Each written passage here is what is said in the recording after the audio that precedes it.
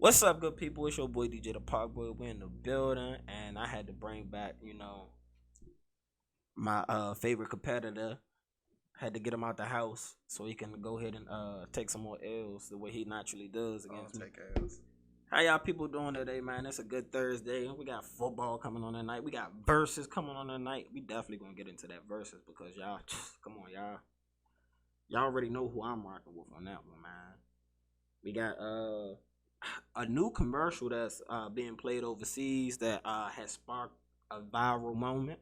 We're gonna get into that, but a topic somebody said they want to get into early is what's going on at QC with Sweetie. That's the question we want to know. Him and his academics sounded like voice. I didn't know that was an academic sound. You try to add the little theatrics. With Sweetie. Have you not watched any of my podcasts? That's what I'm saying, bro. This is me, baby. I'm here. Yeah, this you, but academics was there first. So I'm not mimicking academics. Do I not act like this in real life? No. What am I like in real life? Explain to the people. Quiet nerd type. Quiet nerd type? Yeah, I'm outside more than you. I know more people than you. What they gotta do? Nerds know a lot of people. No, they don't. No, they do. No, the typical idea of a nerd is somebody who's an antisocial in the books. Nigga, I've been partying and drinking since I was fucking how old? I've been outside, baby. What you talking about? Bruh, I was promoting for clubs at 14. I've been in fucking 21 and older clubs since I was 16. I've been living. I done taken you on moves. How many moves you take me on compared to me taking you on moves? I'm still trying to think of these moves I've been on. You've been to hotel parties. I've taken you to your first go-go. Do I need to go on? It seems like the list ends there. The list don't end there. Like, okay. So let's talk about this hotel party, right?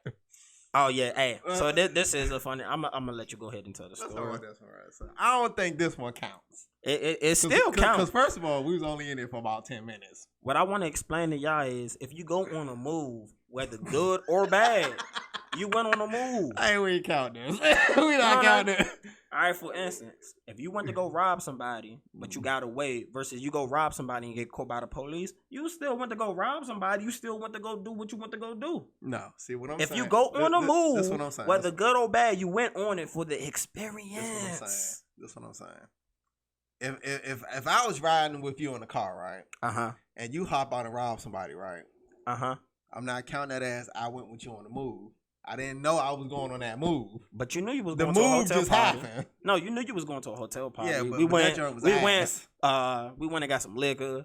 Yeah. You know what I'm saying? We had the only liquor, and it was about 50 niggas there. Oh, yeah, man. We pulled up, and it was sausage party. And I'm talking about one nigga was in that thing talking about, hey, what's the password on the TV? I'm trying to order this flick. Like, no, bro. It's like 30 dudes in here. You trying to turn a flick on. This ain't it. First of all, it's about 30 niggas and about 4 girls. And they was all getting slutted out. So I'm trying to figure out who you was cutting the movie on for, because you want one of them slutting the girls out. So not all the girls were getting slutted out. One of them became my man girl. That's why we ended up there, because, he went there to go see her. This is facts. I'm just giving you facts. You know. So y'all already heard the basis of the story. You gonna tell me she wasn't getting slut? Why was she there without him? It's not his party. But why was she there without him? That's not his girl at the time. But he went to go see her. Because she invited him to a party. All right, so if you're not in a relationship with somebody and they invite you to something, are you obligated to show up? But why was she there? It was Sausage Fest. She was there with her friend because it was her friend's hotel party. So naturally, she invited him. She was the one getting slutted out. How was she the one getting slutted out? While we were there, the friend who party it was the one getting slutted out. Probably. Okay. Probably. I mean, she had her nigga in the back. So I mean, long story short, party was ass. Party was ass. But I've taken him to, you know, explore the city more than he would himself. Please, I am the city. Let's talk about your first go-go experience. Did you not enjoy that? I was so drunk I don't remember it. I ain't gonna lie. I was so drunk that night. I don't remember. But they recorded a CD that night. You know, they was stamping the hood all night. So I know I was having fun that night. You know what I'm saying? It's my B-Day. TCB shows love on my B-Day, y'all. You know what I'm saying? That was one of the good party days. Back when I used to go up on stage and shit. You know what I'm saying? With them. I used to do some dumb shit when I had money when I was younger. Like, I've literally thrown money in the go-go. Yeah. That's dumb. That's dumb. That's being in the moment, being drunk and having fun. You know what I'm saying? Talking about I'm antisocial. So, I'm the most social nigga you know. So, oh yeah, the QC thing. Hey, what's going on in QC with Sweetie? Try to hate on my headline for it, nigga. I title all my shows. I'm good with this shit, boy. As what we were trying to get to. I'm good with this. Is like episode 21. You know, if I done an episode that was like 4 hours long, just me talking, bro. I'm good at this. Not to toot my own horn, but I'm that motherfucking nigga. Anything I do, I'm good at, y'all. Minus the athletic gifts that God didn't give me. But my analytical skills when it comes to sports is A1. You know what I'm saying? I could coach the shit out of a sport because I like to break down the game. You know what I'm saying? And still, we ain't get to the topic yet. So let me do. Oh, listen. There you go. No. What I'm doing is this is like an opening monologue. I do those too. You know, sometimes you just talk about your day, how life and stuff is going. Some topics are there. We gonna hit them. We gonna hit them. You in a rush? What's your curfew? I remember when you used to have one of those about like 3 years ago. I ain't never had a curfew. I said, boy, you grown with a curfew. The street lights ain't even come on yet. I lived in the hood, so I had to get home at a reasonable time. Oh yeah, because they was. I had to walk from one hood through another hood to get to my hood. So yeah, that's just being safe. Hey, look, I'm still here, so it worked. I used to hate living over there on that side because of them hills. It's too many fucking hills in Southeast. That is true. Like, if y'all never been to Southeast, just know that ain't where you go to go walk. And the crazy part was, I lived on top of a hill, but then I had to walk on top of another hill just to get to his fucking house. Like, bruh. And actually, speaking on that, it's kind of crazy that DC is linking up the way it is because now it's like Southeast and Northeast and Southeast and Northwest neighborhoods linking up now. DC really about to be splintered into 2 parts. It's about to be like Bloods and Crips, you hear me? It's crazy. The city is changing a lot. Don't matter to me, man. But yeah, man, living in Southeast is crazy. I'd never forget when we first moved over there on Howard Road. Man, look, I took a break from smoking for like 6 months, some shit like that. Bruh, when I say I got so high, like fried, got on the fucking train. First of all, while I'm on the train, this is paranoia kicking in. I ain't smoking forever. I just hit some gas. I've been drinking that night. I'm lit on my way home. And no offense, because this was definitely my mind playing tricks on me in this moment. But I thought the Arab guy in front of me was down to do some wild shit. And why I say that? Because he was just rocking back and forth, playing with his book bag. And I'm high as shit behind him thinking, if you touch anything, you don't know this right hand is going to be like my Tyson. I'm coming with it. And I'm like, I hope I don't just jump the gun and assume you about to do some shit. And no, you just trying to pull your book out your book bag. And now I'm the dickhead. But guess what? My mind was there. The paranoia was kicking in. I'm like, man, I'm watching too much 24 right now in this moment for you to be doing this. You can't just be doing this right now in front of me. No offense again, but this is how my mind was at this time. Again, I didn't smoke in like 6 months, and I am high as shit. I'm drunk, and I'm watching him just rock back and forth in front of me. I'm just nervous. So let me get this story clear, right? Uh-huh. So what you're telling me is that being that you were high, your inner thoughts that every Arab is a terrorist came out? No, because I have a lot of Arab friends. I work with Pakistanis. I work with Afghanis. I have conversations because I like to understand other people's cultures. America is just one place, and everybody has different cultures in every single place in the world that you go to. So I love to have conversations with people from different areas to learn about culture. So I'm not here trying to judge you, but in my mind in that moment, yeah, fuck that. I said, hey, look. And then, no offense, you know how they say you got somebody being suspicious? Like, you was just in front of me just rocking. And I'm like, why are you just rocking the way you're rocking? Like, you're holding your book bag like this. He's just like this. I'm like, is he high? Is he off some? Is he like me right now? Is he paranoid or something? I don't know what's going on. But you know how they say you got to keep your head on the swivel. I grew up in the hood. You got to keep your head on the swivel. So I'm knowing my surroundings because I know my mind state ain't 100% in this moment. You know what I'm saying? So I'm keeping my head on the swivel. And he's just right in front of me, continuously just rocking like he just hit the dope. He wasn't falling asleep. He was alert. Maybe he never been on a train before. Maybe he never been on a train. I didn't know. But, you know, I'm just saying I was ready. So let me finish my story. I get off at Anacostia. My phone dies. So I'm thinking to myself, like, oh, shit. I don't even remember what bus stop I have to get off at. Shit. We just moved here.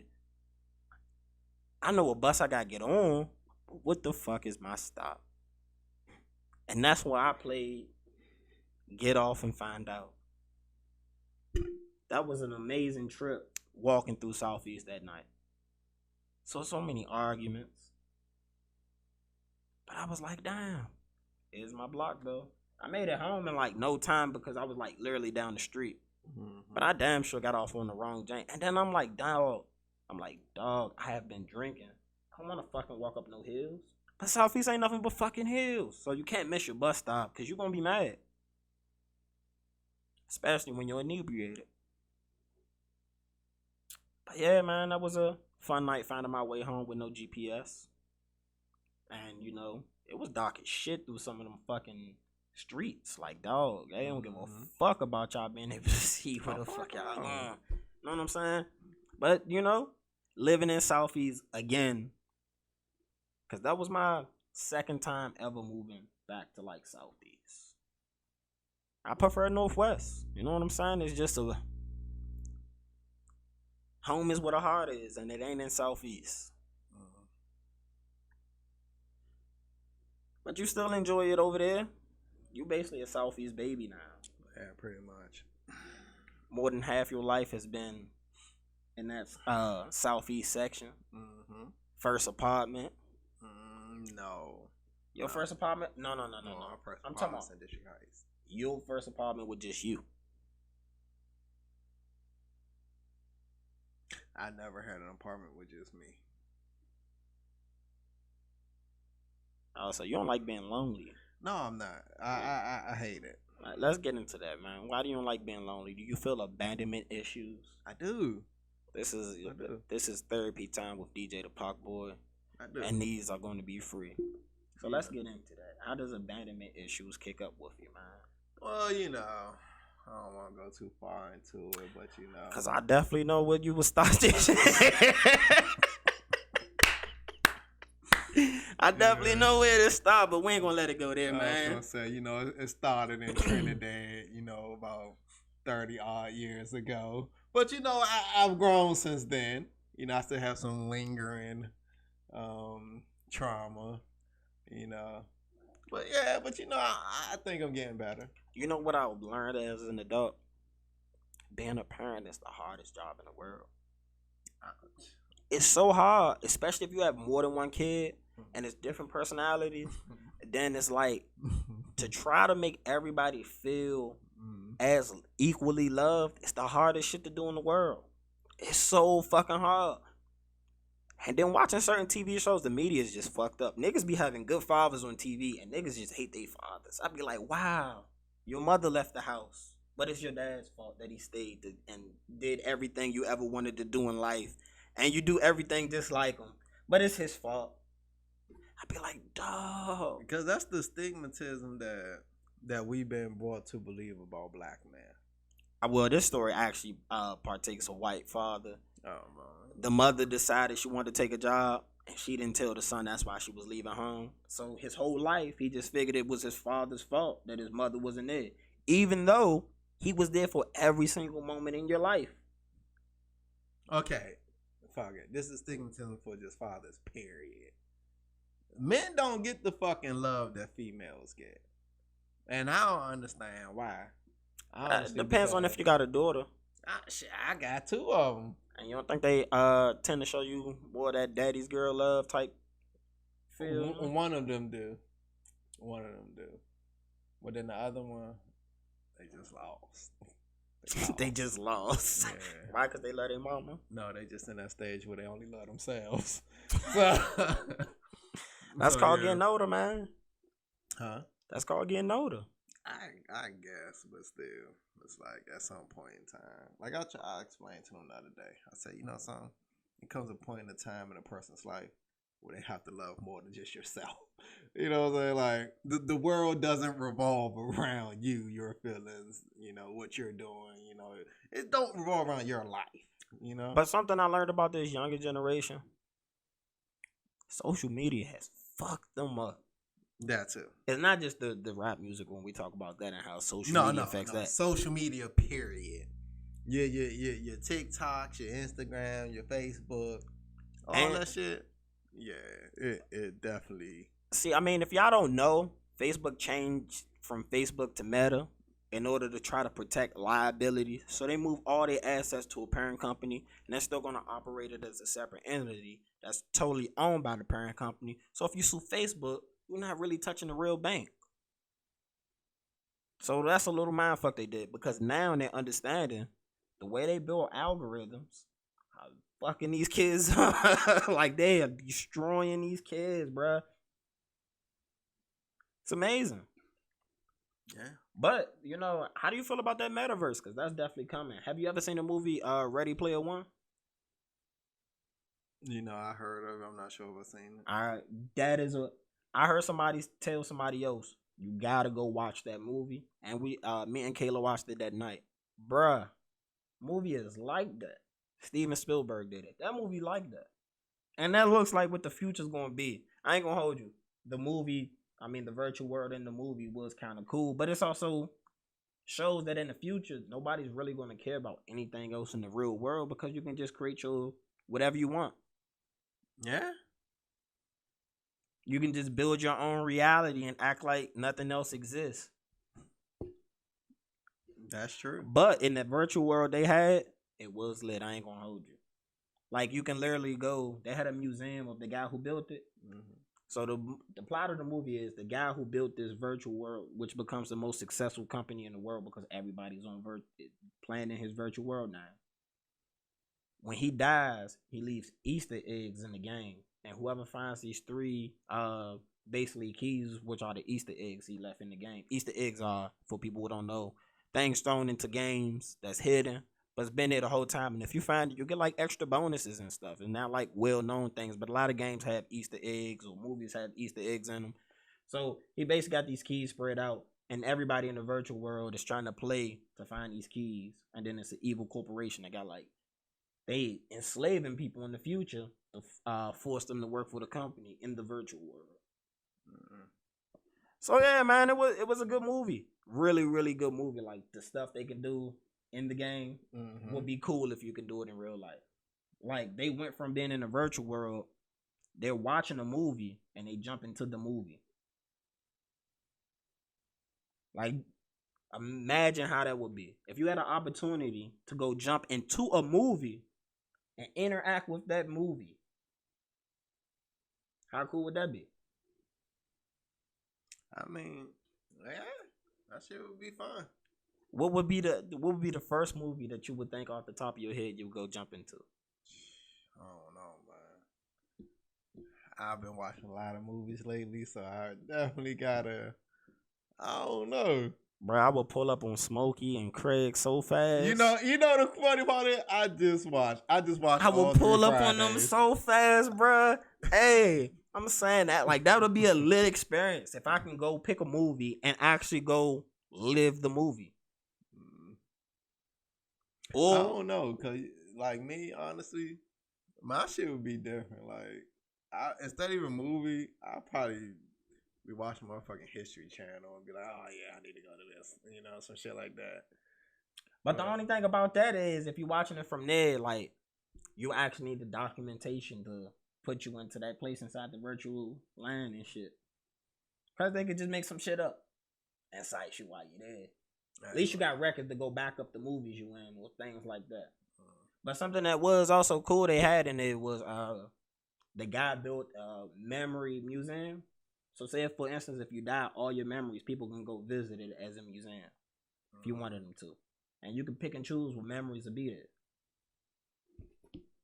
But if you couldn't pick what memories, oh man, people going out bad in so many ways when you see what people do in their private life. You know what I'm saying? Like, but yeah, man, if I could jump into a movie, I feel like Fast and Furious would be cool to do too. If I can jump into the Congo, do one of them jumps, that'd be alright. Or, go do some adventurous shit. Cause you ain't gonna die.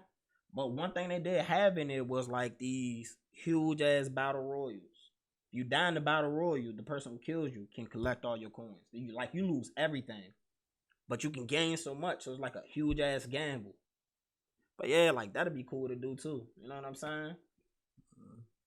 No risk it, no biscuit. But yeah, man, let's get into these topics, man. Cause I know you've been ready to talk about Miss Sweetie. If y'all don't know, if y'all ain't here, Sweetie was posting up some pictures that she said she had in her phone. She just so happened to post a picture where she's sitting on a man's lap.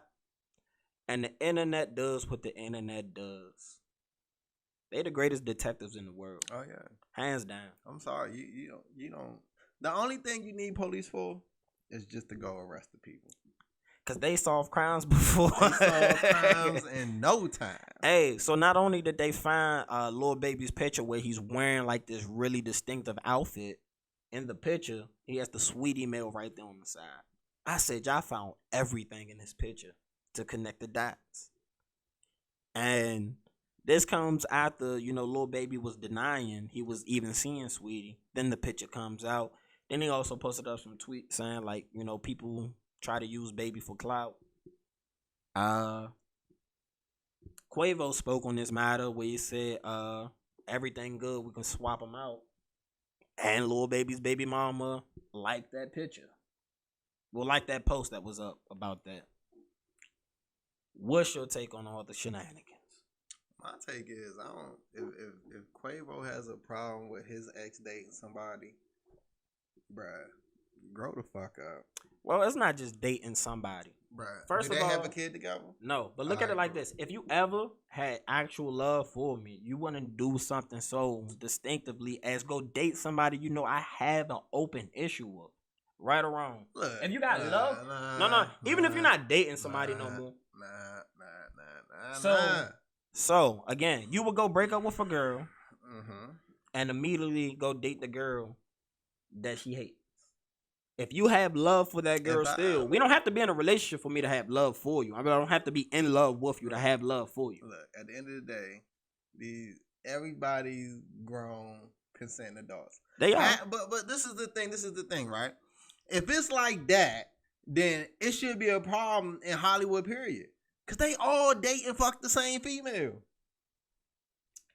It's a difference when you dating and fucking somebody. Yes, that's cool. But if I said dating and fucking the same female. I said that. I said that's cool. I said the problem where it comes is if Sweetie, who's been around with all the issues that's been going on at QC, they have rumors that Lil Baby and his people jumped and robbed Offset.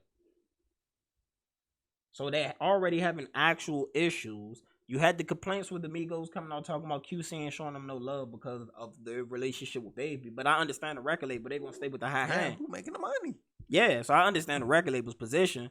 But again, that's where it comes up when a lot of artists be like, don't call me family. Because when I'm feeling like you ain't been my family no more, you making business decisions. That's why business and family don't work, y'all. It don't. But still, it's still like, at the end of the day, bruh, okay, she dating someone you don't like. Just because y'all two have a problem with each other, don't mean that them two had a problem with each other. See, the thing that I also find wicked though is over the summer, James Harden and Lil Baby was thick as thieves. Oh yeah, they both was trying to get at her. They came out with the James Harden got caught dropping 100,000 on Sweetie. How you gonna come right behind? That's what I'm saying. She went from homies and enemies in the same time. That's kind of vicious. Hey, look, you should have known that when you started dating the bitch. Honestly. But do you completely know somebody when you initially start dating them, or do you learn them as you grow in a relationship? Because something I've learned about a lot of people, they don't have conversations in a relationship.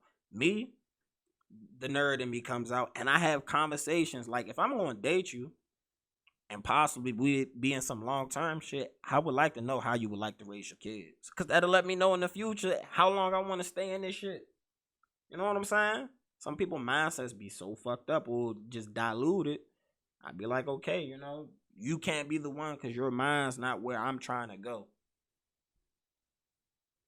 Or you can have a conversation and you're like, I didn't know you thought that way, and we could work out. Like, I like you even more now that you have something in your mind and you think of these things. You're planning out your future. You're not just looking at every day's the next day.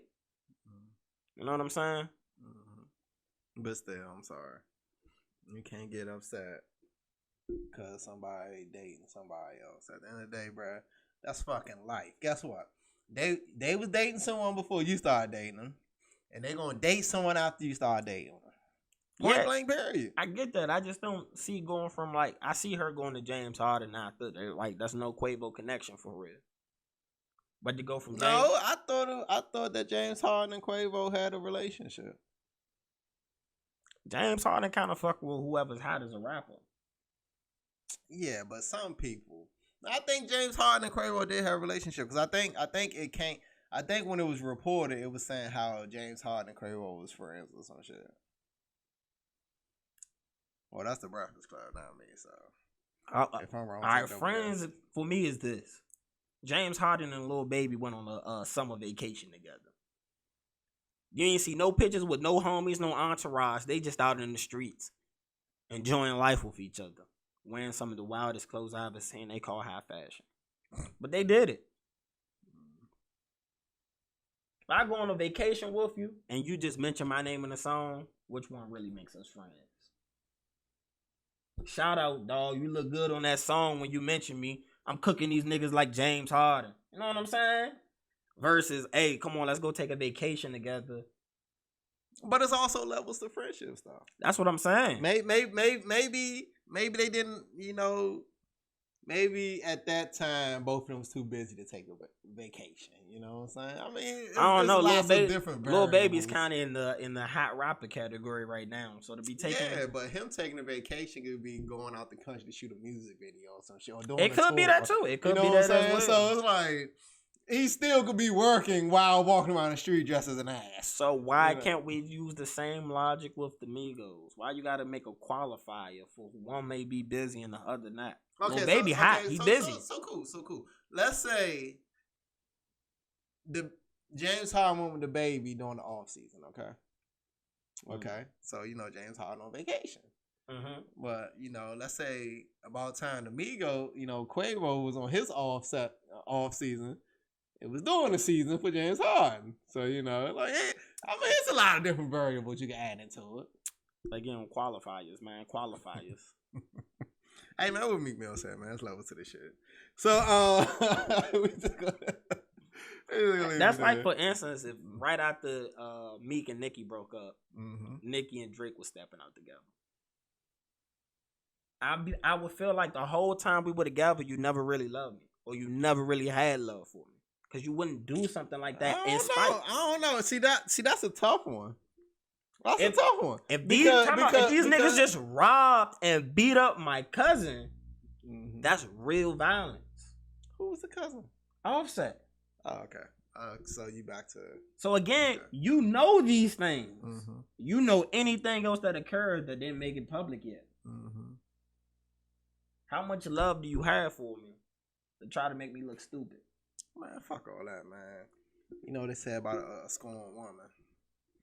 After we done seen videos of him snatching bags up, throwing into the elevator, you know, possibly getting rid of the. First of all, Quavo did the right thing in that moment. Repossessed the car. Like after all of this, it's like, shit, what the fuck, you know? She said she still had it, even though it was on sale. Yeah, okay. So again, at the end of the day, after all of this.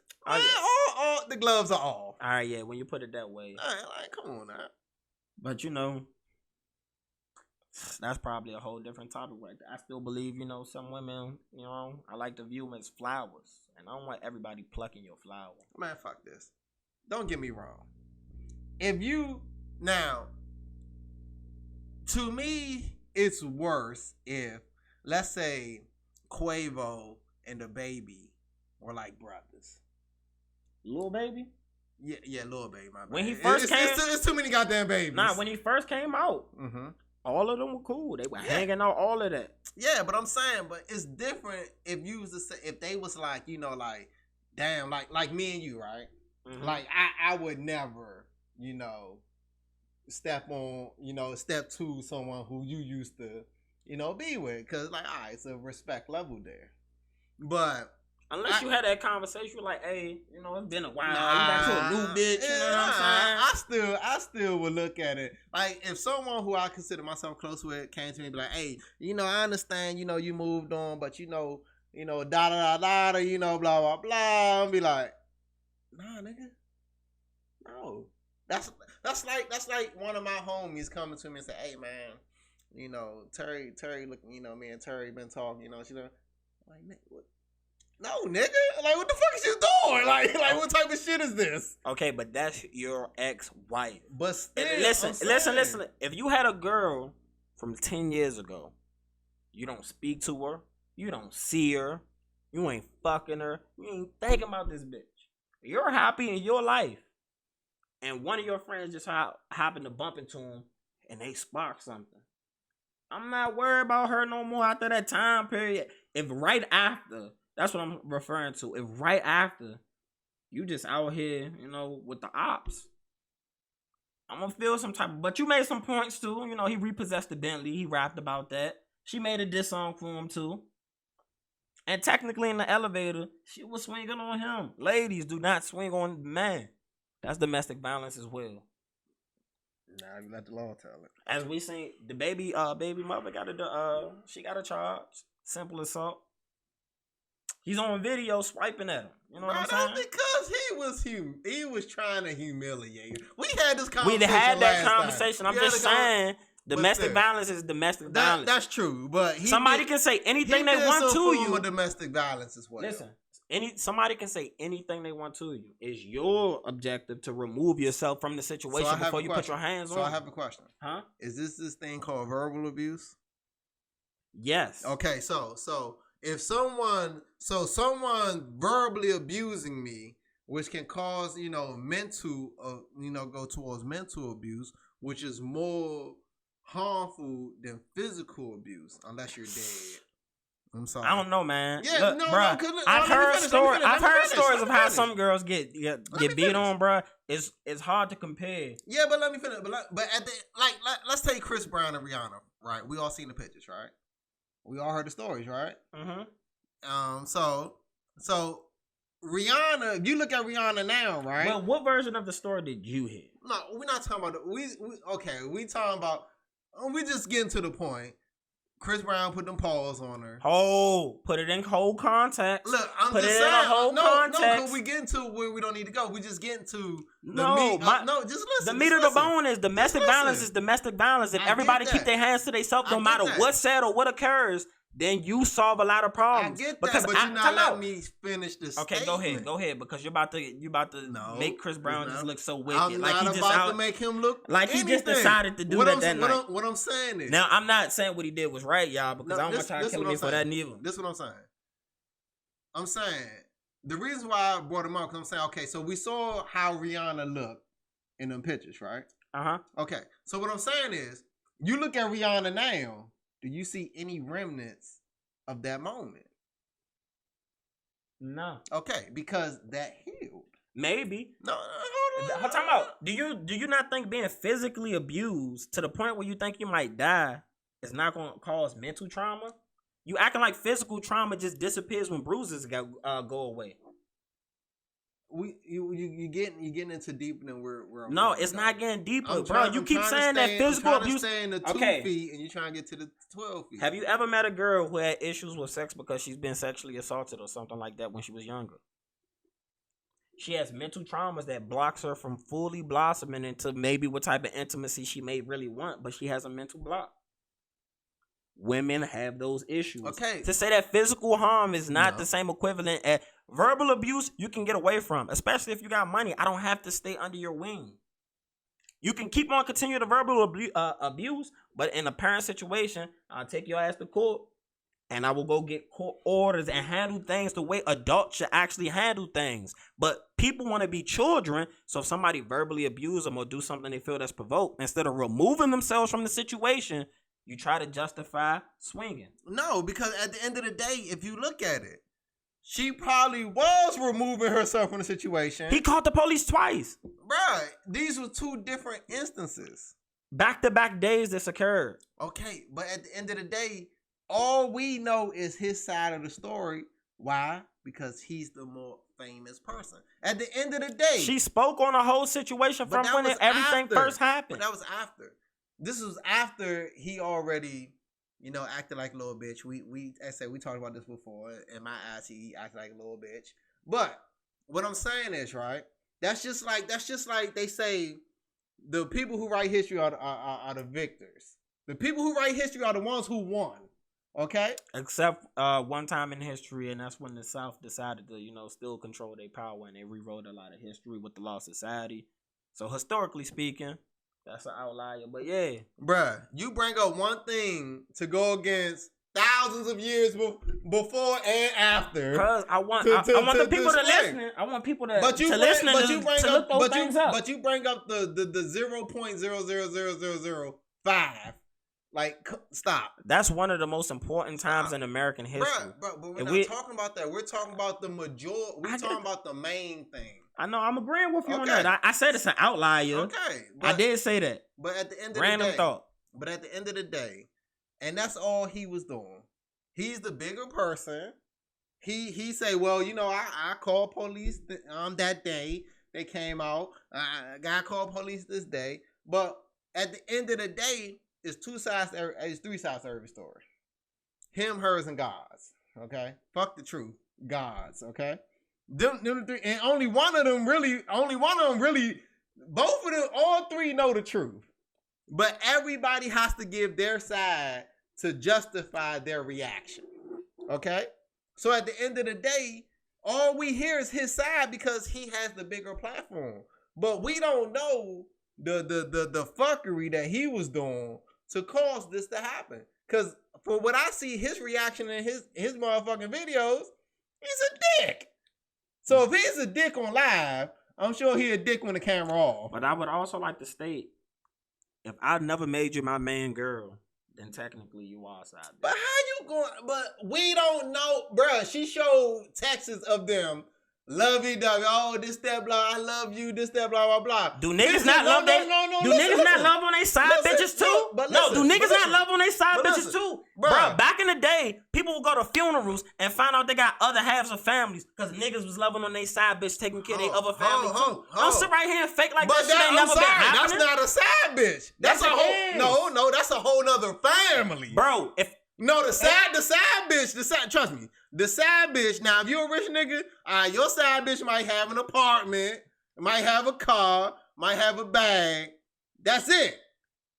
9 times out of 10, your side bitch, unless you a dumb nigga, don't have no kids. Your side bitch is not living in your house. But it happens with plenty of niggas with side bitches. No. Yes, it do. I'm trying to tell you. Bruh, if you can maintain 2 households, that don't mean I love both women as equal. Bruh, you love them something if you gonna spend your money to get this bitch a house, pay her shit, get her whatever she want, all this blah blah blah, just for some pussy. No, you could just hit the bitch up and say, hey, bro, let me fly you out. Niggas trick.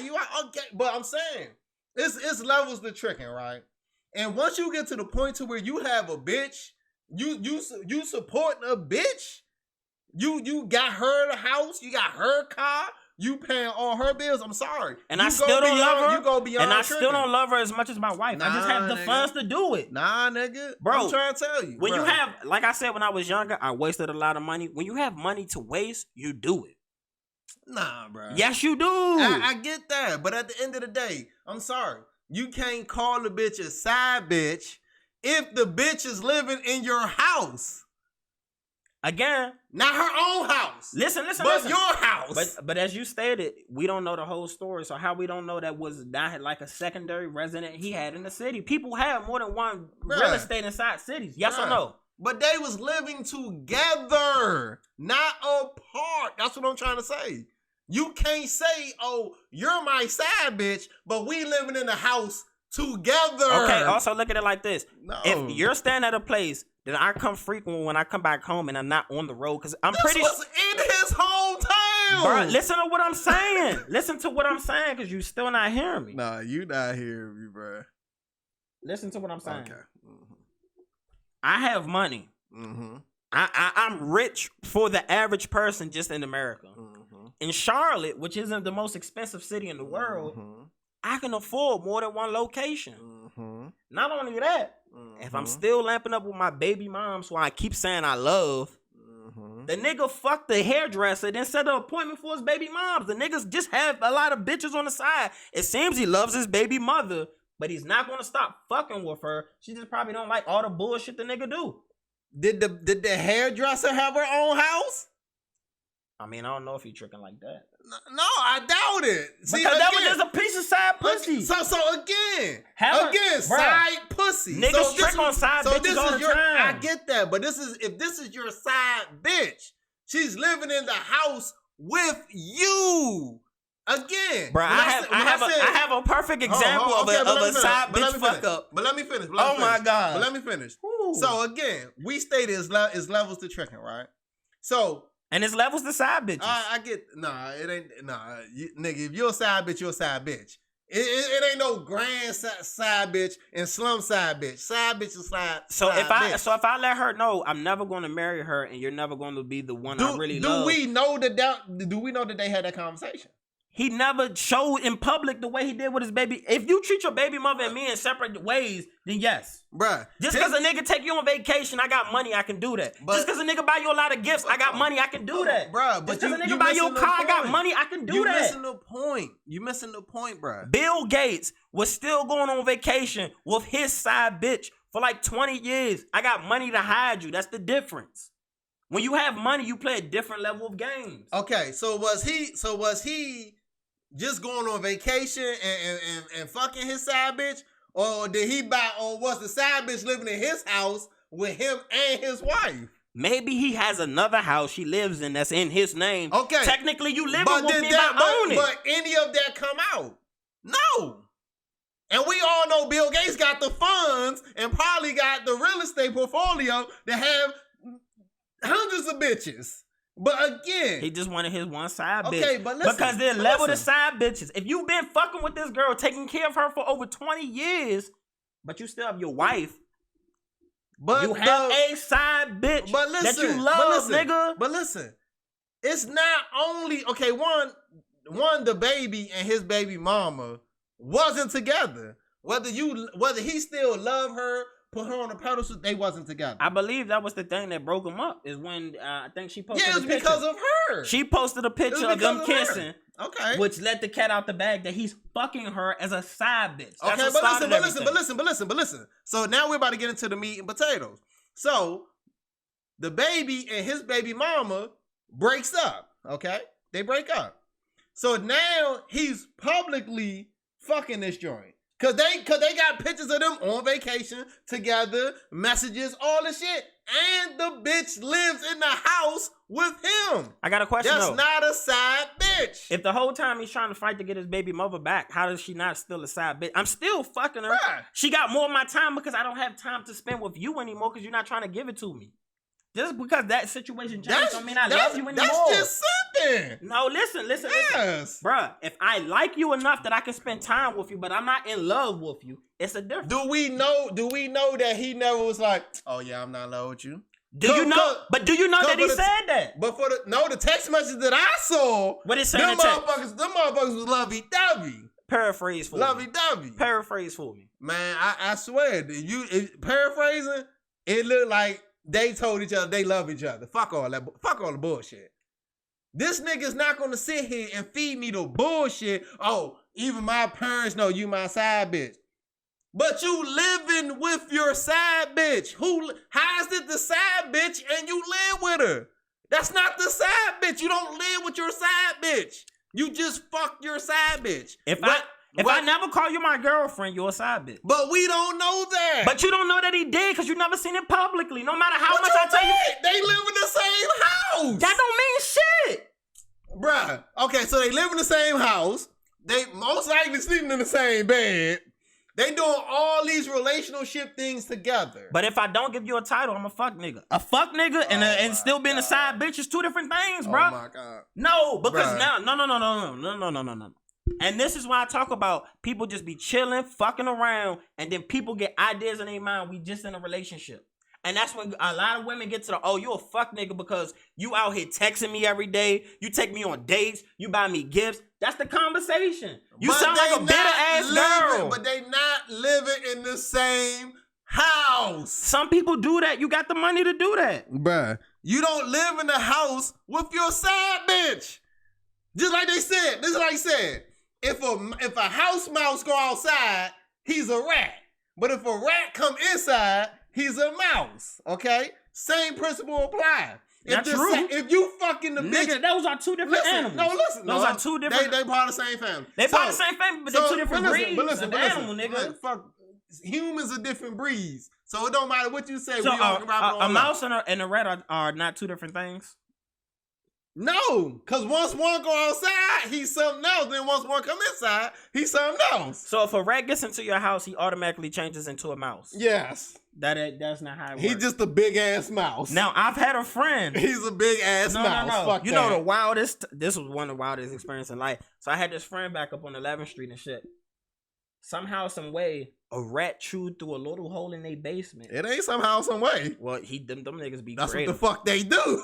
He chewed into that motherfucker, bro. When I say that motherfucker was like a baby cat running around the house, bro, they had to put cardboards up because it was like I can't even sleep in my own house. Cardboard? What the fuck is that? They was trying to trap it. Nigga, they chew through the cardboard. Nigga, they chew through your house. What the fuck you think a cardboard gonna do? Nigga logic in the moment. That's what they did. You know what I'm saying? Clearly. But that motherfucker ain't changed no mouse. That motherfucker was in there for like 3 days. Big as fuck. He ain't changed shit, bro. A rat getting into your house doesn't make it a mouse. A mouse and a rat are two different things. Nah, same. So as I was saying, there are literally different breeds of rats. What are you talking about? I watched a documentary on Netflix about that. Y'all should check it out. Rats. Yeah, that's a wicked ass documentary right there. Y'all. They are smart as shit. Hey, bro, I ain't gonna lie.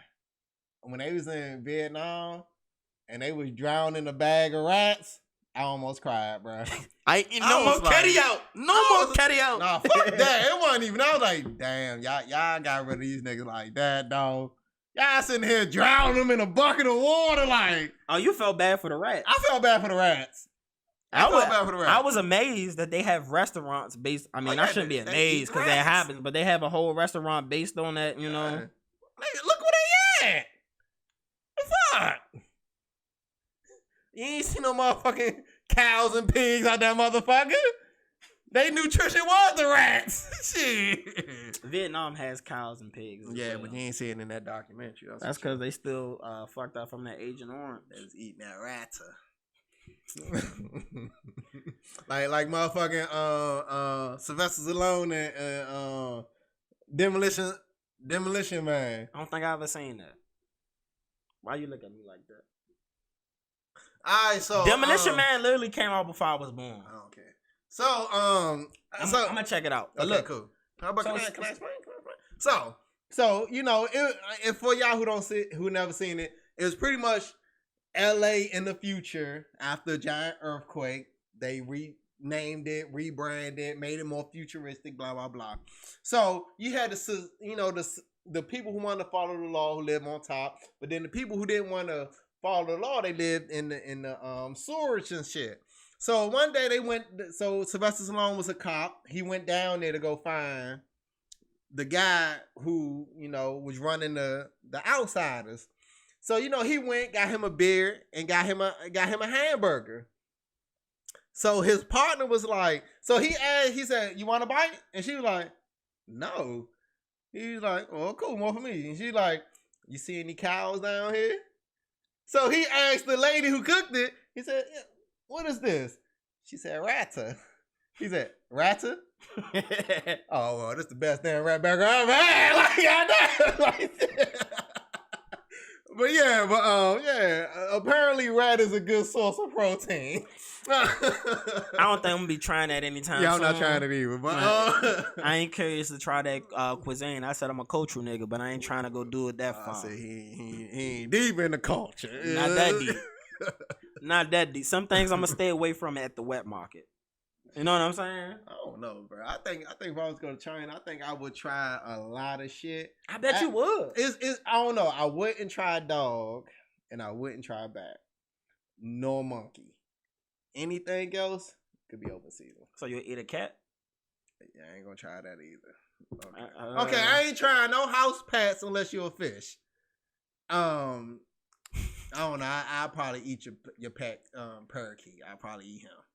But monkey, cat, dog, and bat.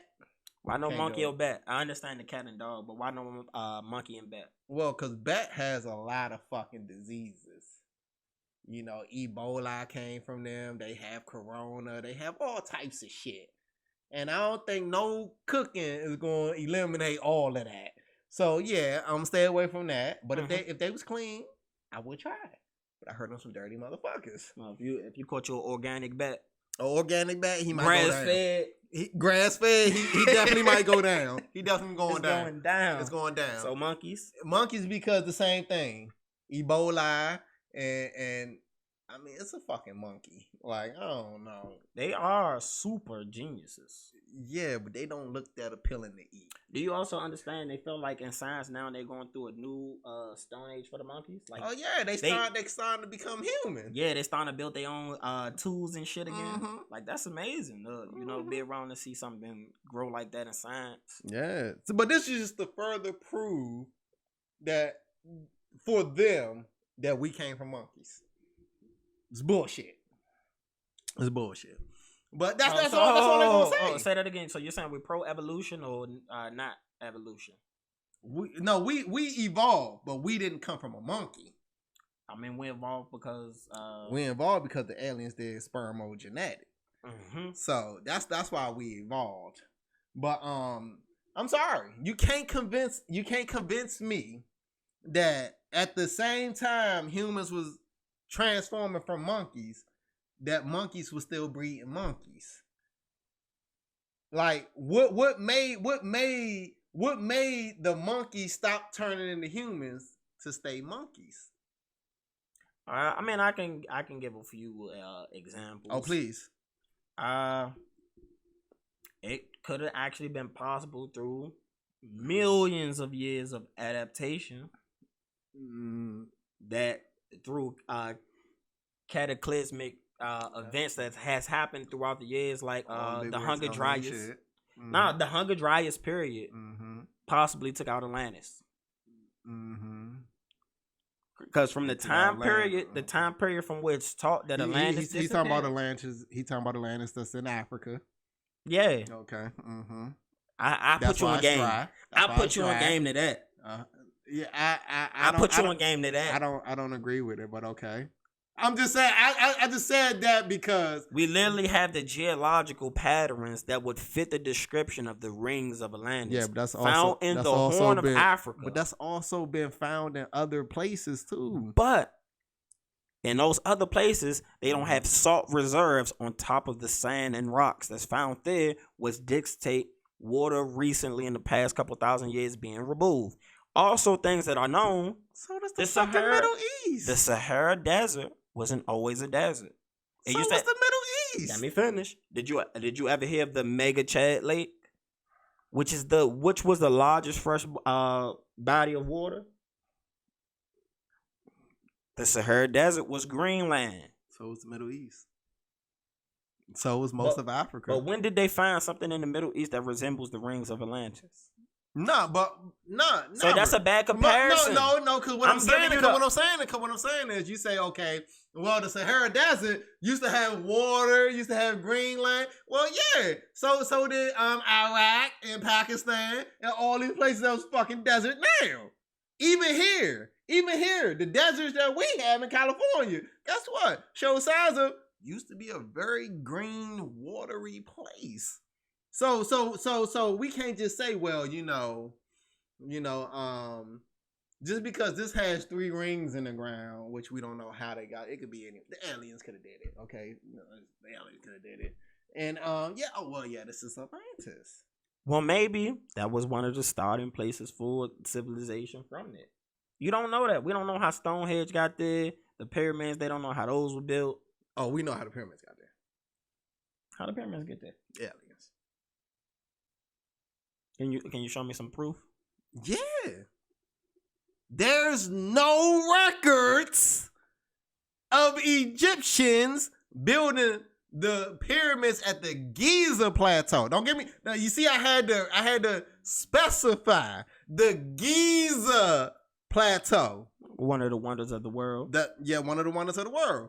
There's no records of Egyptians building them. Now, there's records of Egyptians building pyramids, but even if you look at the pyramids that they built, don't compare to the pyramids at the Giza plateau. Now, this is my shit right here.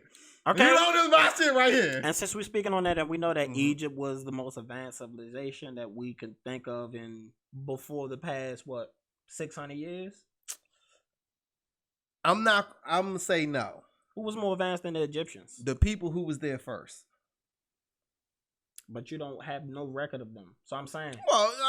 We have no record of the people who was in the middle of the motherfucking Amazon jungle. But we see the traces that them motherfuckers was there. That don't mean that they wasn't there. They showed proof that they was there. So would you say that the Aztecs of them will show more capabilities than the Egyptians? And I'm not calling them dumb. Okay, they were smart. This is what I'm saying. Both of them were smart. I'm saying in prehistoric civilizations, the Egyptians get the credit for being the smartest place. People went to Egypt for knowledge. Yeah, but that was based off of false references, though. That's based off false references. Because look, again, do you know what the pyramids was built for? The ones that the Egyptians the Giza plateau. Nobody knows. Okay, but listen. So if the Egyptians built these pyramids, 2 things. 1, why couldn't they replicate them? And 2, how come they have no knowledge of what they was for? Because again, there has never been any proof. They never found not one dead body in any of those pyramids. Not one dead body. But you know what was found? Water erosion and copper lining. What is water and copper lining used for? Well, you're a smart man. I'm gonna let you go ahead. You in your bag. Keep on spitting. Building electricity. So I'm gonna get into my ancient alien shit, right? The pyramids was a form of, energy that the people before the Egyptians got there used to, illuminate where they was and probably transmit with the other pyramids, because all the shit line up on the map, right? You go from one place and you go across the line, you see another one. You go across the line, you see another one. You go across the line, you see another. It all lines up.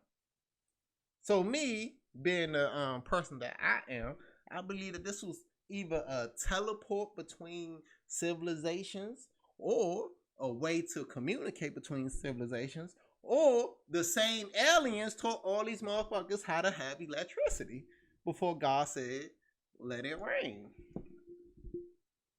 So you believe in the aliens and in God? Yeah, because I don't. So did God create the aliens? Yeah, God created everything. And what passage was that in the Bible? Because I feel like I missed that passage in the Bible. The same passage that said when Cain killed Abel, he went to a whole nother community of extreme technology. But that's not. But that other community isn't referenced in the Bible. They just gave the A. They were smart over there. They had other technology. Blah blah blah.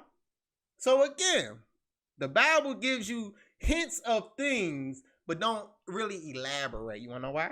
Because the white people who put it together don't want the masses to know the truth.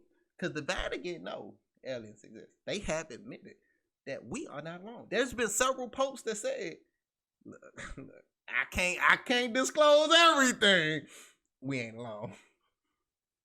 George Bush, the father, senior, the head of the CIA, when he was running for president, said, look,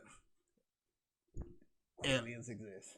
And then he had to backtrack and said, look, all right, they smacking me up in the back.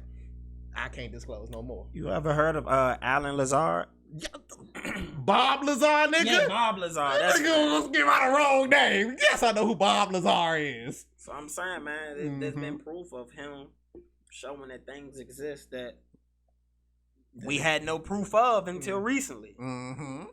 Exactly. Like the motherfucking aliens. But if the aliens created us, again, in which Bible verse would it tell me that God created the aliens? I didn't say the aliens created us. I believe that they played a part. I think what I say the most that they've done was alter our genetics. Cause I just read something the other day, right? Where it was like only 45% of our DNA is human. So what's the rest? Where you getting your facts from? I don't know, something online. You know, I just memes and things. Nah, I want memes. I don't listen to memes. But yeah, it was listen. It's been scientifically proven that like at least 40% of us is human. They don't even know what the rest of the DNA or the rest of the genes, they don't even know what the rest of the shit do. That's been proven. You can look that up anyway.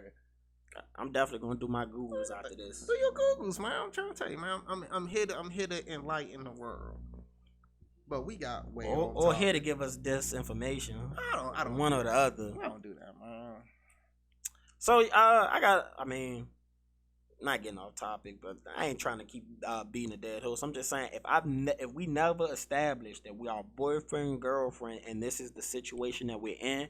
If you came in a side bitch, that don't mean your role changed just because I break up with my main girl. That's true, bro. No, that's because you're a simp. I'm not a simp. Yes, you are, bro. How am I a simp? I'm a relationship goal guy. If I in a relation, say for instance, you have a best friend. Just because you stop fucking with your best friend don't mean somebody just comes automatically in and supplement the role as your best friend. I don't know. That's debatable. Some people relationships you have are irreplaceable. But look, let's take that as far as like the chain of command, right? Let's say you're at the top of the pyramid, right? And then the person under you is your best friend.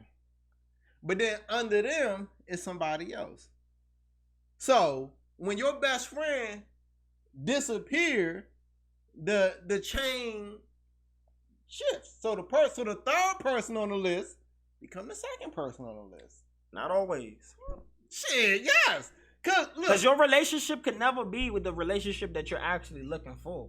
Like the relationship he got with his baby mother, she was probably holding that nigga down when he was not the baby. That's a different relationship than me fucking with somebody who know I got money. It's always going to be different. The people that you know before you got money and people you can know after money, it's a different situation. Some people actually love you for you versus somebody might love the illusion of what you could be. That's true. But at the end of the day, that's the chance you take. And you should have thought about that before you fucked up. And also, again, just because I say, if you came in a side bitch, you don't automatically get upgraded. I'm sorry. How many times do you see that situation play out? Nigga leave his wife and still don't love you. But that's my point. If you come in a side bitch, you don't get upgraded to the house bitch. That don't, bro. We got a kid. I'm looking out for my kid. But you only have a kid. Why? Cause I'm fucking around on my main. Nah, you had the kid. She got pregnant after you and baby moms broke up. I'm listening. I'm hearing all that. But again, she came in a side bitch. Okay, she came in a side bitch. Publicly, she upgraded to the main bitch. Publicly. Did the baby ever come on and say, this my girl, this my wife, this is gonna be my future, any of that? Did you ever see that from the baby? But does that mean he didn't tell her? Nigga, you know, some people you're like making to keep shit private. Okay, again, I would like to say, but you're making an if too. I'm not. I'm going by fact. No, the baby never said in public, this my bitch. He never said that, bro. He never said in public, this my side bitch. Yes, he did. When? You came in the side bitch and you always been my side bitch. He said it on camera. He said that after they going through their thing. Cause that's her situation. No, that's because his feelings was hurt. You're making an if. No, I'm not making an if. I'm not making an if. Show me the record, bro. Show me the record. No. If we in court, and you're making a defense for your client, Danny. Shit, my defense is you got a fucking baby and y'all three was living in the same house. That's my defense. That's proof. That's proof. Is that not proof? As we talked about on the last episode, is that not proof? You have a kid with somebody that you weren't loving. But I didn't live with the bitch either. That don't matter. You can make kids with anybody. All it takes is busting a fucking nut. You can make kids with anybody. But you just don't let anybody come live in your house with you. Bruh, niggas move bitches in that they don't intend the wife or none of that. It just makes pussy more accessible if you're there. No, you're rich. The pussy is accessible regardless. No, I don't want to use this as an example. You just said Hollywood niggas who have money and shit like that, they fucking around. So maybe the baby wanted that pussy. But the bitch isn't living with them. Listen what I'm saying. If I want you exclusive to myself, I'm going to make you feel a little better. I'm going to put you up and that so you can be my main side You don't bitch. have to make them feel better. They already feel better because they fucking you. That's not true. That is true. That's not true. Yeah, because now they gonna go tell their friend, oh yeah, you know, man, I'm out here fucking the baby. What's different? I'm fucking the baby or the baby buying me shit. He taking me on trips. He put me up in his big ass mansion. What's a bigger brag, bro? He put me in his mansion with him. Not in one of his mansions that he owns. You're a female. But put me in the mansion with him. You're a female right now, bro. No, I'm just telling the truth and you don't want to hear. Bro, just because you don't want to hear, just because I give you a key don't mean you're my girlfriend. Bruh. When do you give motherfucking side bitches the key to your house? When I have more than one property to fucking go to. But if you're living in the house with them, you keep missing that point. So for the 3 months she said, no. Again, we're in court. We're in court. So based on your argument, already lost. Listen, bro, listen. Because this is where you're wrong. In those 3 months that he was there, was the baby there every single night? Do you have physical evidence that he was there every single night? That's living with somebody to me if I'm there every single night. Yes or no? Okay, listen. No. Yes or no? Do you have evidence of that? Listen. No, answer that. If I was defending her, I would have knowledge of that. I'm not on her counsel. I don't have knowledge of that. So again, we can only go by public record that we have on file. And public record was she said, I've been living with him and my baby since my baby been born. Which does not designate whether he was. She said, I've been living with him and my baby. Is it living with him if you stay in one of his places? No, that's not living with him. Yes, it is. No, because if he don't live in the residence, that's not living with him. So let's put this in context. If I'm rich and I have 2 places, could I not have clothes at both places? Could I not have cars at both places? I have the money to afford it. I have a question. No. Answer these questions. Just yes or no. You gave me a yes or no situation and I answered your shit earlier. Because that's not living. If the person don't regularly sleeps there, be there, that's not living. So technically, no rapper lives with anybody because they're on the fucking road all the time. I have a question. Right? Yes or no? Are not big rappers on the road all the time? Yes or no? Yeah. So how the fuck am I living with anybody by that context? I have a question. I got an answer to that. Answer that. I have an answer. Okay. That's irrelevant, right? It's not, because he been going through this whole time. That whole time he's going through his time period where he wasn't getting those shows. So the nigga was at home. But no, because he was out traveling, talking to different organizations. Did he not have to go talk to 100 different organizations? We spoke on a statement that they gave out. You could fly a private jet to this city and then fly back home by the end of the day. But that's you making assumptions. That's Show me not the me proof. making assumptions. Show me the proof. That's all I'm asking. Okay, but again, you're show being me a female. The, you ain't got no facts. You give me your feelings. Show me the proof that he didn't. I have 100 articles saying that he was going to organization to go talk. I'm pretty sure what does that got to do with him living in the house when you can fly a private jet to motherfucking Florida fly a private jet to Florida, and then 5 hours later, you take that same private jet back to your house. But you have no proof that's what he was doing. Bro, but you have no proof he was staying out the house. I do have proof. No, you just said he was visiting this organization. Bruh, if an organization's in New York, then you got different shit in Miami, you got shit in fucking L.A. He's going to all these different places. But listen. No. New York and Florida, let me finish. That's only a couple of hours flight from Charlotte. I have an actual fact. That's only a couple of hours flight from Charlotte. I have an actual fact. You can fly there in hours. Let me give you facts. There was an article that came out in the Daily Caller about all the organizations organizing now against the baby because they said all the promises he's been making in all their separate meetings, he's not fulfilling none of that shit. Did they say he was there in person? Yes. Some people had. He was in the building. Bruh, the dude. All of them. Because listen, I had a conversation with my girl about this. Listen. Please, because you've been a female again. No, you've been a female. Because I'm giving you facts. What fact?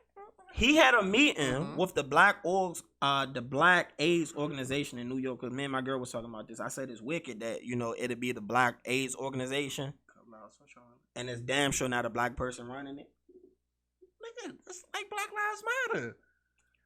That's what I'm saying. That's like BET. I get it. Name something that black people made that they're running. Besides like a little store. Revolt. Who? Revolt. Yeah.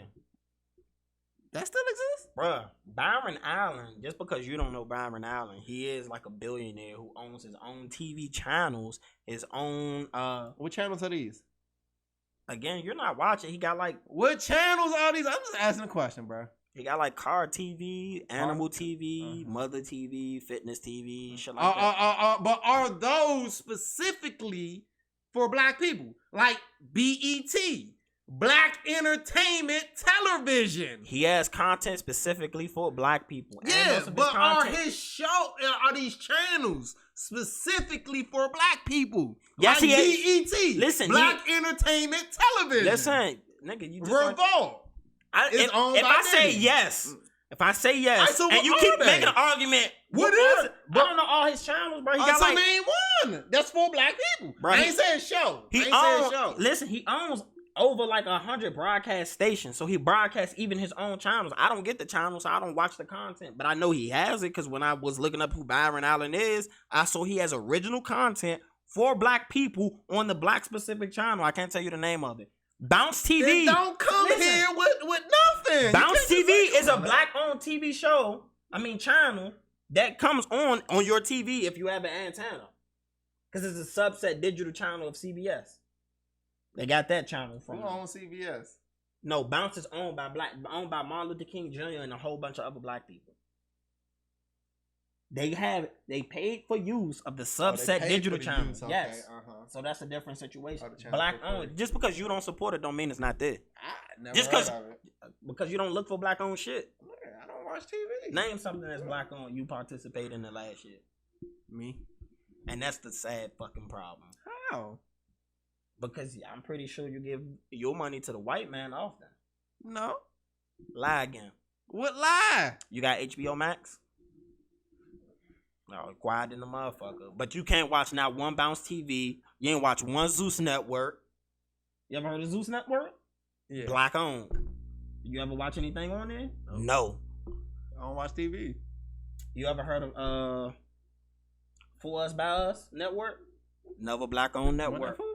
Huh? But they flipped it.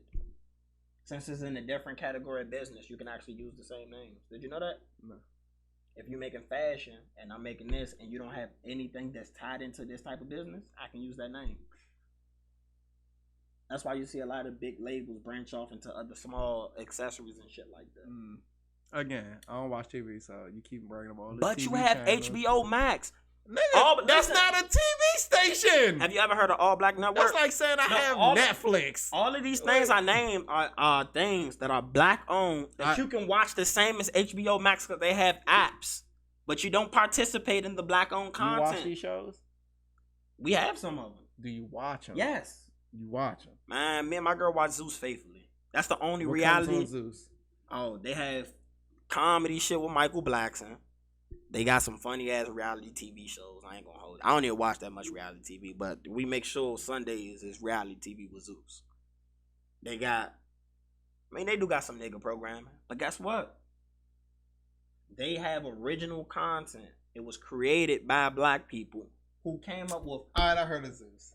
I got it. Yeah. And they have a lot of fucking shows up there. I don't know what comes on it though. But you don't know because you don't. The guy, he was on something. You don't know because guess what? I don't watch TV. You don't care. But you just said you watch HBO Max, nigga. That's not TV, nigga.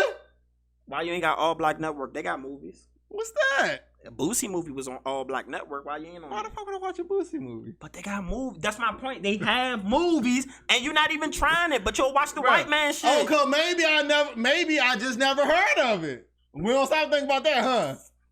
You ain't a black. Is All Black whatever bigger than HBO Max? Is that bigger than Netflix? Is that bigger than Hulu? Don't you use? No. You say you use your Googles. Why can't you Google black owned content, black owned networks? Why can't you Google that? Look at this Uncle Ruckus ass nigga. I see why you said you love Uncle Ruckus. Yeah, Uncle Ruckus, that's my nigga, man. Don't trust these niggas over there. Uncle Ruckus, no relation. Crazy, man. Hey, but when you were speaking on the shit that was going on in when we was up here talking about Vietnam and shit, it made me think about a topic that I was just recently hearing about. And right now China is doing propaganda films against America. Two of the world's biggest budget, highest grossing films ever are two propaganda films put out during the pandemic about China beating up on some Navy SEALs. They have a movie coming out now, which they're going to rewrite history, to which they're going to interpret the one victory they did get over us in Vietnam. They're going to say they pushed us all the way out of Vietnam, and it just became one Vietnam. Well, we lost that war. But we got the 38th parallel. We're not going to act like they pushed America all the way to the water and it became all one Vietnam. That did not happen. We had two Vietnams, right or wrong. Vietnam did cause America. No. In Korea, not Vietnam. In Korea. Oh, okay. I was about to say, because Vietnam was whipping America's ass. But China wasn't the reason that Vietnam did that. Vietnam was just fucking. Nah, they were just, yeah. They were just some out in urban warfare. Now, Korea, okay. That's why we had two Koreas. That's what I meant. Okay. Yeah. That's why we have two Koreas. Mm-hmm. So for them to create a movie where they unite Korea into one, and their last two big budget films that they put out was propaganda against America, and you see Hunter Biden keep taking money from the Chinese. Look. Let's just put it like this, right? We miss Trump. It's like, nah, man. Nah, hey, no, Trump means that. I do. Against China, I do. He means that. Against China, I do. I miss Trump. And he was the funniest president we had in a long time. Very entertaining. But this is the thing that a lot of Americans don't know about China, right? America don't want no smoke with China. You want to know why? Because China is the reason why we still able to float as a country. Yes and no. Yes and no. Yes and no. So do we have the money to pay back China all the money we owe them? No, but what happens if we don't pay them? What they gonna do? If we went into a conventional, we actually went into war with China. It's not like people want to sit right there and act like America doesn't spend a shit ton of money on defense. But listen. These niggas was working on Iron Man suits 10 years ago. Imagine when we got that shit into the field. Yeah, but listen. This is the thing, right? So don't you know how America put trade embargoes on, on sanctions on North Korea and all that shit? Yeah. Now, just imagine China doing that to America. Now, 90% of everything in this house, I guarantee, say made in China. Nah, not 90%. Nigga, it's high. It's over 50. But China's not the only place that has low wage production of a lot of manufacturing. Yeah, but they got good. But you will have to go to a country with poorer quality. That's another. But a lot of these places already have manufacturing hubs there. Yeah, they're not China, but they have. But the majority comes from China because they've had a longer period of time of building up that poor labor. Even if you see the joint that say made in Taiwan, China could just go to the president or the king of Taiwan and say, look, don't have us fuck you. See, but that's the difference. Don't have us fuck you up. See. And that's one of the hot points right now that they worry about, because Taiwan has 60% of the world's semiconductors. So control of Taiwan is a huge thing, and China's trying to take Taiwan. But it's also the notion that America's always floated out there. If you fuck with Taiwan, you gotta fuck with us. But China's been under Biden. China's just been pushing the button under it. I'm just saying.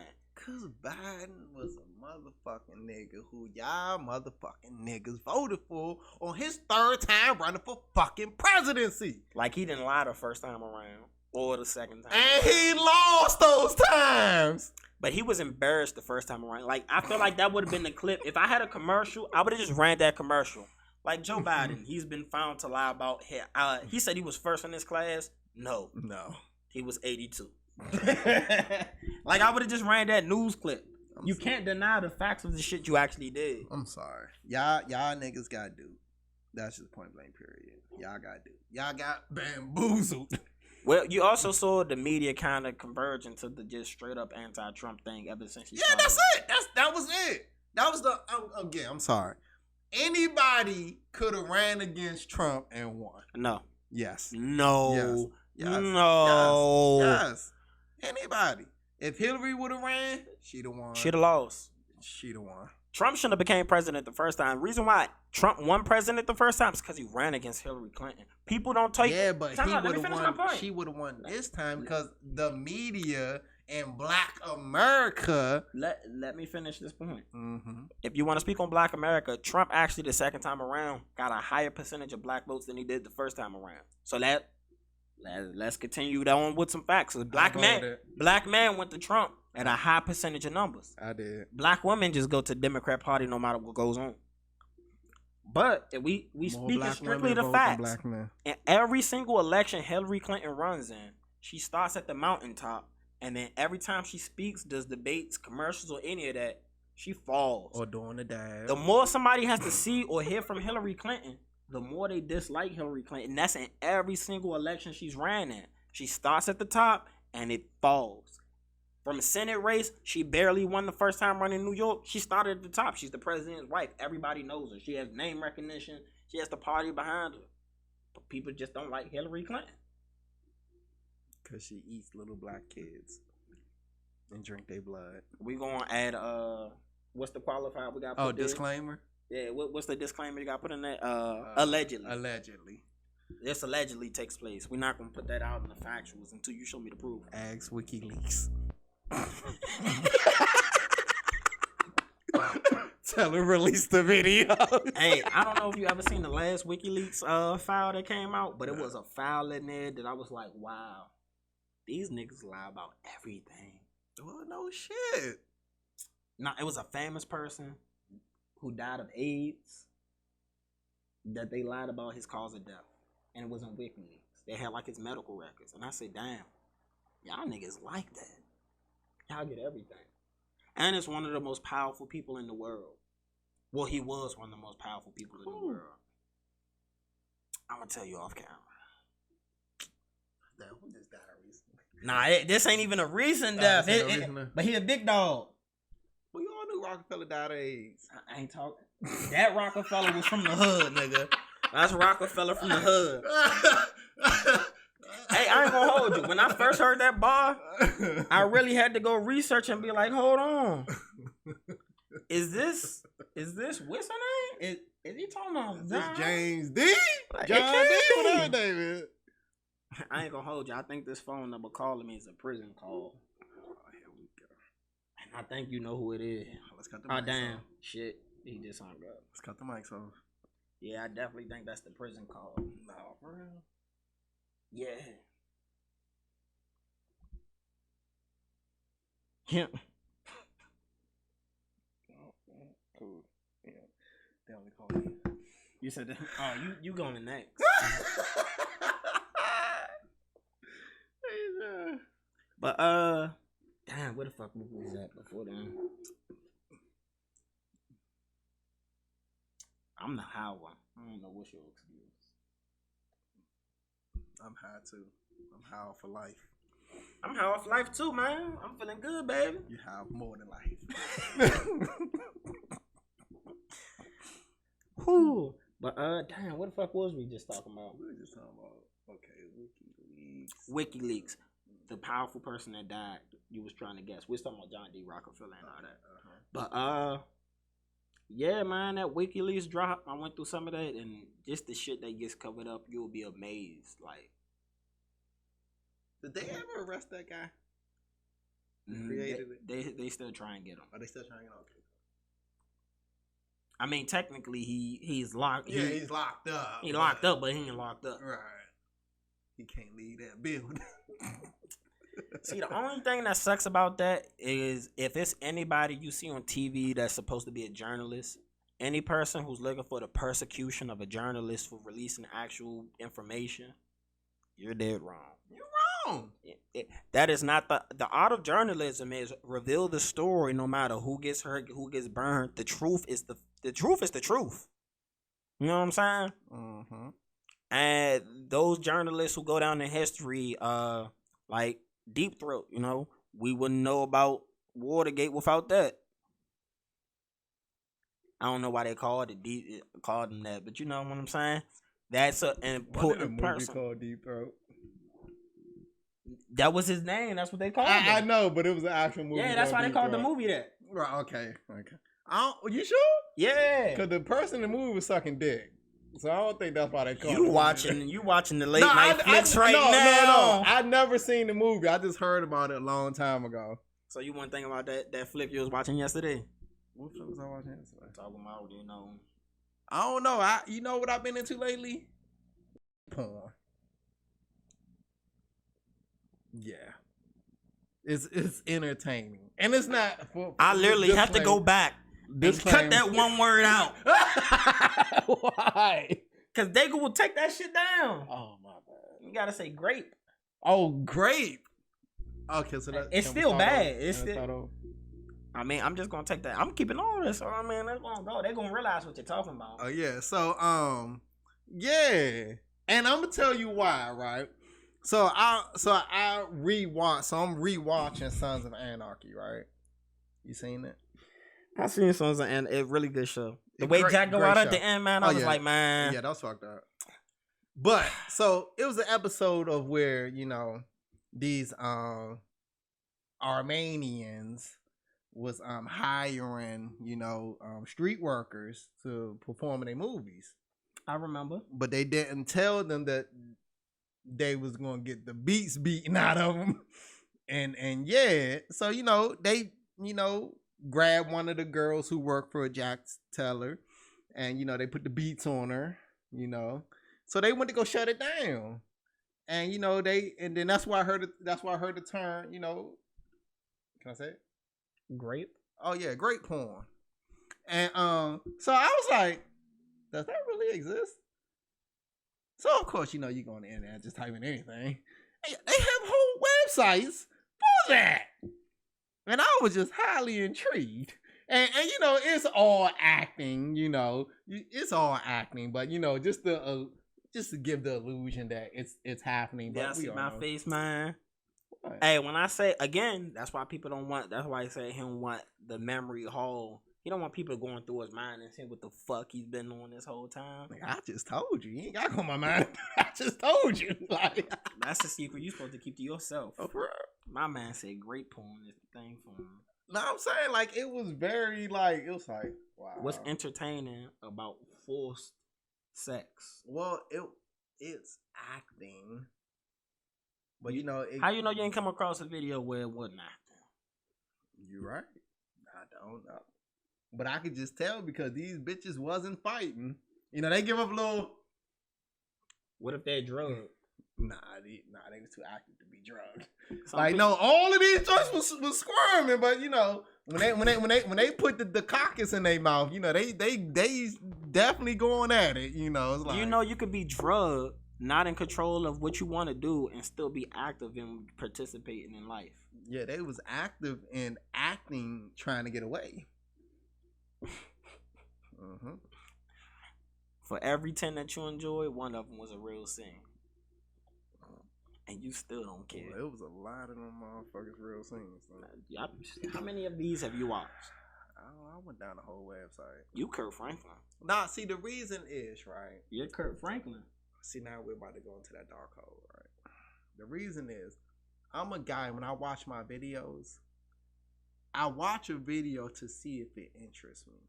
And if it don't, I just got to go to the next one until I find one that, you know, interests me. So I can do my due. You know what I'm saying? Kurt Franklin ass nigga. Hey, you call it what you want. But at the end of the day, so, you know, I got to go through a lot. So even if I go to, you know, the hub, you know, I got to watch multiple videos just so I get the one that I'm like, okay, all right. Yeah. You sound like a crackhead chasing the high. I do. That's bad, man. That's called addiction. It is. If you gotta go, if you watch 6 videos before you find the 7th one, that's gonna get your dick hard. Oh no, the first one get the job done, but it don't. It gets it hard, but I'm not. You know, it's just hard. It's like you don't beat your meat every time it get hard, do you? Because I don't. You know, so I need something that say, all right, time to, you know, take care of business. You know, that's all I'm saying. Whew. What? So in your life, how many movies do you believe you've consumed?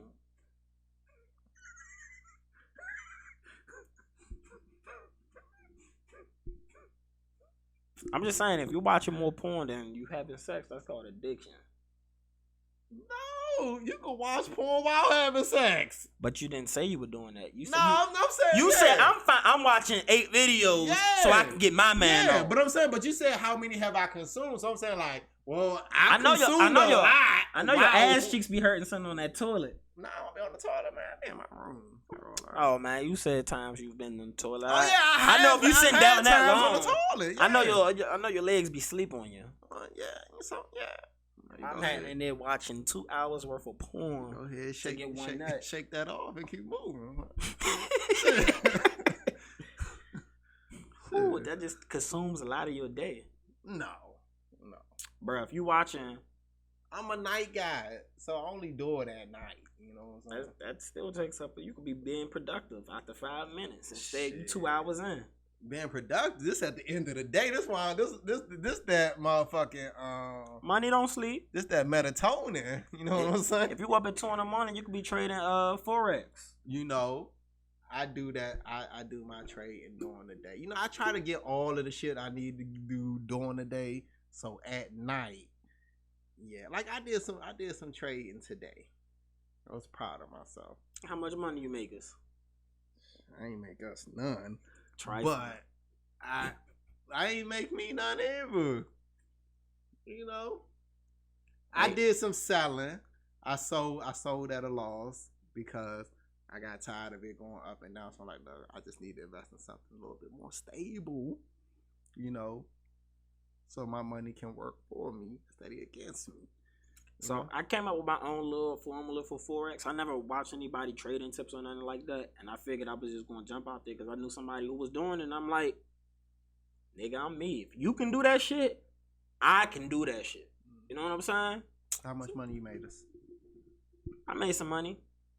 I definitely made some money. Bruh, when I say, like my first 150 trades, some shit like that, 90% of my trades I was making money off of. And I'm like, bro, I just taught myself this shit. But I know about stocks. So I was making some correlations from stock charts into the way I would look at Forex charts. And that's how I was coming away with my formula of how I would trade. And I'm a short-term trader in Forex. So if I catch that swing, I'm out of there, baby. But yeah.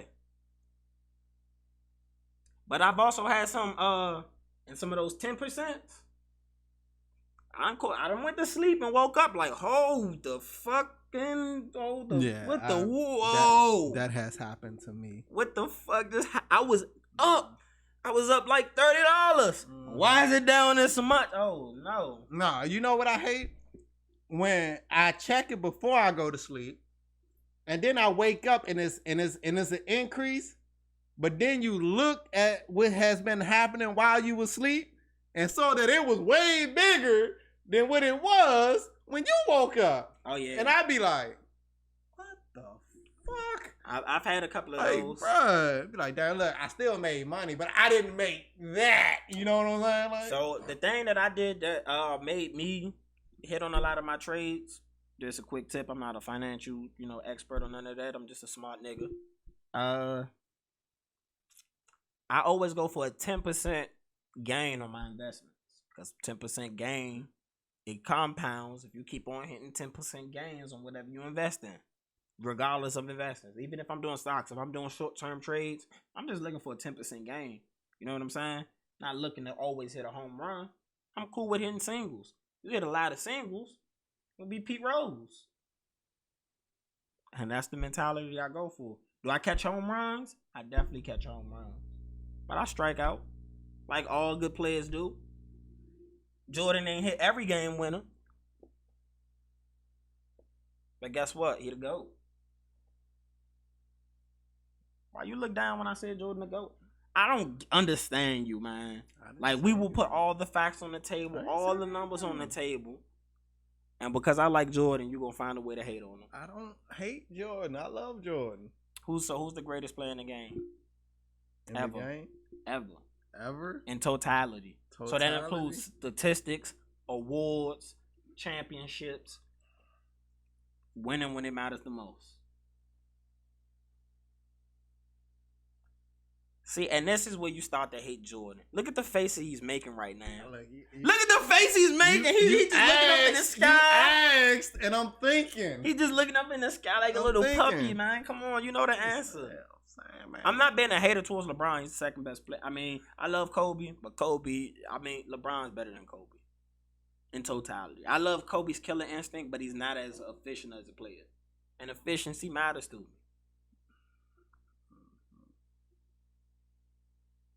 But Kobe did have some bum ass niggas with him on his team when he was cooking shit too. So I mean, I probably wouldn't be as efficient if I gotta go out there and drop 40 points a night. LeBron had some bum ass niggas still went to the finals. Nah, it wasn't as bad as Kobe lineup. Bruh, okay. Yes or no? Yes or no? For the past 20 years, the West has been a much tougher conference than the East. Yes or no? Yes.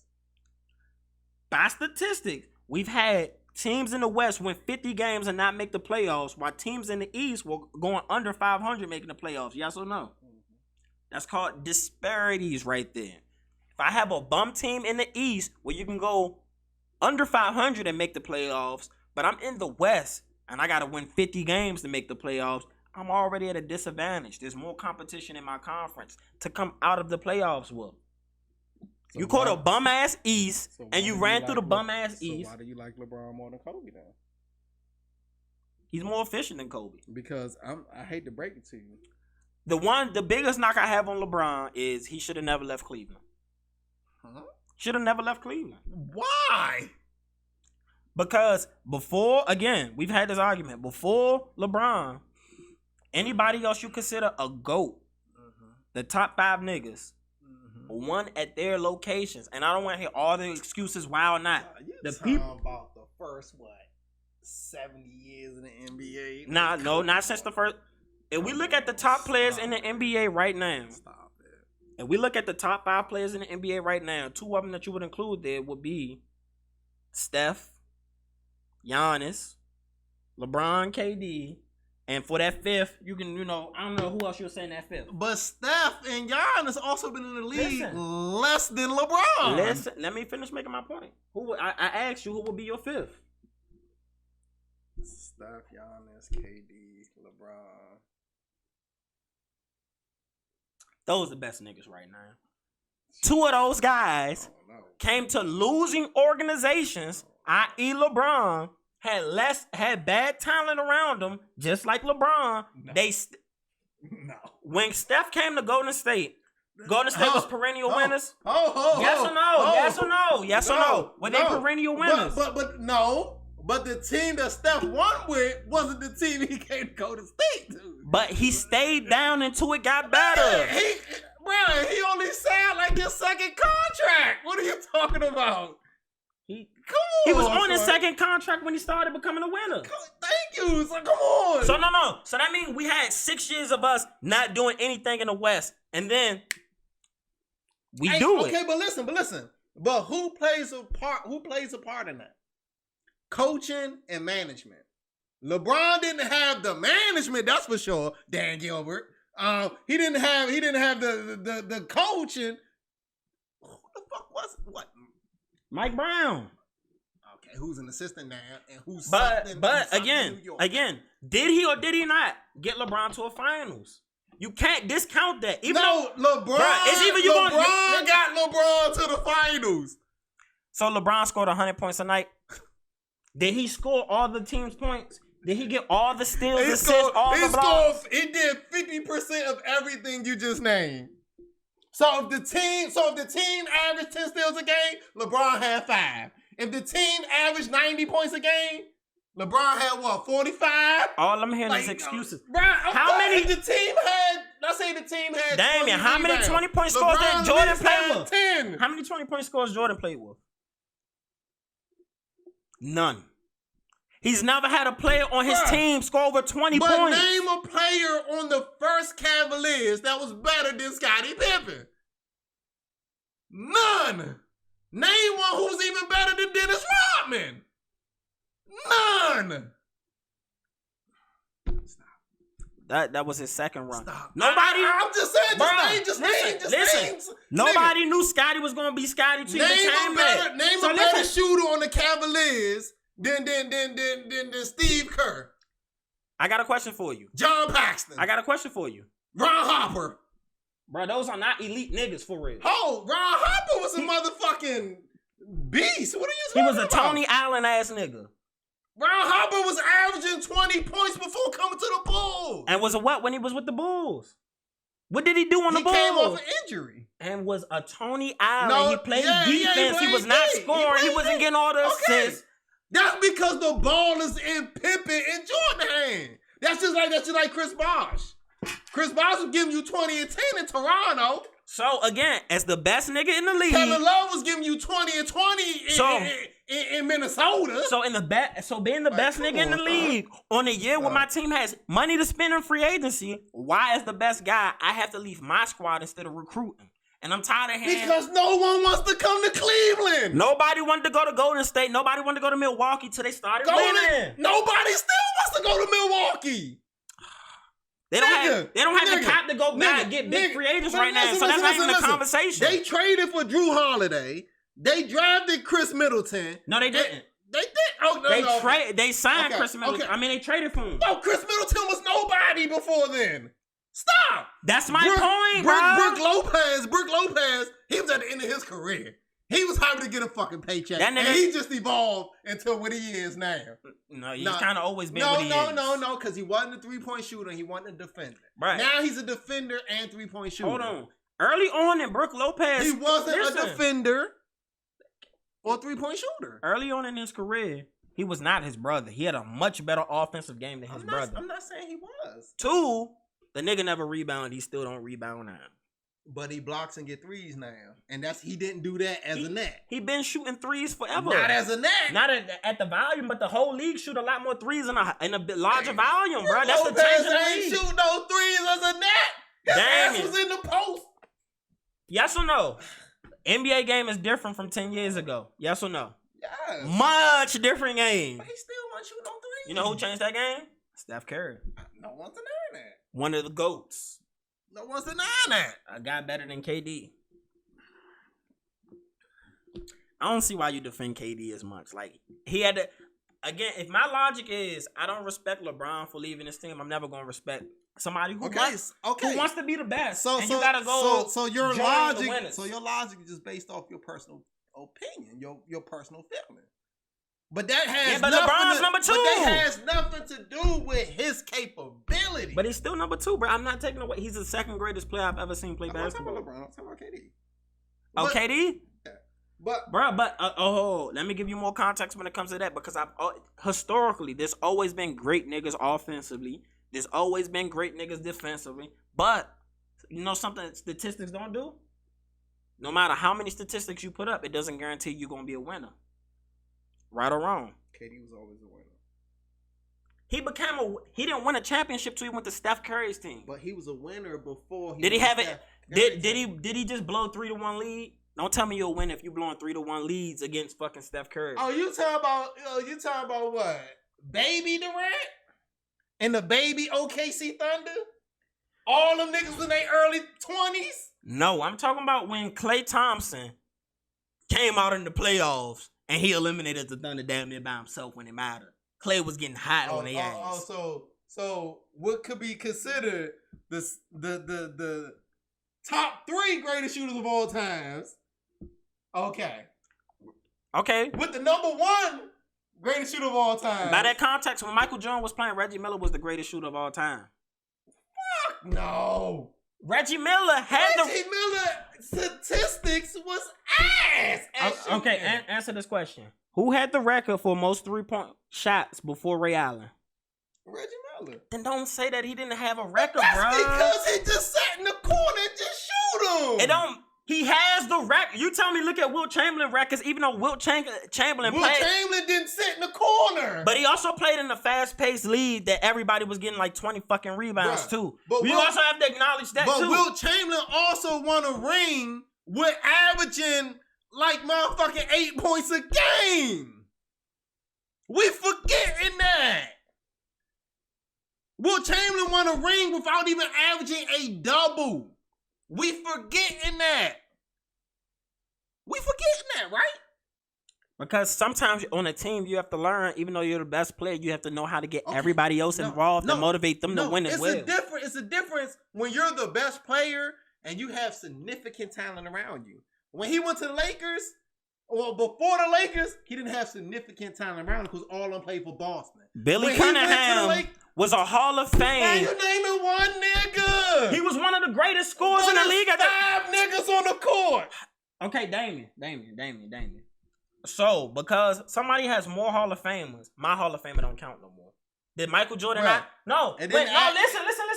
Let me finish. When Michael Jordan played the 96, what was it, the Suns in 96? When he played the Suns in 96, they had more Hall of Famers on their team than Jordan. Who was on that team? Charles Barkley. And everybody else was old. No. Charles Barkley. Kevin Johnson. Who the fuck else was on that team? They was kind of loaded that year. Mm-hmm. They had the best record in NBA. Mm-hmm. And they were littered with all-stars and Hall of Famers. Mm-hmm. But guess what Mike did? Georgetown was old. You said who was old? Georgetown was old. Look at the roster. Bruh, Jordan was old considering Tootin. In 96?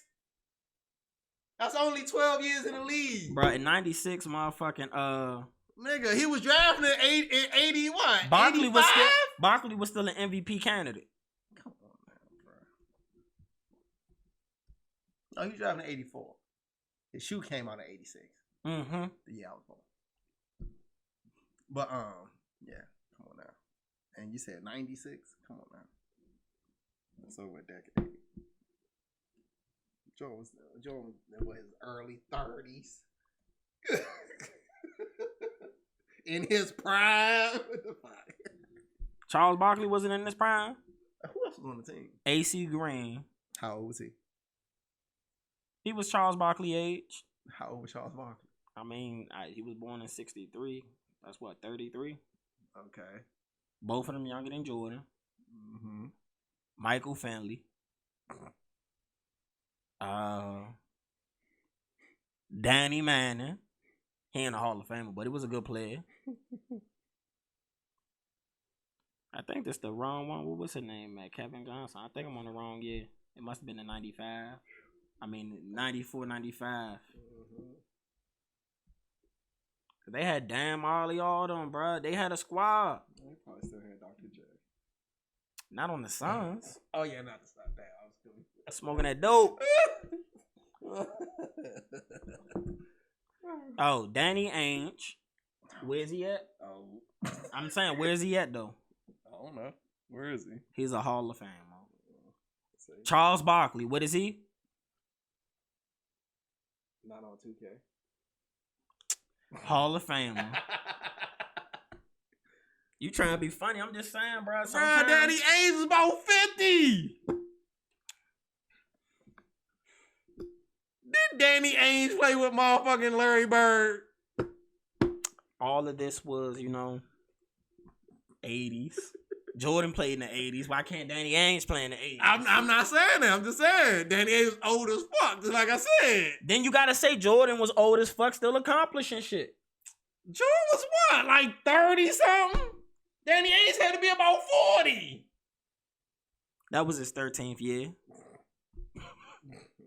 And you remember, people didn't go straight to the NBA. They did at least 4 years in college. Oh, and he went to BYU, so he probably had to do a womanship. Exactly. You know what I'm saying? Danny Ainge is old as fuck. Just like I said. Let me pull up Danny Ainge. Let's see his ages. He was 30 for that year. Mm-hmm. Was he older than Jordan? Let's pull up Jordan's age that year. But yeah, as I'm saying, man. Bro, I gave LeBron credit for being the second greatest player of all time. Okay. But to tell me that he's going to be better than somebody who was the best offensive player completely on the court, the best defensive player completely on the court, and the year that he had to play point guard, the nigga had, he scored 30 points, 8 rebounds, 8 assists as a point guard. The one year he was playing point guard. I'm just saying Jordan's a different beast.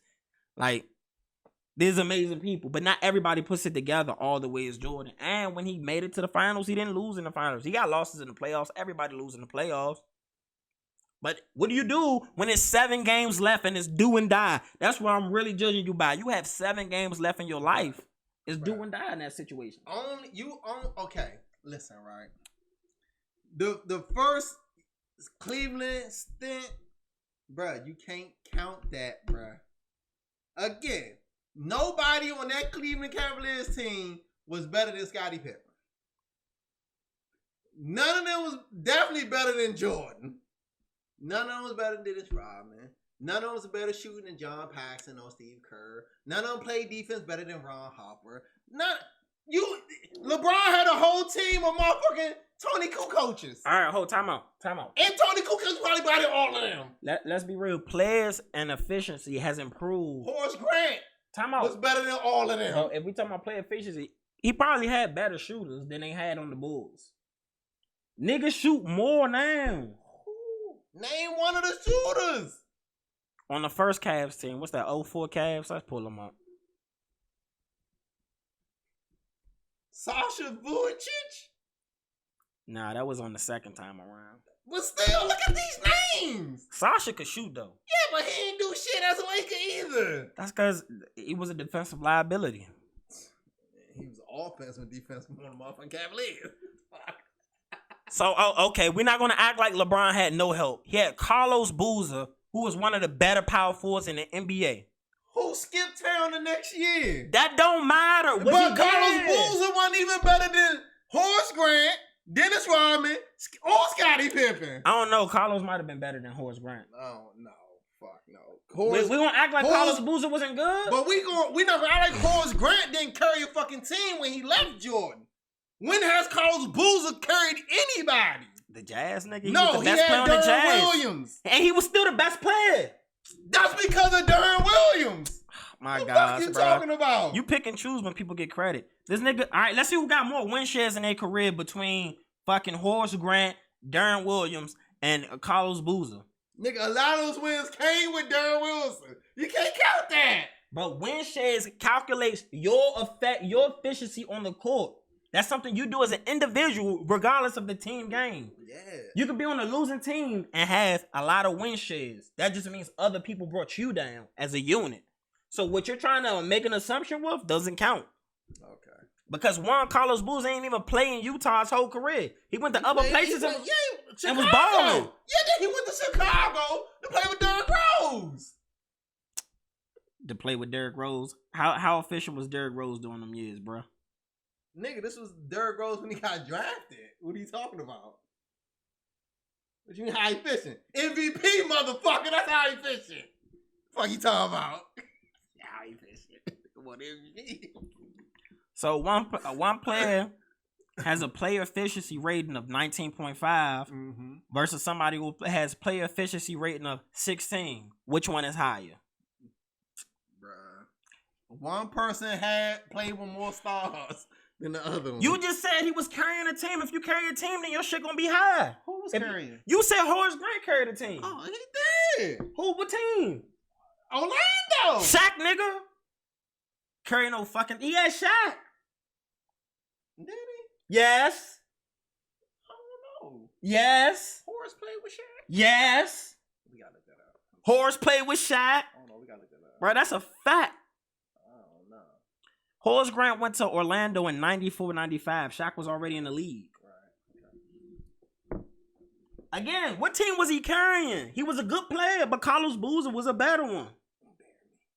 But if Carlos Boozer would have played with LeBron and got rings, you'll say Carlos Boozer would be ranked higher. It's just because he got the wins, he got the rings, and one don't. It's not my fault one player got to play with the greatest player of all time. Bruh. Again. You take that 1 year of... Oh, let me pull up Darren Williams shit. Rookie LeBron. Because the next year... LeBron was not a rookie. That was what? His third year. He played with Carlos Boozer for 3 years? He only played with Carlos Boozer for 2 years. Carlos Boozer was a second round pick. What happened was they made a verbal agreement. For people who don't know, we're talking about it.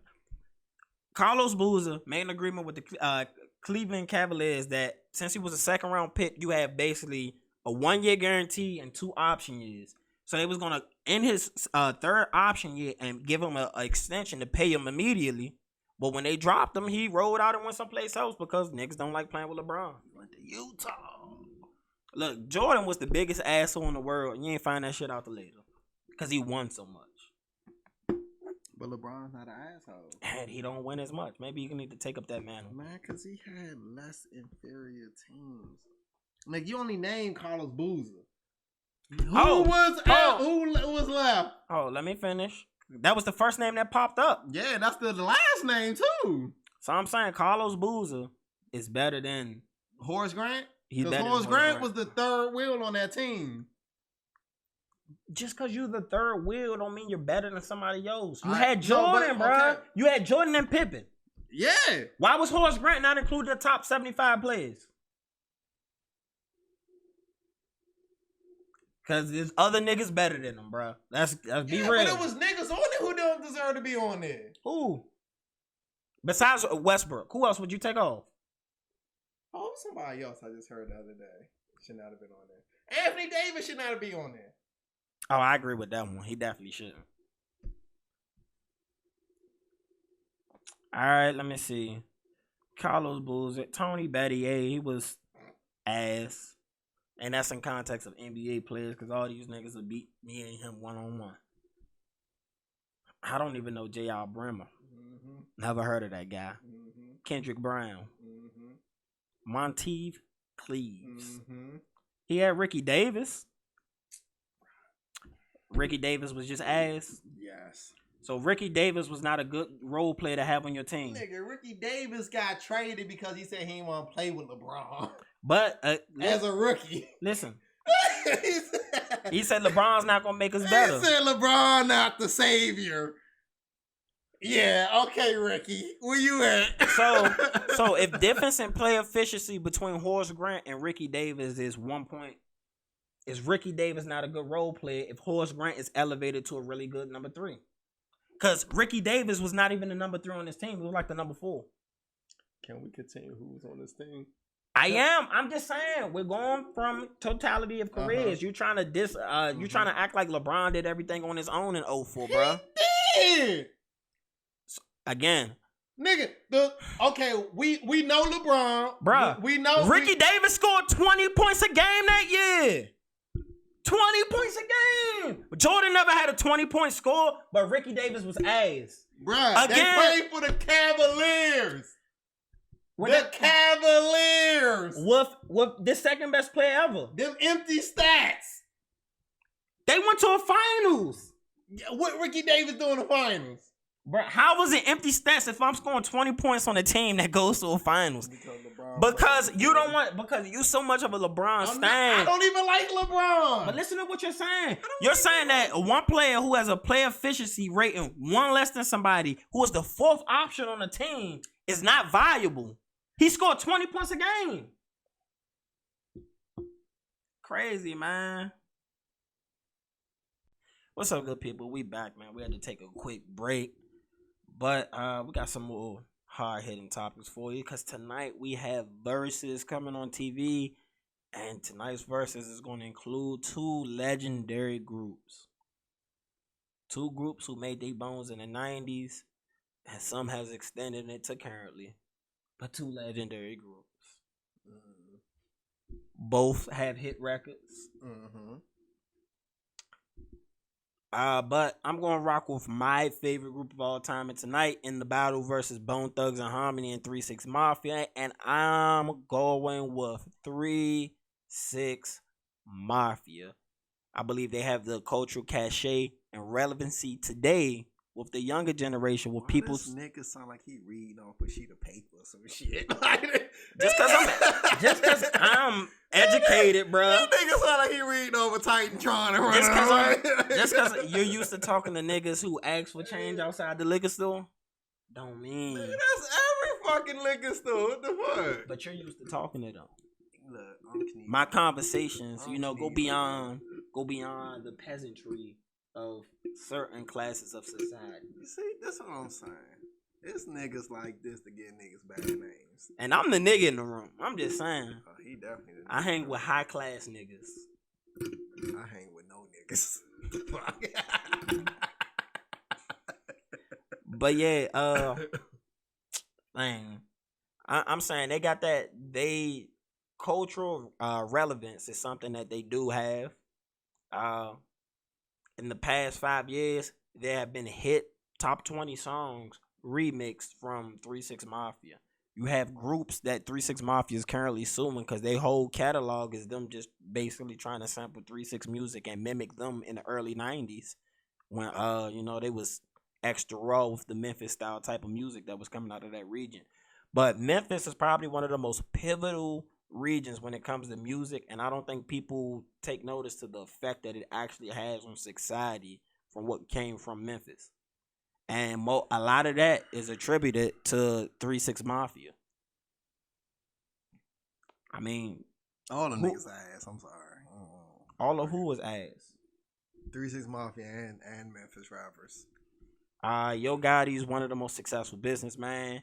Moneybagg Yo, businessman. Moneybagg Yo just had the probably top 5 selling rap album this year. Oh, why? Because he talking about drinking lean. I heard Lil Wayne do that 10 years ago. I heard 3 6 Mafia do that 20 years ago. So you're acknowledging they were the first ones talking about drinking lean and taking all the drugs they were to do. They basically. I'm not taking that from them. They're the kings of drug rap. I'm not taking that from them.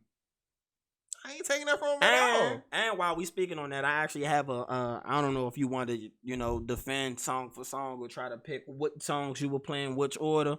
But I have a strong contingent of Billboard records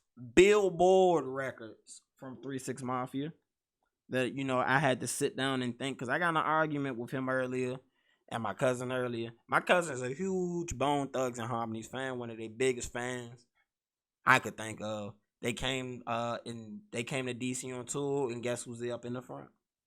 He's there. He's a Bone Thugs fan.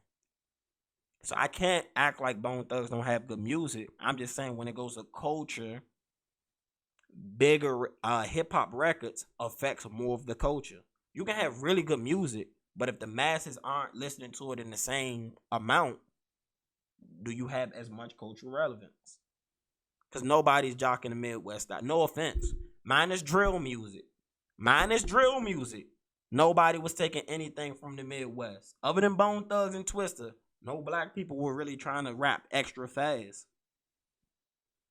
So I guess he's just gonna take the highest selling rapper of all times out, huh? Who? Eminem. Oh, only people who try to rap really fast are white people. All the white rappers, no, but every one of them successful. Every single white rapper raps really fast. Successful. Every year we have a new really successful white rapper. You can't act like white rappers don't sell. Every year. We understand Eminem's on a whole different level. We're not gonna break him up. You get one white rapper. But when it comes to white rappers, every 5 years, cool. Not every 5 years. Every 5 years. But Eminem been number one since. Macklemore won a Grammy in 2012. Yeah, and he fell off after that. Next. Then you had G-Eazy. Yeah, he had a hot run. Then he fell off. Next. You got Jack Harlow for the past, 2.5 years. I don't know who that is. I ain't gonna say it's surprising, but yeah, Jack Harlow's kind of a big deal in rap. Okay. Next. Oh, no, he's a big dog right now. Okay. He's the big dog for the white rap. This his time. This his time. Oh, and he like hanging with gangsters too. You know what I'm saying? But cool. But I'm just saying, white rappers generally are the only people who try to mimic the fast rap style.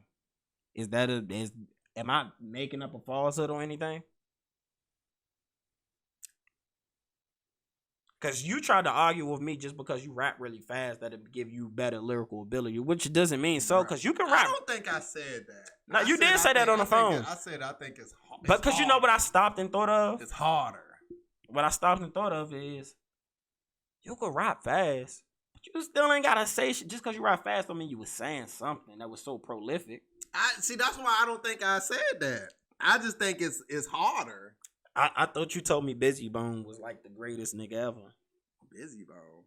Hey, which one you? Oh no, that was my cousin, man. Yeah, I don't. Everybody who I've seen in chats who was arguing this, they said that if Bizzy Bone show up tonight, it's casket closed. Not Bizzy Bone. Said crazy. He said crazy. He said crazy. Oh, in the chat that was reading, they said Bizzy. That's why I got the picture to send y'all when I was looking at them comments. Who's thinking about Bizzy Bone?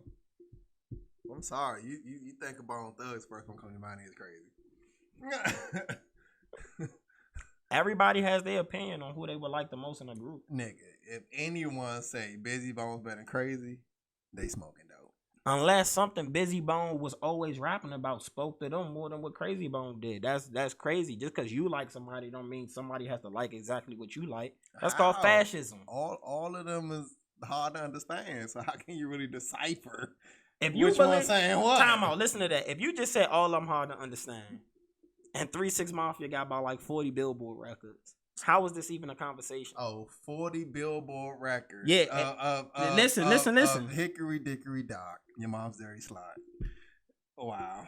So, if making a hit is that easy, why don't everybody have a multitude of hits? That's what you're saying. A lot of hits today is that. What are you talking about? That's a lot of hits today. That's still debatable. 1, 2, 3. That's definitely still like, debatable. come on now. It's all the same. It's not all the same. It's all the same. It's all the same. That's actually kind of ludicrous for you to make that. It's not ludicrous, bro. It's the truth. All I'm saying is this. All right, let's go through some of these. And as I make a song, can you tell me a song that you can see beating this? Bro, but let's listen to the quality of these songs. Let's hear some lyrics of these songs. That's what I want to do. I got a quick question. Some lyrics of these songs. Was Chicken Head not a quality song? Oh my God. Was it not an awful song? No. That's chicken. They literally joned on each other the whole song. That takes creativity and skill to come up with a mindset. Oh, we're gonna make a song where we openly wanna diss each other. Wow. But let's listen to the lyrics. Tell me some lyrics. Bald head, scallywag. Ain't got no hair in the back. He's making a picture in my mind. Wow. I can see the scallywag now. Wow. Gelled up, weaved up. Your head's messed up. Wow. Have you not seen somebody look like that? Yes. Then you can understand the picture he's teaching. So if you can listen to these lyrics. Listen to these lyrics. Baldhead scallywag. Scallywag is a multiple syllable word, so you got to give him credit for that. Wow. Is it not? Wow. Look how you just try to discredit that. Wow. He said it's a multi-syllable word, and that counts as something. Yeah. Okay. Conversation we had in the past, I said, how can you tell me a song is fire if in the song there's not even one 3-syllable word? That mean you like hickory dickory dock music. Nigga, you said scallywag. It's 3. Wag, nigga. It's 3. But the song you told me was fire only had 2-syllable words. What song was that? It's gonna come back to me. It was some song you sent me. I bet the title alone had 3 syllables. You talking about? Hey, but again, if we sit here and we break down the lyrics of these songs, bro, you get some of the most. Bro, they told a story on Chicken Head. The story was fire and funny. You know what they told? The story of stupidity. That's what they told. These had to be some of the most ignorant songs. So part of our conversation earlier was, okay, what song were you educated and enlightened by from Bone Thugs that made you say everything else is hickory dickory dock music? Because I don't think I'm listening to like Talib Kweli when I'm listening to Bone Thugs. Sure, man, songs like motherfucking Crossroads touch your heart. Crossroads had me terrified as a kid. It's a smash. But it touch your heart. First of the Month's a good song. Yeah, and I guarantee somewhere in the world on the first of every month, motherfucking first of the month been playing on the radio. Somewhere. And somewhere on the radio currently today, somebody's using 3 6 Mafia in the sample because they're the most sampled rap group in the past 5 years. Yeah, because they had the most ignorant songs in the past 20 years. Bruh, we had this conversation earlier. So does every rapper have to be conscious? 50 Cent album, Get Rich or Die Trying, is ignorance. Yeah, but every song was better than any of these 3 6 Mafia songs. But listen to what I'm saying. But again, you're making a qualifier to something that you like more, like you did with like when it comes to LeBron or Jordan. You make qualifiers. You said Get Rich or Die Trying was ignorant. The niggas talk about destruction to the community, damn near the whole album. And we so was a whole group talking about doing every drug in the fucking world. Okay, so ignorance is ignorance. You're picking and choosing which one you like more. No, okay, cool. One's hickory dickory and one's blow a nigga brains out. But if you say that though, you say both of them ignorant, right? But if you listen to 50 Cent's ignorance, it's only ignorant because of what he's talking about. Their songs not only is ignorant, but the lyrics itself is ignorant. Name a 50 Cent song on Get Rich Die Trying where the lyrics is ignorant. Come on. I need you to pray for me, and I need you to care for me, and I need you to want me to win. I need to know where I'm headed because I know where I've been. Come on now. Question is nothing. Come on. But what is he speaking in all them rhymes though? Man, he talking about motherfucking surviving. I got a question. Come on, to survive, do you have to play the streets? Nigga, he giving you a representation. I'm not disagreeing with that. From. But playing the streets is an ignorant thought. As a grown ass man, you understand that, correct? That shit is true. So, if you're recognizing one ignorance is okay over another ignorance, then you're putting qualifiers on something because you enjoyed them more. No, because I admit that both of them is ignorant. But one is ignorant because it's just ignorant, period. Oh, slop on my knob, like corn on a cob. I got to add that into it. Okay, that not even made the Billboard, but that's a smash in the hood. But listen to the ignorance compared to again. Name another 50 Cent song on Get Rich or Die Trying. The only way you say the song is ignorant is because of what he's talking about. I got a question. What rap group minus 3 6 Mafia have a safe sex song? Bruh. A group no one heard of. I guarantee you just don't type it in. Be scared. Put the rubber on the head. Type it in. Come on, man. Type in safe sex song, rap song. I'm not gonna look it up like you don't like looking up black people content. Come on, bruh. I don't like looking up black people content because of the display in front of me. people like 3 6 Mafia. So people, do you know how smart a businessman 3 6 Mafia was? These niggas was making millions of dollars in high school. Okay. They own all they masters, all they publishing. Okay. Own. Not only that, they've been buying up other niggas' catalogs, bro. They are smart businessmen, but yet the only thing you focus on is the ignorance. Okay, because if we're talking about their music, we're not talking about their business. Who has more money? We're talking about their music. Who has more money? Who's generated more money between 3 6 and Bone Thugs? I don't know. None of their net worth, honestly. Do Bone Thugs own their catalog? I don't know. Because you thought Eazy-E was going to let that go? Easy. Jerry told him what to do with no Vaseline. You hear me? So you think Bone Thugs who weren't big nationally and got put on by Eazy-E wasn't getting fucked? Versus 3 6 Mafia who put themselves on. But then they end up fucking each other. Because only 2 of them getting paid.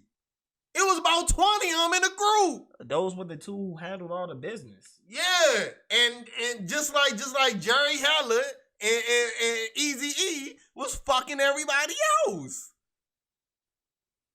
What's the difference? You got 2 niggas fucking everybody else in both situations. You got my lighter. Yeah. Lighter thief. I see you. All I'm saying is this, man. Can you give me 6 songs off the top of your head that Bone Thugs is going to win with? We already said first of the month, Crossroads. That's 2. For Love and Money.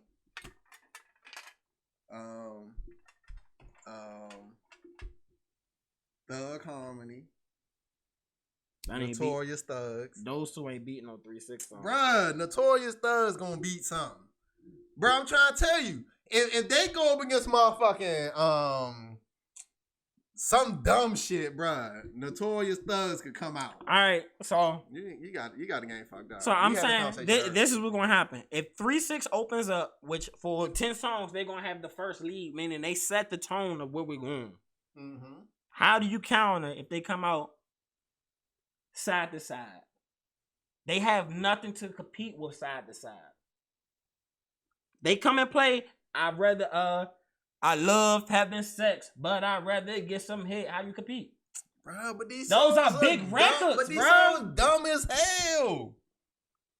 Are they not successful records? Bruh, we learn from battles. Just because you have successful records don't mean you're gonna win. Everybody on battles has successful records. But guess what? Niggas Some got lose. More than others. Yeah, but niggas lose. People just didn't realize D-Block had that much of a catalog. A lot of people didn't know that. But you were somebody who listened to a lot of D-Block, so I will give you that. I was more up to it. Going into the battle, I didn't know how I was going to play. I thought if Cam came out and was on super Cam time, it's a battle. They would have won. It's a battle. Right. But Cam was too laid back. Jewels looked like a clucker. And they had a hype man out there, what's his name? Out there dancing. He was just looking stupid up there dancing the whole time. What's that? Snitchy? Freaky! Yeah, Snitchy. Oh, he a snitch? Yeah, nigga. When he snitch? When he got popped. You know? Nah, I ain't know that. Who he snitch on? The nigga who popped him. Some New York niggas. I don't know where they was from, but the nigga. He ain't take the Alpo route. I ain't gonna tell on nobody in Harlem, because when I come home, I'm gonna be the man. They waited on your ass. They was out there still trying to trap though. Oh. Nigga Alpha. Oh my god. Oh boy, we getting on top. But back to the thing. We gonna come back to Alpo now. He seemed like he got something to say. Nah, Alpo just funny. But yeah, I'm saying, bro, when it comes to you could have people who had, like, a long time ago, right? You remember we was at your house and we looked up #1 songs, right? Mm-hmm. And a lot of people who had #1 songs was motherfucking one-hit wonders. Niggas, you be like, how the fuck they get a #1 song? But how do they get a top song? They aren't one-hit wonders. I understand that, but what I'm saying is, look at you based off. Look. The reason why it even is going to go the way it's going to go is because of the state of music now. A lot of people now talk about the same shit they talked about then. Ain't shit changed. Okay, but when you go look at the highest selling rap artists, all of them rap about shit. So you keep saying that the state of music always had an underculture that's a party type of music. Uncle Luke wasn't lyrical, but he's a cultural impact artist. That's because of what he had to go through. Little John. If Uncle Luke was being shut down by the government, no one would give two fucks about 2 Live Crew. No. Yes. They started bubbling and they shit was explicit. That's why they started getting noticed from the government. But then they got bigger after they beat the government. That's because more people learned about them after that. Of course. But you beat the government in the case. But also you gotta recognize that they were big enough for the government to care. Nah, that's because the little white kids was all, it was, But you have to become big enough for the government to care. Bruh. If the little white kids wasn't listening to it, then what would it matter?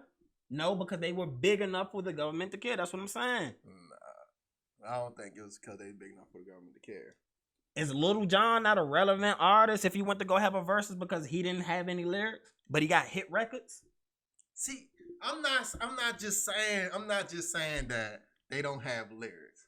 What I'm saying is, it depends on who Little John go up against. If Little John go up against, let's say, give me a nigga on the same level. If Lil Jon and the East Side Boys went up against Wu-Tang, because Lil Jon got enough hits to go 20. I don't think that's even. Lil Jon got over 20 hits.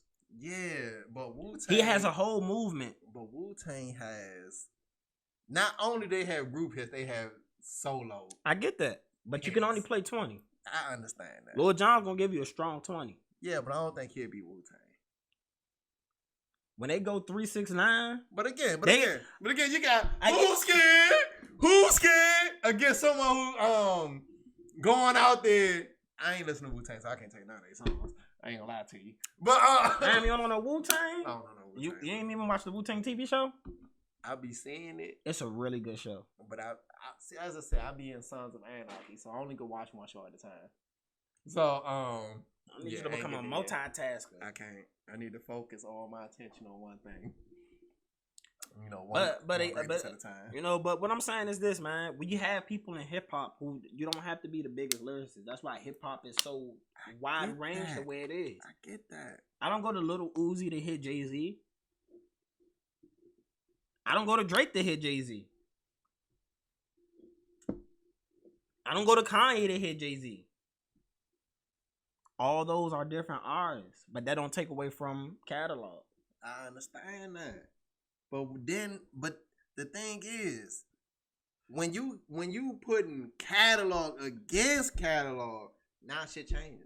Cause it's not solely based off of who has the most hits, who has the most number ones, who has the most. It do matter. No, that shit again. Cause look, again, the last one off of was throwing out freestyle. But they were also playing hit records. Did they not play any hit? You saying they had no hit records? Or were they playing? Or did they get in their bag when they said, "Oh, you want girl songs?" They played like 10 songs back to back to back to back to back to back. They was smacking them across the head, bro. Jada was prepared and ready. And we not gonna act like Jada Kiss did not carry. Niggas didn't think Jada was gonna be fad until he got out there and he changed the narrative and forced Fab to play his game. Both got records. Fab should be Jada. Both got records. Yeah. Sometimes you ain't. I mean, that's what I'm saying. I'm gonna put it like this. And Juicy J is a character. He's a performer. In order for 3-6 for this to be something like big time win for 3-6 Mafia, they lineup have to be straight. That's just it. Nah, but look, they lineup has to be straight. But but you're putting it in the context that because Chicken Head is not a lyrical song, it wasn't a smash hit. That was a smash hit. It was no way you can go. It's not a smash hit. It is when you go amongst the nigga tree. No, it went top 20. Top 20. That's big deal. I guess. But I'm just saying, man. Just I don't know. It's going to be tough. I don't think it's going to be a blowout like everybody thinks it's going to be. I just feel like y'all discrediting 3 6 catalog. I'm not discrediting them. Cause they got songs. I get that. But I don't think but again, you have to pick the right songs. It's not about just going down your catalog like, all right, I'm throw this out, I'm throw that. No, you have to be prepared. You have to pick the right songs. I'm trying to tell you. We could come up with a whole list of songs that both sides can use. But guess what? I guarantee when it comes on, you're going to see songs be like, damn, why y'all pick this song? Like, why didn't y'all pick this? Like, but that's what I'm saying. So if Bone Thugs going, 3 6 has so many hits they can pull from that's been on the Billboard and charted. That's what I'm saying. They have more songs that's charted than Bone Thugs has had. But that's harder for 3 6 than Bone Thugs. That's not. That's it easier. Is, no, it's harder. No, because that means it's harder. You want to know why? Because that means you gotta go in your tuck and find something that's fire. That's gonna appeal to the masses from Bone Thugs. Yes. No, it's harder for 3 6 because now it's easier for Bone Thugs because they don't have that many to pick from. So they already know. Okay, yeah, this smash, this good, that could go. 3 6, they gotta sit here.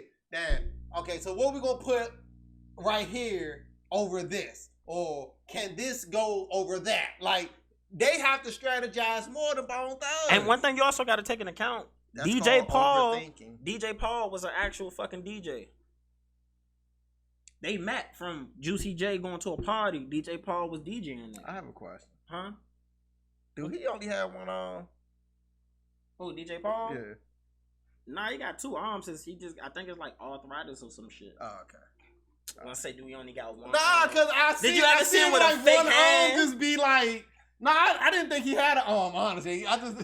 Like he has an arm. He's got like arthritis or something that his head. Just stiff as shit. Like I thought it was fake. But you burnt out, man. Nah, I ain't burnt out. I was like, damn. He has like he missing an arm. 300 videos of him with his arm out. I ain't gonna say, do he have an arm? I don't watch his videos. How the fuck am I know? Every time I see him, he wearing a long sleeve shirt, and he like this, like one side down, the other side up. So. I'm just saying, man. What would you play if I play Riding Spinners first? I don't know, man. Cause honestly, I don't think that any of these songs good songs. I don't think none of them good songs. What constitutes as a good song for you then? I don't know, something I want to listen to. I don't want to listen to any of that shit, honestly. But you just said Bone Thugs rap so fast for you not to understand. But it still sound good though. They shit slow. Slow, melodic. On the choruses. And ass.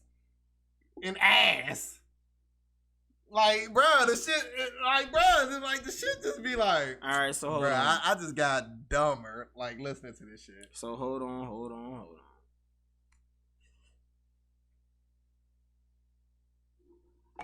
So you telling me from... I'm guessing you don't like Lil Freak neither. Lolly Lolly, Dope Boy Fresh, Side to Side. Okay. Baby Mama. Once you get the Side to Side, now we into where I actually listen to 3 6. Baby Mama. That was ass too. That's my baby mama. Yeah. I'm on child support. She get with it. All right, now don't get me wrong. Cool. Now that's a cultural song. That's a cultural song. That's niggas' real lives. Okay, boom. Tongue ring. I don't know what the fuck that is. Ass and titties. Ass and titties. Ass and titties. Still ain't ass and titties. Come on, man. Big booty bitches. See, that's what I'm saying. Like, listen to this shit. Hit a motherfucker. Tear the club up. Tear the club up is so hot that every time 3 6 did a different version, Backyard got a different version. I'm just saying. So even in music relevance, they got a go-go remix. How many go-go remixes do we got of Crossroads? None. That's sad. Because they can't do it. Again, we had this conversation. Late night 3 6 is that a bad song? 3 6 is easy to mimic because it was no talent whatsoever. Making hit after hit after hit takes talent. Bruh, just saying whatever's on your mind and niggas And niggas having the same like-minded thoughts don't mean you got time. Then why don't the masses do what 3 6 Mafia did? The masses do what 3 6 Mafia They don't have the success of 3 6 Mafia, so that's impossible. Bro, but 3 6 Mafia wouldn't have the same success now if they came out with new music. You gotta understand the time period in which they came out with. And now, mind you, none of their albums, bruh, how many number one albums they have? How many number one albums Bone Thugs got? 2. What 2 albums went number 1? Auto War and I believe Greatest Hits. They went number 1 on Billboard. All right, so let's pull it up. We need facts. But who has more Billboard record hits? That's what I'm saying, bro. From that hit album, you just told me you can't even name me more than 4 songs off one album. I can name you all the songs of the Greatest Hits. Like 25 of them. Name them. Let me hear them. Because you just said after 4 or 5 songs, it's going, they're going to have to start picking some shit. That's because I had to actually sit there and think about it. See, I went over my shit on my ride here. I came prepared. And then you forgot about it? Oh, no, it's right here. I saved the tabs on my phone. You said the Auto War went number 1? Yeah. But it's the Greatest Hits, though. Okay. Duggish Ruggish, Boom. That's the on the Greatest Hits. For the Love of Money, on the Greatest Hits. If I Can Teach the World, that gotta be up there. I'm actually looking forward to hearing that tonight. Like I said, I enjoy First it. of the Month. Mm-hmm. Shoot 'em Up. Rap Shoot 'em Up for me. I don't know Shoot 'em Up. Then don't. Nigga, I'm telling you what was on the motherfucking thing. Right, scroll back up. I'm telling you said, okay. You know them first 3 songs. You say Shoot 'em Up. I know you'll know. Buddha Lovers. You know that? No. Days of Our Lives. You know that? Let me hear you rap Days of Our Lives. I don't mean I know the fuck. No, you know how old this song is. But you know them. But nigga, I can rap you every single 3 6 Mafia song I'm naming. That's because it's so simplistic. Give me the chorus. Dumb as fuck. Bone Thugs was rapping fast on their choruses. Bruh. You cut the song on, I guarantee I can rap it. All right, let me see what else. All right, Crossroads, you know that. Mm-hmm. Thug Love. Mm-hmm. You can rap that for me? I ain't really like that song. Oh, Notorious Thugs. Yeah, I know that one. I know that song too. I know that one. Breakdown. Mm-hmm. All Good Without My Thug Family. You know that? Mm-hmm. Look Into My Eyes. I had this album. I actually had this album. I mean, I'm just saying. Mm-hmm. Blaze It. Get Your Thug On. Thug Mentality. Mm-hmm. Resurrection. Ecstasy. Weed Song. I fuck with Weed Song. Still the Greatest. Get Up and Get It. Money Money. Ghetto Cowboy. Thug Cry. Home. And Cleveland Is the City. I tell you, bro. There's 25 songs right here. And that's their greatest hits. Yeah. Look, they couldn't put everything on. 3 6 has more Billboard records that I named from different projects than on that greatest hits album. Let's get the handy dandy next tab out. All right, let's see. He said he got the facts. We ain't been hearing them today. All I do is say the facts. What are you talking about?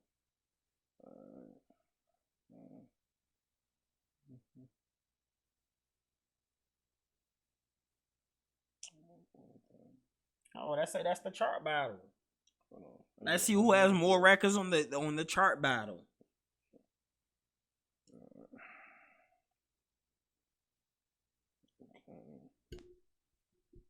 That's just for this category. And out of all the songs I say, I ain't even get to It's Hot Out Here for a Pimp. I ain't get to damn, what's the other songs they had on what's the name? We talked about them earlier. On Hustle and Flow. Smack that. Yeah, whoop that trick. Yeah. Those songs won Oscars, people. One song won Oscar. But again, in the defense of that, right? Why couldn't it be that the movie was just that good that it helped the song win Oscar?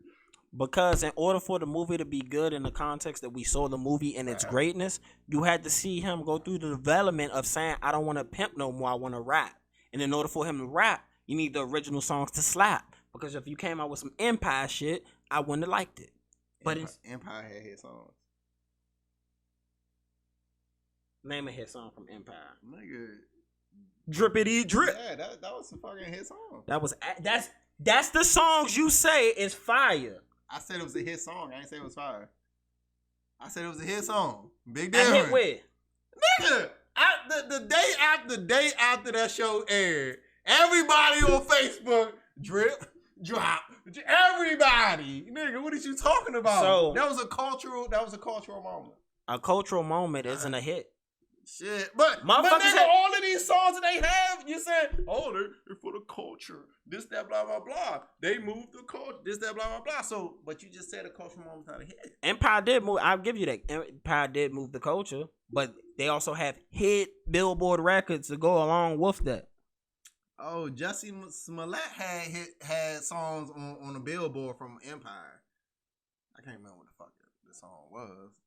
That shit was so long ago. But bruh, Empire had songs on the Billboard. Without 3 6 Mafia writing the bass, whip that trick, get him, whip that. Again, even if you look at the songs on even if you look at the songs on Hustle and Flow, the same technique of just mediocrity.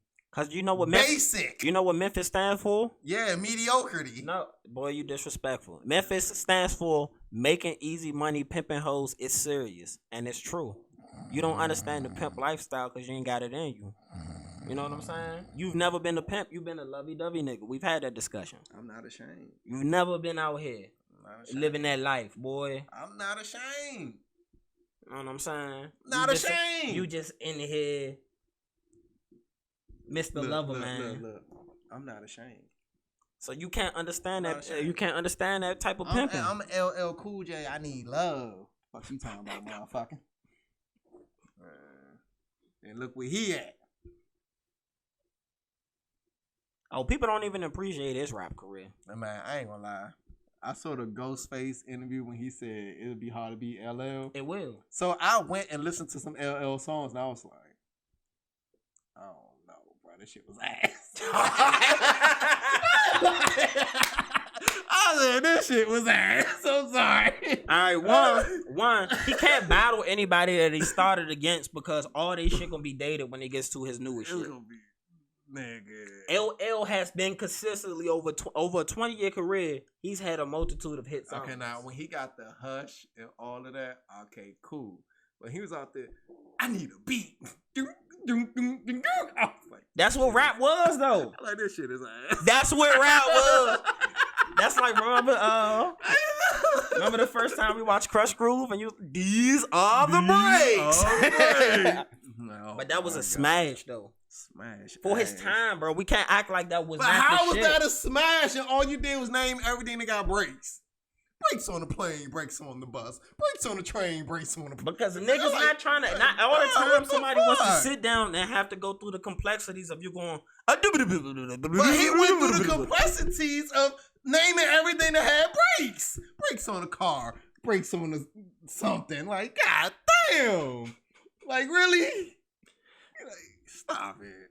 But also, you got... Worst rap song in history. Mama Said Knock You Out. Second round knockout, head sprung. You got I said once it got up to those songs, okay, but the first 10 songs I listened to, you know, he was wearing his Adidas tracksuit. So now I was like, oh, this shit. My radio. Ass. Oh my gosh, bro. Do you not respect the grandfathers of rap? I do. You don't. I do. You don't. If everything you say they put out during that time is ass, you don't have respect. Because everything they put out during that time was ass. Crazy. I'm sorry. I'm sorry. The biggest rappers of that time where they actually made rap, you know. Run DMC? Yeah, Run DMC. Thank you. That's it. Who's rap changed after that. Cause then they went from beat hold on to actually rapping. Like, what the fuck was that supposed to be an imitation? That's what these niggas do. like, bro, this shit was ass. That boy sound like he giving that sloppy. Bro, that's what them niggas was doing. What the fuck you talking about? Out there, man. I'm trying to tell you, man. Run DMC changed rap. And it changed it for the better. Until you get the Biz Marquee and shit, man. Biz Marquee has hits. Well, he got a hit. Thank you. I'm glad he changed it, because I was about to leave. Like, bro. But his hit is a really, really strong hit. Not only that, if somebody samples your music and continues on that legacy, you got to give credit for that. Oh, yeah, the sample was better than the original. It should be. Shit.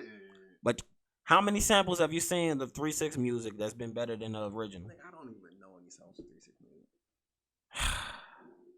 It's bruh. When we were coming up, we had no internet that showed everything as freely music-wise and all that. Okay, cool. Let me finish this statement because you're about to cut me off. So the way that we got stuff was through a lot of programming, through television and radio. So to act as if anytime, don't say we ain't listen to no music, because we listen to music. And I've been listening to 3-6 Mafia forever. Yeah, you. There's no way you've been at my house and I haven't played no 3-6 Mafia ever. I heard no 3-6 Mafia. There's no way you've just listened to the radio, which people had to do back in the day. I ain't had no fucking radio. You ain't never listened? You've never been in a car? Bruh, the people I was in car. Okay, let's look at the people I was in cars with, okay? My father, who listened to heavy metal and gospel, and my mother, who listened to Motown Greatest Hits. Your mother listens to rap music. Oh, yeah, now. She had Ja Rule back in the day. Ja Rule was a hit rapper. But it wasn't 3-6 Mafia. That's the thing. That's because it didn't get to them, man. I'm just saying, people in DC listen to a lot of Southern music. Especially me coming up. I was exposed to a lot of Southern music.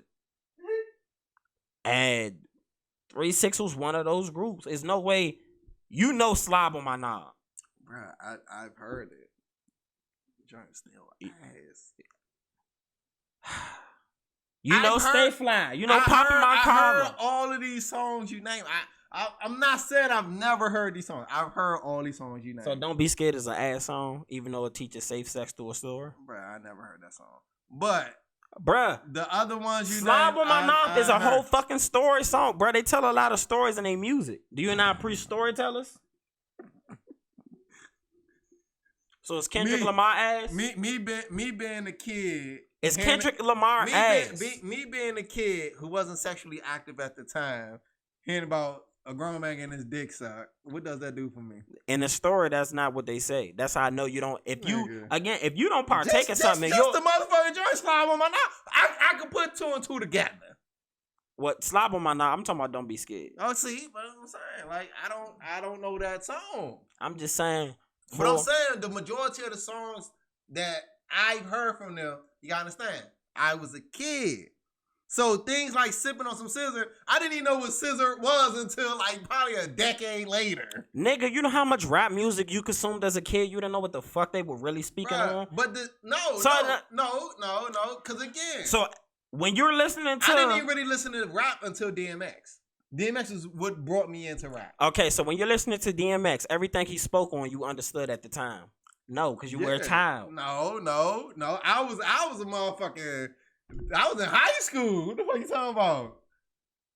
Nigga, you wasn't in fucking high school in the 90s. Like, 90s, I was a nigga. You was not in high school in the 90s. When did DMX come out? 98, nigga. Yeah, nigga. I was in high school in 2000. So I was in middle school going to high school. What are you talking about? So you're up in your age. In middle school. No, okay, no. So let me finish my comment. 3-6 came out when I was in elementary. Answer this question. So in middle school versus high school, do you not understand more complex situations as you get older? The music I listened to, I did understand what the fuck they were saying.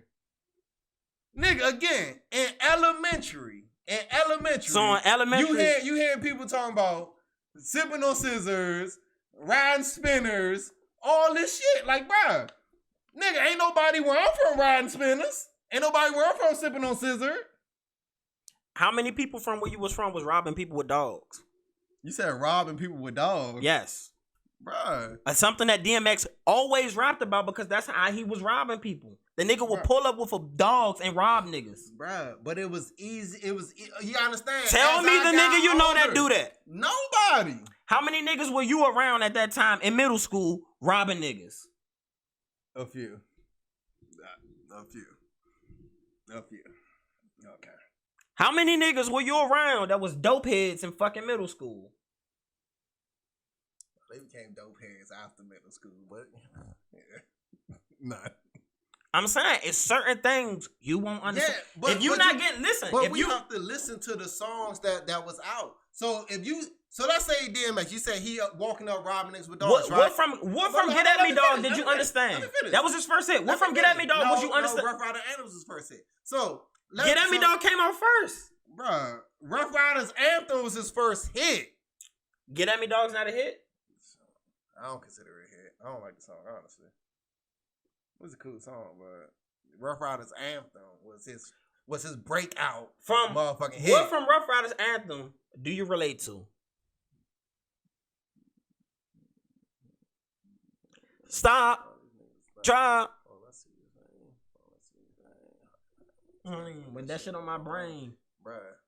What the fuck you had on your brain that you had to maintain, nigga, besides your abandonment issues we spoke on earlier? Well, apparently that's one. What the fuck you talking about? He wasn't How can I maintain with that shit on my brain? But what did he have on his brain? What did he say before then? Not hit.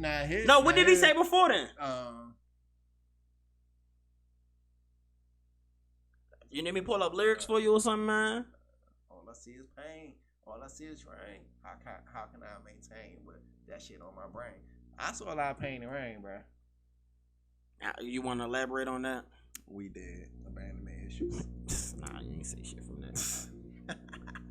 We laughed like it was a joke. Still is. What must I go through to show you that shit is real? You was feeling that in middle school? Yes! Nigga, in middle school, and you can ask anybody who knew me. In middle school, nigga, I was out here rumbling every fucking day. Every day.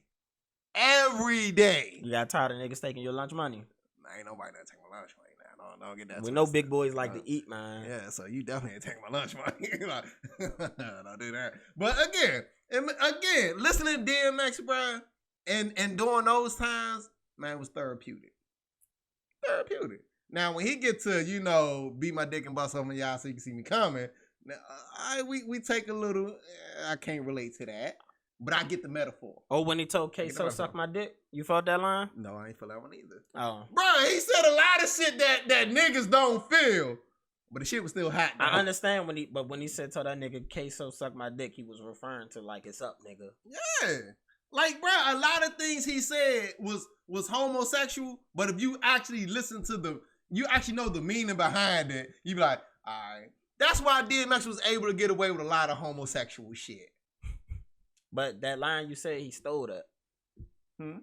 You know how you say you don't like rappers who still love rappers' lines? That line you just quoted from DMX is not his. Which one? Busting your ass so you can see me coming. I don't know who said it before him. Because you're not a rap artist. He was the first nigga I heard who said it. Tribe Called Quest. Nah, I ain't listening. What's the scenario? I'm tall, dark, and handsome. All that and then some. Bust up in your ass so you can see where I'm coming from. Come on, boy. You don't know rap. Ass. Yeah. How? That shit was ass. I'm glad. I'm glad DMX made it better. It's so ass that niggas want to steal it, bruh. I'm glad DMX made it better. That's called hate, bruh. You don't respect the forefathers. Niggas take from everybody. Bruh. And the conversation wasn't me saying I don't like rappers who steal from other people. You just don't like Jay-Z doing it. No, the conversation was you said name a rapper who don't steal from someone, and I gave you that rapper. Who? What you say again? So Eminem's never quoted another rapper? No. Never. Never. Let's pull that up, bro. Pull it up. So we can pull up Swagger Jacker and listen to all 16 minutes of it. Is that long? Yes. But Cam rapping on it too. It ain't just all lit. Nah, it's all Jay-Z you doing. For real? Yeah. I gotta go back and look at that again. Cam said, I don't need to rap. We listen to all 16 minutes of that. What the fuck you talking about? Yeah. But it's okay. Jay-Z did Cam was out there still on lines too. It's cool.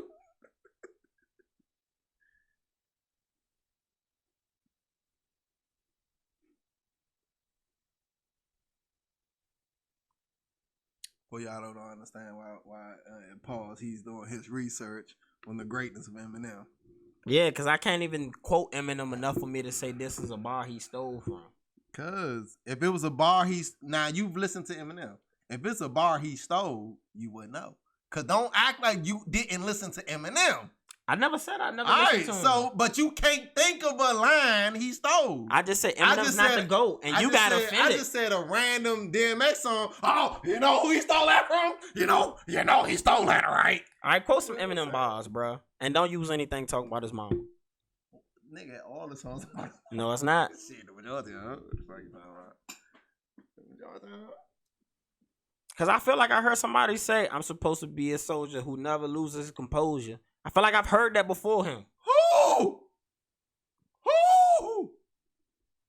Nigga, he wrote that song for his dead friend. Who?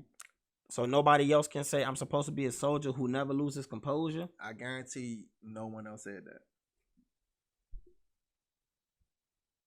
Even though I hold the weight of the world on my shoulders, I ain't never supposed to show it. Something like, yeah. Hit song. Great song. M has hits, bruh. Rest in peace. But if we're looking at the totality of his career. If you look at the totality of his career, ain't nobody beating Eminem. Wayne. No. Wayne to beat Eminem in a versus battle. No. Yes. No. Nigga, Eminem kills Wayne on Wayne's songs. On Wayne's song. Name a Wayne song that got Eminem on it where Wayne verse was better than Eminem. I'll wait. I mean, see what Wayne say on Forever. Wake up to smell a garden. I've been high so I fell asleep on the plane. I need a pillow and a cover. Like, I'm done. Let's stop. That's like, what did Eminem say on Forever that made you say he had the best verse? Because I don't think he had the best verse. He ain't have a better verse than Drake. Bruh. Listen to the order of the people on it. It was 4 people. But look at the order. You had the rookie first. You had Kanye. You had Wayne, who at that time was bigger than Kanye. And then you had the GOAT last. No. Yes. Oh, this was in Wayne's bag time. What are you talking about? Wayne was the hottest rapper at this time. Nah. Want me to tell you why not? Want me to tell you why not? Nah, want me to tell you why not? Why? At his peak is when A Million all that shit was out. Drake came out after that. Bruh. Only nigga who was listening to Drake that early was me. Bruh. Lil Wayne was still the #1 rapper. Remember, when Forever came out, Drake only might have had like 1 album out. All the shit Kanye did after fucking that, bruh, Flashing Lights. Bruh, after that, I said the order during that.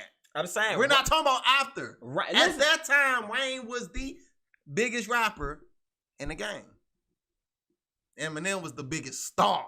What year was Carter? I was in high school. Bruh.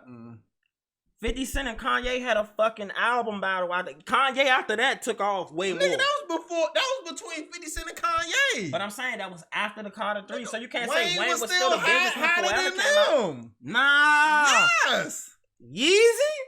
We talking about Yeezy, nigga. We ain't talking about just regular. We talking about Yeezy, nigga. That's when he was going into. Kanye was that nigga, bro.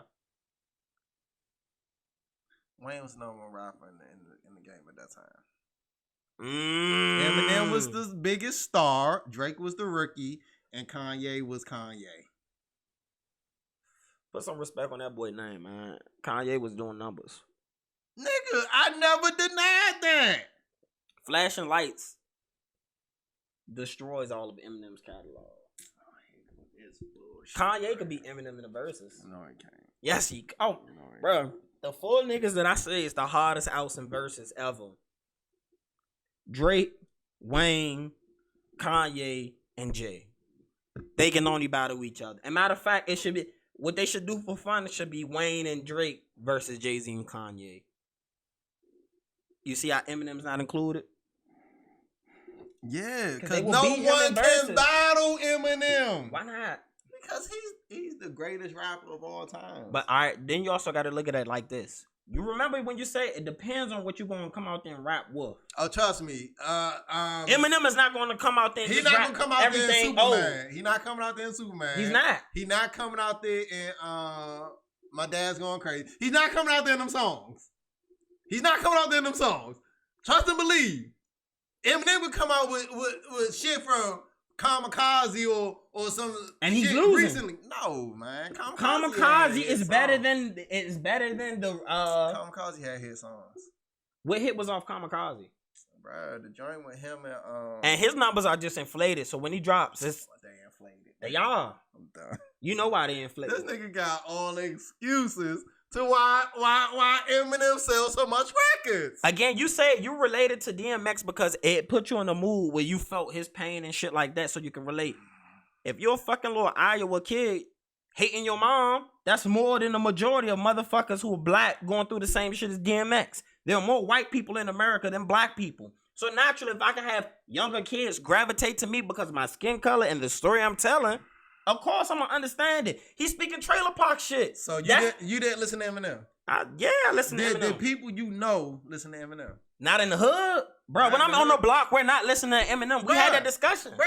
It's just because you don't hear a bunch of ignorant niggas listening to Eminem because they listen to the ignorant 3-6 Mafia, don't mean that when they in their house by themselves, they not listening to Eminem. All right, what Eminem album do you go back to? Like you go back to Get Rich or Die Trying? None. That's not true. You got to pick and choose songs. You go back to Curtain Call once a month.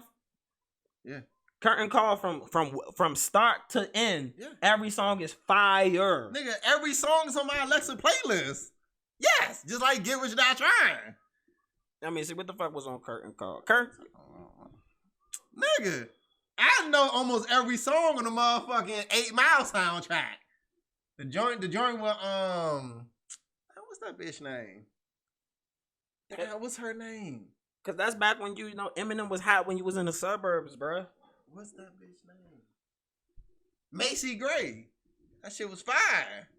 I've never heard an Eminem song where he wasn't a feature played in the club. Bruh, but that doesn't matter. Just because it don't play in the club don't mean that niggas don't listen to it when they by themselves. Okay, I got a question. Who has the largest white audience when it comes to rappers? Drake. You doing that dumb shit like you do when fucking when we talk about used to. No, right now what you're doing is what you do when we talk about Jordan and you try to act all stupid. Eminem Drake has the largest white audience. Drake. The nigga don't even have hit records no more, and his album go platinum. You know he's half white, so you know he got that white, or he got that Jew. He got that Jew in him, you know. His white audience ain't Eminem white audience.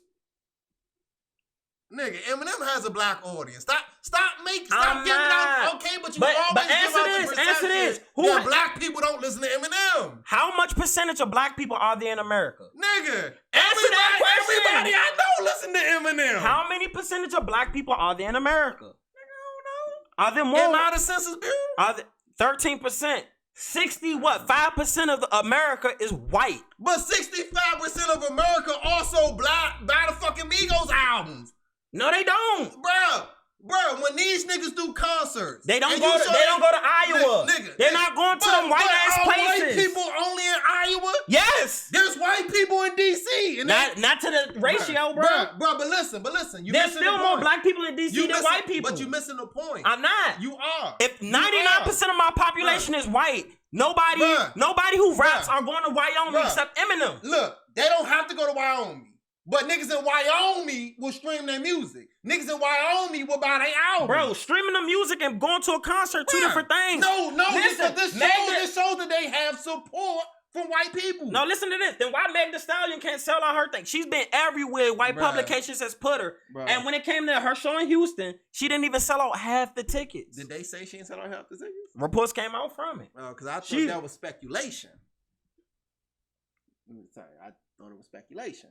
I heard someone say, or is it that she couldn't sell out? They never said, oh, well, yeah, report, blah, blah, blah. They said, well, let's think about this. Maybe she didn't sell out, so she had to give out this excuse. That's what I heard, okay? Now, if you heard something different, all right, cool. That's not what I heard. But at the end of the day, you can't compare Meg Thee Stallion to motherfucking Eminem. If she can't sell out her city, that tells you a lot about her. But again, if I was in Houston, I wouldn't want to go to a show right now. If Eminem can go to places that you can't, and not only that, no, let's be real. Have you ever listened to Top 40 Radio? Yes. Top 40 Radio, which is listened to throughout the majority of America more than any other radio stations. Yes or no? I don't know the stats, nigga. Bruh, there are more white Top 40 stations than there are black stations. The black stations be trying to compete with the white stations, but it's harder because of population density. And bruh, you act like the numbers I'm giving you is false. No, because you act like white people only listen to Eminem. They don't, but who they go by, who they show the most support to? Nigga, they show support to all these black rappers. Then why niggas who have bigger cultural songs, don't do the numbers Eminem do? Because they niggas not better than Eminem. Point blank period. So niggas haven't had bigger records than what Eminem do? I'm talking about sonically listening. You haven't heard other rap songs better than songs Eminem have put out. Yeah, but we gotta talk about catalog and not just no.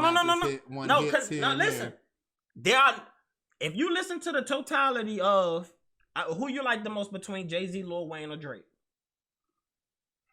Lil Wayne. You're telling me that in totality, if you're actually listening to Lil Wayne's catalog, you would prefer to listen to Eminem's catalog over Lil Wayne's catalog. And we talking about from Hot Boys on up. Nigga carried the label. That nigga said, when it got cold, I turned into Wayne Gretzky. Come on, boy. I prefer to listen to Lil Wayne over Eminem. You know I ride for my motherfucking niggas. No. You know how much you played that song? I listen to Lil Wayne every day. You know how much you played that song for me, nigga? That was your shit. You've never played an Eminem song like that. So by that basis of that being a much hotter song, then a lot of shit Eminem has put out, that should be sold on the same basis. But Wayne sold on the same basis. Wayne's never did numbers Eminem has. Ain't nobody got no handicaps. Ain't nobody say, okay, we're gonna release 1 million Eminem tracks, but we're only gonna release 300,000 Lil Wayne tracks. It's an advantage. It's an advantage if you're really talented and white, because you can be like, you never heard of fucking Drake is real talented and half white. But Logic, who's talented and half black, don't get the same respect as Drake, who's talented and half white. Because you know the difference between the two? Why? Because one of them look white and the other one look like a light skin? No, because one of them raps about have you listened to his raps? He raps. Yeah, a lot of his raps about identity crisis. Look. Not many people have the identity crisis. That's a mental that's a mental thing he had to grow up with, bro. But I'm saying, when you're rapping about that, how many people are going to relate to having identity crisis? A lot of mixed motherfuckers in the world. Not all of them having the issues that Logic was rapping about. Oh, Logic a little bit deep. J. Cole never had them issues. And he lived with his white parent. Look, you can't judge everybody off the same. Cause again, I get that. Cause again, you can say Eminem, he got all this because he's white. I'm not saying because he's just white. Eminem is extremely talented. But again, we get to the point to where it's like, name another white rapper who was as successful as Eminem. Compared to their contemporaries, I can name you a lot. Their contemporaries. Name another one who was as successful as Eminem. Eminem's the GOAT white rapper. Nigga, Eminem's beyond the GOAT white rapper. He's not the GOAT. Eminem murdered black rappers. He's not the GOAT. He murders black rappers. He's not the GOAT. Every song he was on with a top tier black rapper, murder. So Eminem's the GOAT. Culturally and relevantly speaking to hip hop, you go to Eminem and say he's the 1A, B, C, D. He's one. Yes. No, in the totality of hip hop, bro. Yes. Cause he helped take rap mainstream. Beastie Boys helped take rap mainstream. Beastie Boys. Compared to their contemporaries, other niggas made contemporaries. Bro, and that's what I'm saying. Eminem's contemporaries. Listen. Nobody. Listen, you're not trying to listen to what I'm saying. I'm listening. Rap has different eras, right? Mm-hmm. In the era where the Beastie Boys is, everybody gives Run DMC the credit, but who was selling more records? Beastie Boys. But who we just talked about earlier? Run fucking DMC. Oh. When you go culturally speaking, I said I would prefer Run DMC over LL Cool J because when it came to the transformation of rap, they pushed it forward. But again, let's understand. They also move rap forward because no rapper has ever done a song with a what? Rock band. That was a good crossover.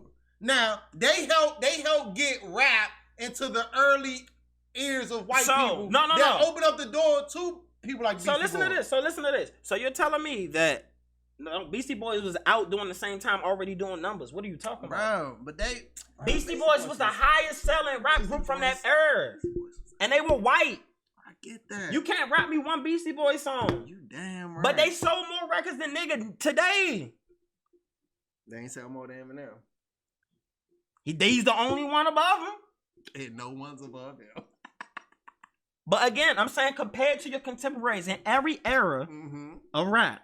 There's always been a white guy that outsell black people. That's what you're saying. And everyone. That doesn't mean they're better because they outsold them. Bruh, that's not I'm not saying era. You only could think of motherfucking two successful white. Bro, Macklemore. Bruh, when the era came in, he didn't outsell Kendrick Lamar. I believe he did outsell Kendrick Lamar. I think he did. Let's pull that up. Because I don't know if you realize on Top 40 Radio, I'm going to pop some tags. Only got $40 in my pocket. That was played every fucking day. That's their stuff? Yes. I ain't know that was. Every fucking day.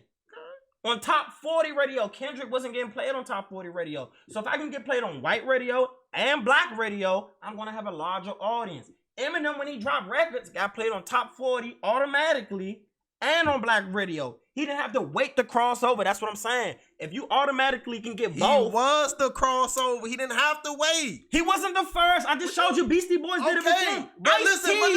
Outsold a lot of niggas. But listen. No. What's his name? Vanilla Ice outsold a lot of people. One song outsold a lot of niggas. But Vanilla Ice ain't outsell. No. You reaching. But no, is that not a fact though? One single. That one single that he didn't see. That he didn't even see the profits. That listen, when he still go to tour that single, who is he performing in front of? White people. Who? White people who? What, 50, 60? Don't matter. That just shows you your audience. He ain't got no sellouts. He ain't doing no sellouts, man. He ain't doing no 40,000 event, man. He might do an event that hold 400 people in Wyoming. What? But again, he can go to Wyoming and do a show. Niggas can't do that, bruh. There's black people in Wyoming. Let's pull up the percentage. Nigga, Kanye owned property in Wyoming. That's one person. Nigga, but he's more rich. He's richer than everybody in Wyoming. Not true. Who richer than Kanye in Wyoming? Ted Turner. Ted Turner? Yeah. Live in Wyoming? Yes. He owns How much Ted Turner worth? Ted Turner is the second largest owner of land within America, I believe. I said how much he worth, not what he owns. Like $40 billion, some shit like that. Ted Turner been getting money way longer than Kanye been getting money. Thanks to motherfucking Comcast and motherfucking WCW. I'm just saying, again, I'm coming with facts, man. Bro, you ain't got Guess how many black people are in Wyoming? How many? 1.3% of their population. Nigga, I need a number. I see the total number of people in fucking Wyoming. I ain't look up that. I just looked up how much is the racial makeup. Cause that 1 point something could be 1 million people. Fuck no. DC got a higher population than fucking Wyoming. Okay, that one. So if they got 100,000, at least motherfucking. Yeah. So if there's 100,000 people total in Wyoming, so that means and it's 1%. That means 1,000 people, black people, can be in Wyoming. That's enough for a black man to go to Wyoming and sell out a venue. Versus when Eminem go there, I got 99,000 people who can potentially Eminem be people. Never perform in Wyoming. How much? What? Stop, bruh. Stop. If there's money to be made, that's gonna be a tour stop. Okay, but so that should go for anybody. So if the black man choose not to go get that money in Wyoming, that's his stupidity.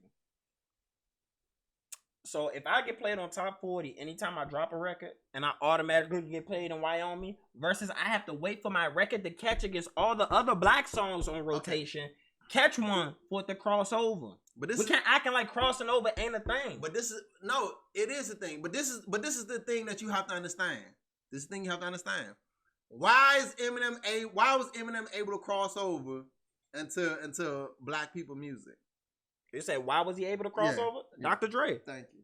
Dr. Dre gave the white. Why the fuck is you mad at Eminem? I'm not mad at Eminem. No, okay. I said he not the GOAT. I said if Lil Wayne goes against Eminem, he's beating him in the verses. And now you gave me a whole argument against all the other shit, so we had to bring up facts. Bruh. And every era, even today, Jack Harlow does more numbers than a lot of black rappers. When we had the conversation years ago, maybe he's better. You said G-Eazy trash. I've heard like 2 G-Eazy songs. But you said G-Eazy was trash. Man, Nick, he used to be signed to Muffin Cash Money. But let's also remember, G-Eazy was outselling people during that time period of people he was going up against. But again, against his contemporaries. Who put the light on G-Eazy? Cash Money. So again, you say, oh, these white people outselling black people, this, that, blah, blah, blah. But a lot of these people was put on by black people. That ain't the argument we were having. Which makes it easier for them to cross over. Because one, they been put on by established black people. And then they're white. I'm not disagreeing with you on that. Okay, so that's not so. I'm just saying. You can't call Eminem the GOAT though, bro. Culturally speaking, is hip hop black music, bruh? Yes or no? Yes. Who besides other white people are trying to really copy Eminem for the shit that he raps about, or his styles, or mannerisms, or any of that? Besides Hopsin, you probably don't even know who Hopsin is. But other than Hopsin, who tries to mimic Eminem? Is he black? No. My point exactly. Oh, but NF is better than a lot of fucking black rappers you listen to, though. But what is the cultural relevance? And he's still underground, bruh. But I've heard of NF's name because of his album sales, meaning he has a demographic of fans. Like Russ, bruh. Russ isn't getting played in all the black places, but he's doing more numbers than the black people. And that's a fact. He's doing numbers. Okay, so black people not liking Russ, is that Russ' problem? The other population demographics are bigger than the black population. So even if I don't chop with black people, but listen, I can go make money here. That's what I've been saying the whole time, bro. But what did you just say? Culturally, the demographic of rap is what? Black. Okay. So. But other people enjoy rap too. I never said other people don't enjoy it. Again, these white people aren't the tastemakers. No, okay. But these white people, the audience, the Caucasians, support people who look like them more. They support people who look like them, but they also the ones who actually buy black rappers' albums. Cause we all know niggas set the trends and culture. No, we all know niggas set the trends and ain't culture. Buying albums. They streaming. I got a question. Before or after Dr. Dre was Eminem and they was bootlegging. Listen. Before and after Dr. Dre, what did Eminem sound like? He sound like Slim Shady. Foolish Pride. He sound like Slim Shady. I've listened to plenty. Nigga, he sound like Slim Shady. Have you ever heard Foolish Pride? Yes. He sound like Slim Shady. Nigga, he still can do that till today. He got better with Dr. Dre. But he fine-tuned who he was. And another question is, outside of Dr. Dre touching them, who has that magic hand like that? Because when Dre touch a nigga production wise, they shit been through the roof historically. That's a hard. Historically speaking, Dre is the Michelin Man. He has the Midas touch. You know what I'm saying? Oh no, Diddy tough. Okay, when gangsta rap first came in, Diddy wasn't making music yet. Dr. Dre had hits. Okay, nigga, you said the Michelin touch. He got them. He do. Okay, but you ain't saying what era or bruh. Well, before this. Dr. Dre built 3 different labels. Ruthless, Death Row, who was Monsoon under Dr. Dre. The Monsoon under Dr. Dre. And Aftermath. He built 3 of the biggest selling record labels. Diddy only built 1. Diddy only had to do 1. Dr. Dre kept getting fucked in the first 2. But that shows greatness when I can go 3 different styles and make that shit successful. How is it 3 different styles? Again, because Jay-Z Ruthless, he did gangster rap. Listen, with Def Jam, he did gangster rap. Oh, let me finish. Let me give you an example why. Because the ghostwriters change, man. So that's different styles from different ghostwriters. Dre ain't writing shit. It's still gangster rap. It's still gangster rap. Early NWA versus Still Dre is different levels of what you would consider gangster rap, and you know it. Cause it's different time periods. Not only that, he's in a whole different space. Bruh. The niggas rapping about the plaques on his walls now. Okay. He has Eminem talking about gay shit on this, doing gay things with Dr. Dre in the basement. He changed. He didn't say that. Who said that? He didn't say he did anything gay to Dr. Dre in the basement. He said why don't Dr. Dre stop it? He said because he's dead tied up in my basement. No, what about the other line when he said he was fucking Dr. Dre? You gotta bring that one up. What line? You gotta pull that one up. Because the only basement one, he was saying he's dead tied up in my basement. But look at all the superstars Dr. Dre has made. NWA. Well, first Eazy-E, then NWA. Oh, only 2 of them were superstars. Eazy-E and Ice Cube. He ain't make Ice Cube though. Ice Cube made him. We leave that part out. Leave that part out. Dre was the production. Yeah, but Ice Cube was the pen. They fucked up not signing the pen. Yeah. They should have gave him the extra money he was asking for. He wanted that easy money. But Eazy, he made a star. NWA, he production made them stars. Oh, you can't say he made Eazy a star. Nigga, who Ice Cube wrote the song. Who made the beat? But who wrote the song? Is the beat not important to a song? Nigga, is the lyrics not important to the song? Not really. No, in today's time it's not. It's never been. But back then, yes. Bruh. Listen. Ice, baby. Do-do-dum-dum-dum-dum-dum-dum. Ice, baby. Do-do-dum-dum-dum-dum-dum-dum. That's my song. But no, it's a multitude of one-hit wonders. He said some shit in there though. What'd he say? I can't remember. If you can't quote it, we don't want to hear. I can't remember, but he said something. It was a whole song. So what I'm saying is, bruh, Ice Cube wrote the hot song that wrote Easy song, and he wrote everybody else's lyrics. So you gotta give respect to him. Want me to tell you why not? Because even when Ice Cube was gone, Dre had bigger records than Ice Cube with different ghostwriters. I give respect to the ghostwriter. See, this is why. But if you can find another one. But this is why. Jay-Z. But this is why. Jay-Z, I'm just saying, who's a better ghostwriter between Jay-Z and Ice Cube? Jay. The nigga wrote their parts and they ad-libs, bro. He wrote 2 different people parts and ad-libs and the parts where they going back and forth. That's genius. Song? Still Dre with Snoop. He wrote Snoop part? Yeah, and the ad-libs.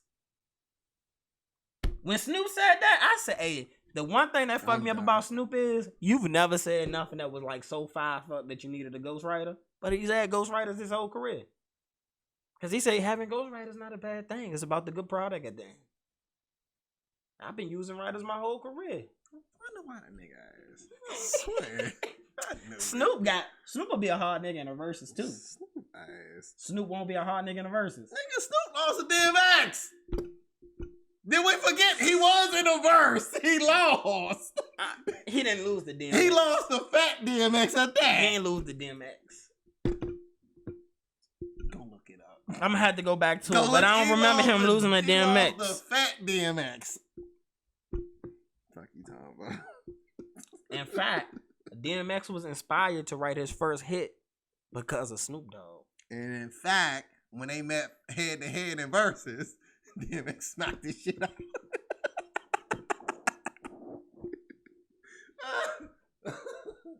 Snoop Dogg when I did all his high music, slow music, you know. Yeah, damn it. DMX! You talking about? Shit over. All right, puppy man. Hey, I went to go click up the line and somebody has this long ass fan theory about why Eminem is actually gay, and he has video evidence and everything. This Jane long as shit on Reddit. Y'all can go check that out if y'all want to. Man, nobody want to check out that foolishness, man. That BL shit. But I'm just saying, man, Lil Wayne, Kanye against Eminem. And Kanye has bars, bro. Consequence has bars. What song does Eminem have that's actually better than Through the Wire? Has bars. That's better than Through the Wire. His palms are sweaty, knees weak, arms are heavy. His vomit on the sweater already. Mom Spaghetti, new restaurant in Detroit. Eminem, Mom Spaghetti. Mm-hmm. Damn, I got started on Clubhouse. Mom Spaghetti, he's nervous, but on the surface he looks calm and ready to drop bomb. But he keeps on forgetting. That song is not better than Through the Wire. The last verse in Through the Wire. The doctor said I had blood clot, but I ain't Jamaican, man. Nah. I mean, All Falls Down. I swear this right here is me in the making, man. Nah, All Falls Down is what I meant to give you. What's gonna be better than All Falls Down? Which verse?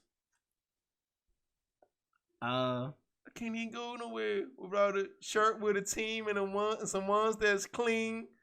It seems we live in an American dream. The people highest up got the lowest self-esteem. The prettiest people do the ugliest things. On the road to riches and diamond rings. Shine cause they hate us. We're the greatest. We trying to buy back our 40 acres. And for that paper, look how low is Snoop. Even if you in a band, you still a nigga in a coupe. Come on, bruh.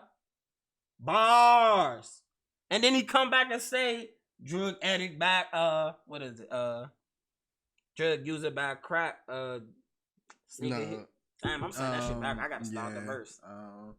And the white man get paid off for all of that. But I ain't even gonna act funny like that because I went to Jacob Wood 25,000 before I had it all, and I do it again so I could be on 106 o'clock whipping the bins. I'm trying to act ballerific like it's all terrific. I got a couple past due bills. Can I get? I don't want to get specific. We all subconscious. I'm just the first to admit it. Come on, bro. And I want to give a shout out to Consequence. Good job, Consequence. But when that song comes out, what the fuck Eminem gonna play that matters? Good job, Consequence. What the fuck Eminem gonna play that matters? Hey, Consequence. Mom Spaghetti ain't hitting the same as that when that comes on. Bro, tripping, man. When Flashing Lights comes on. Tripping. Eminem, bro.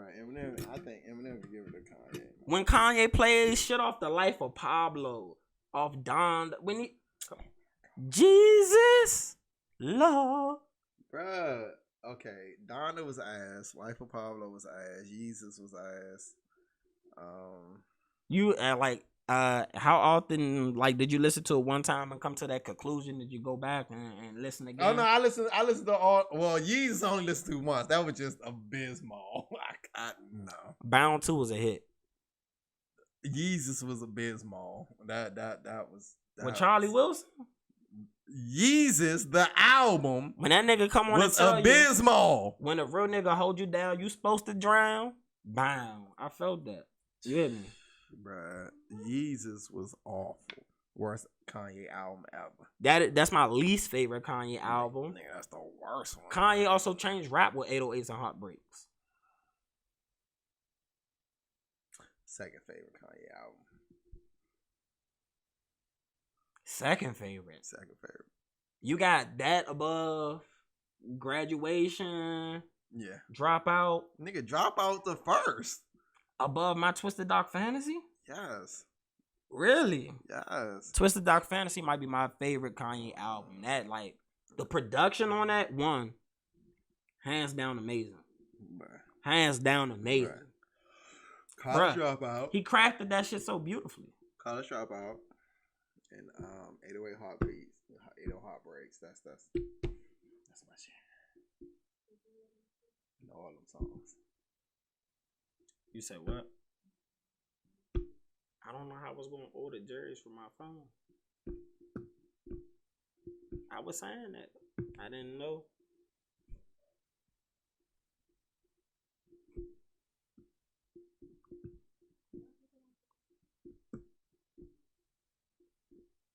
I mean, my throat is kind of sore. I'm sucking all that Eminem dick. Yeah, please. That's just crazy, bro. Culturally speaking, when it's 99% black people, nobody plays Eminem. Yeah, in a group setting. But when they go back home, if an Eminem song come on, they either listening to it or they saying the shit word for word. I've have yet to hear one black person listen to any Kamikaze versus you and Josh. And Josh is a super fan. Well, that's two black people. When you say you never heard one. And I know hundreds of black people. Okay. So again, if we're in a room with 99% of people, everybody I know listen to Eminem. Current Eminem music, like they're bumping current Eminem in rotation now, today. I don't know, but I do. Everybody you know knows Eminem shit from back in. I do too. But after, when was the switch? After his Rihanna song, everything went the kind of white people music for me. I mean, he already done did the nigga shit. He barely. Said, man, I'm about to go do the pop shit. Technically, he wasn't even doing nigga shit. He just rapped so good, niggas enjoyed it. I'm glad you admit niggas enjoyed it. Full. Thank you. Appreciate it. But I'm just saying, man. Appreciate that. But not to the extent of, when we get together, this gonna be the consensus shit we gonna play. Nah, bro, that matters. Okay, but that listen, again, if you in a general setting of just niggas, right?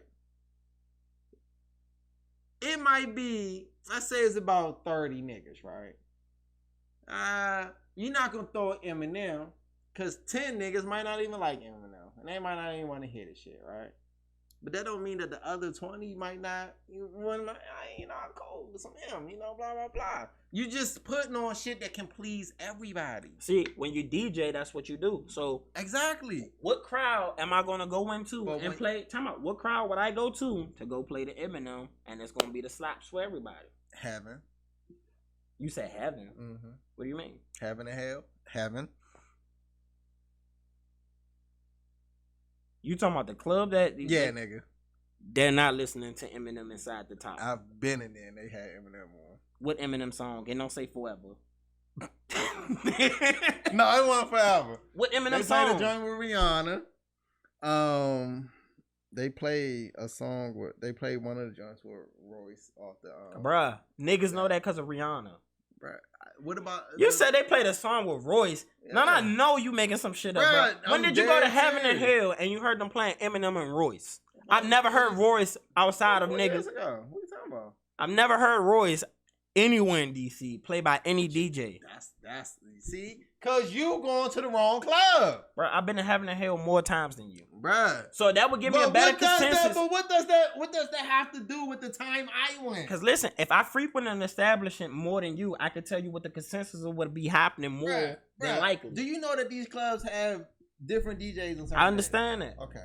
So one DJ might throw Eminem in there, and the other three might not. Okay, on average a year, how often do you go to a club? Not to a club no more. When's the last time you been to a club? About 5 years ago. And from your one time outing, you had an anomaly happen. Bruh, I hear Eminem all the time. Whether I'm in a fucking Uber, Lyft, whether I'm at a restaurant, whether I'm just... What songs are you hearing inside the... Bruh, they be different. Listen, they be different songs. When you be in the lifts, you're saying the drivers are just having Eminem on rotation for you. I didn't say they had Eminem on rotation. Then how you hear Eminem? Eminem be on the radio. What song? Bruh, I don't remember every single... Bruh, it's been times I called you and I was in a Uber and said, hey, the Uber driver playing Eminem. Like, bruh, like, come on. You act like, bruh. Oh, Eminem, bruh. That's what I'm saying. Bruh, it don't matter if you're playing Eminem, you're playing Eminem. Guess what? You playing Eminem and Eminem's still getting paid. I'm not denying that. I'm just saying his audience again has a more diversity. Eminem is always in the top 5 most streamed artists every year because 65% of the population has a skin complexion. It doesn't matter. No, that don't matter. It doesn't matter. Do Asians not shop with Asians more? Do other cultures don't shop with each other more? Is that not a thing? Bruh. No, yes or no? Do rich black people not shop at all of the rich white people's stores? They shop at rich black people's stores too, because it's high-end black companies too. Who? Telfar? I don't see no rapper wear Telfar. You're crazy. Who? Bro, first of all, them bags are so in demand. They've been around for almost 20 years now. Mm-hmm. High-end black bag. Okay. No, let me finish. Okay. Their shit is so popping. They're sold the fuck out so often that you got to catch it on the resale market. Okay, cool. So, all right. So, this is how we're going to break it down, right? When you hear a rapper... Again, I hate this because you don't know nothing about black people. You like to say black people don't do this. Black people got so much shit you just hate on it. But when you hear a rapper talk about what he's wearing, right? Telfar ain't one of them. You hear rappers do have raps about those. No, listen. We talking about the majority consensus. You hear Gucci, you hear Louis, you hear Birkin bags, you hear Prada. These are all white companies established. What about Off-White? What about Off-White? When people rap about Off-White, which they do a lot. Bruh, I ain't hear nobody rap about these things. What about V-Long? I don't hear nobody rap about these things. Who raps about these things? Listen to this. Off-White, which was started by Virgil, who's a black man, was the highest searched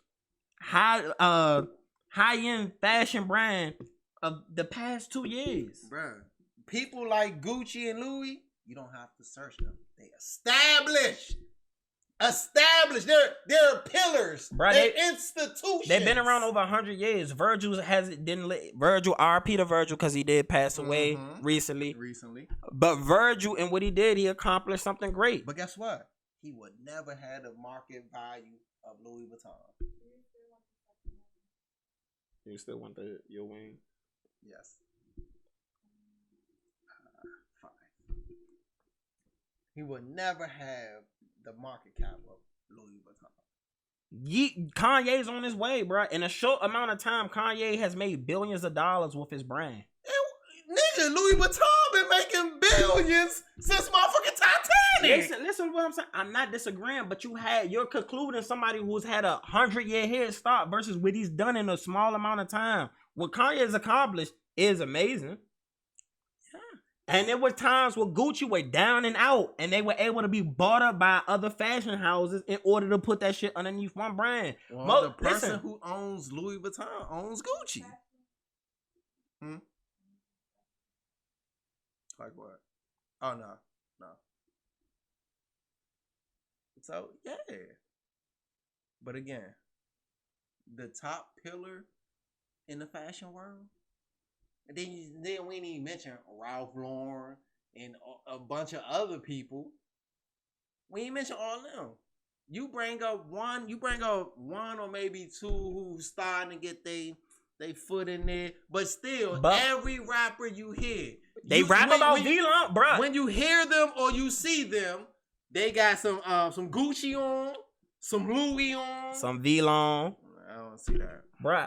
People wear V-Long a lot. I'm not saying they don't. Not only that, do you know when a lot of rappers drop their albums, they do special collaborations with V-Long just for album releases. That became a trend. You say who? NBA YoungBoy doing one right now. Okay. That's something rappers do. Besides him, Nav, ASAP Ferg. It's a lot of rappers. It's a black-owned high-end brand though. These ain't to the A rappers. These ain't A-list rappers. NBA YoungBoy is an A rapper. These ain't A-list rappers. NBA YoungBoy is not an A-list rapper. No. He's so like even though he's selling more than everybody, like you'll say, that should matter in the category you put Eminem in. And YoungBoy has really good music. I understand that. I like YoungBoy, but when you say A-list, you say the Kanyes, the Drakes, the Jay-Z's, the Kendricks, the J. Cole. You know the difference between them? You know the difference between them and YoungBoy? They need that button push. I mean, Drake probably don't need the button push no more, but YoungBoy never needed that. He did all that shit organically. Okay. He has a rabid fan base. But he's not an Listen, rapper. Let me tell you what makes him an A-list rapper.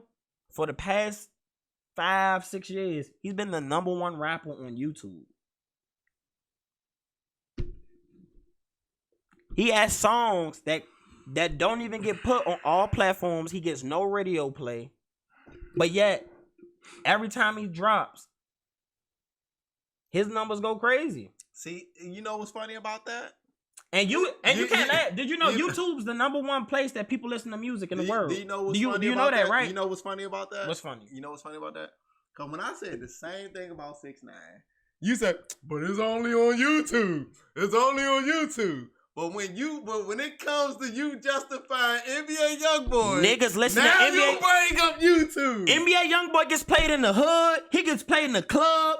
6ix9ine wasn't getting that. Nigga, I live in the hood and I've heard plenty of people playing fucking 6ix9ine. Kids, bro. These grown adults in their fucking car playing 6ix9ine. They were not street niggas.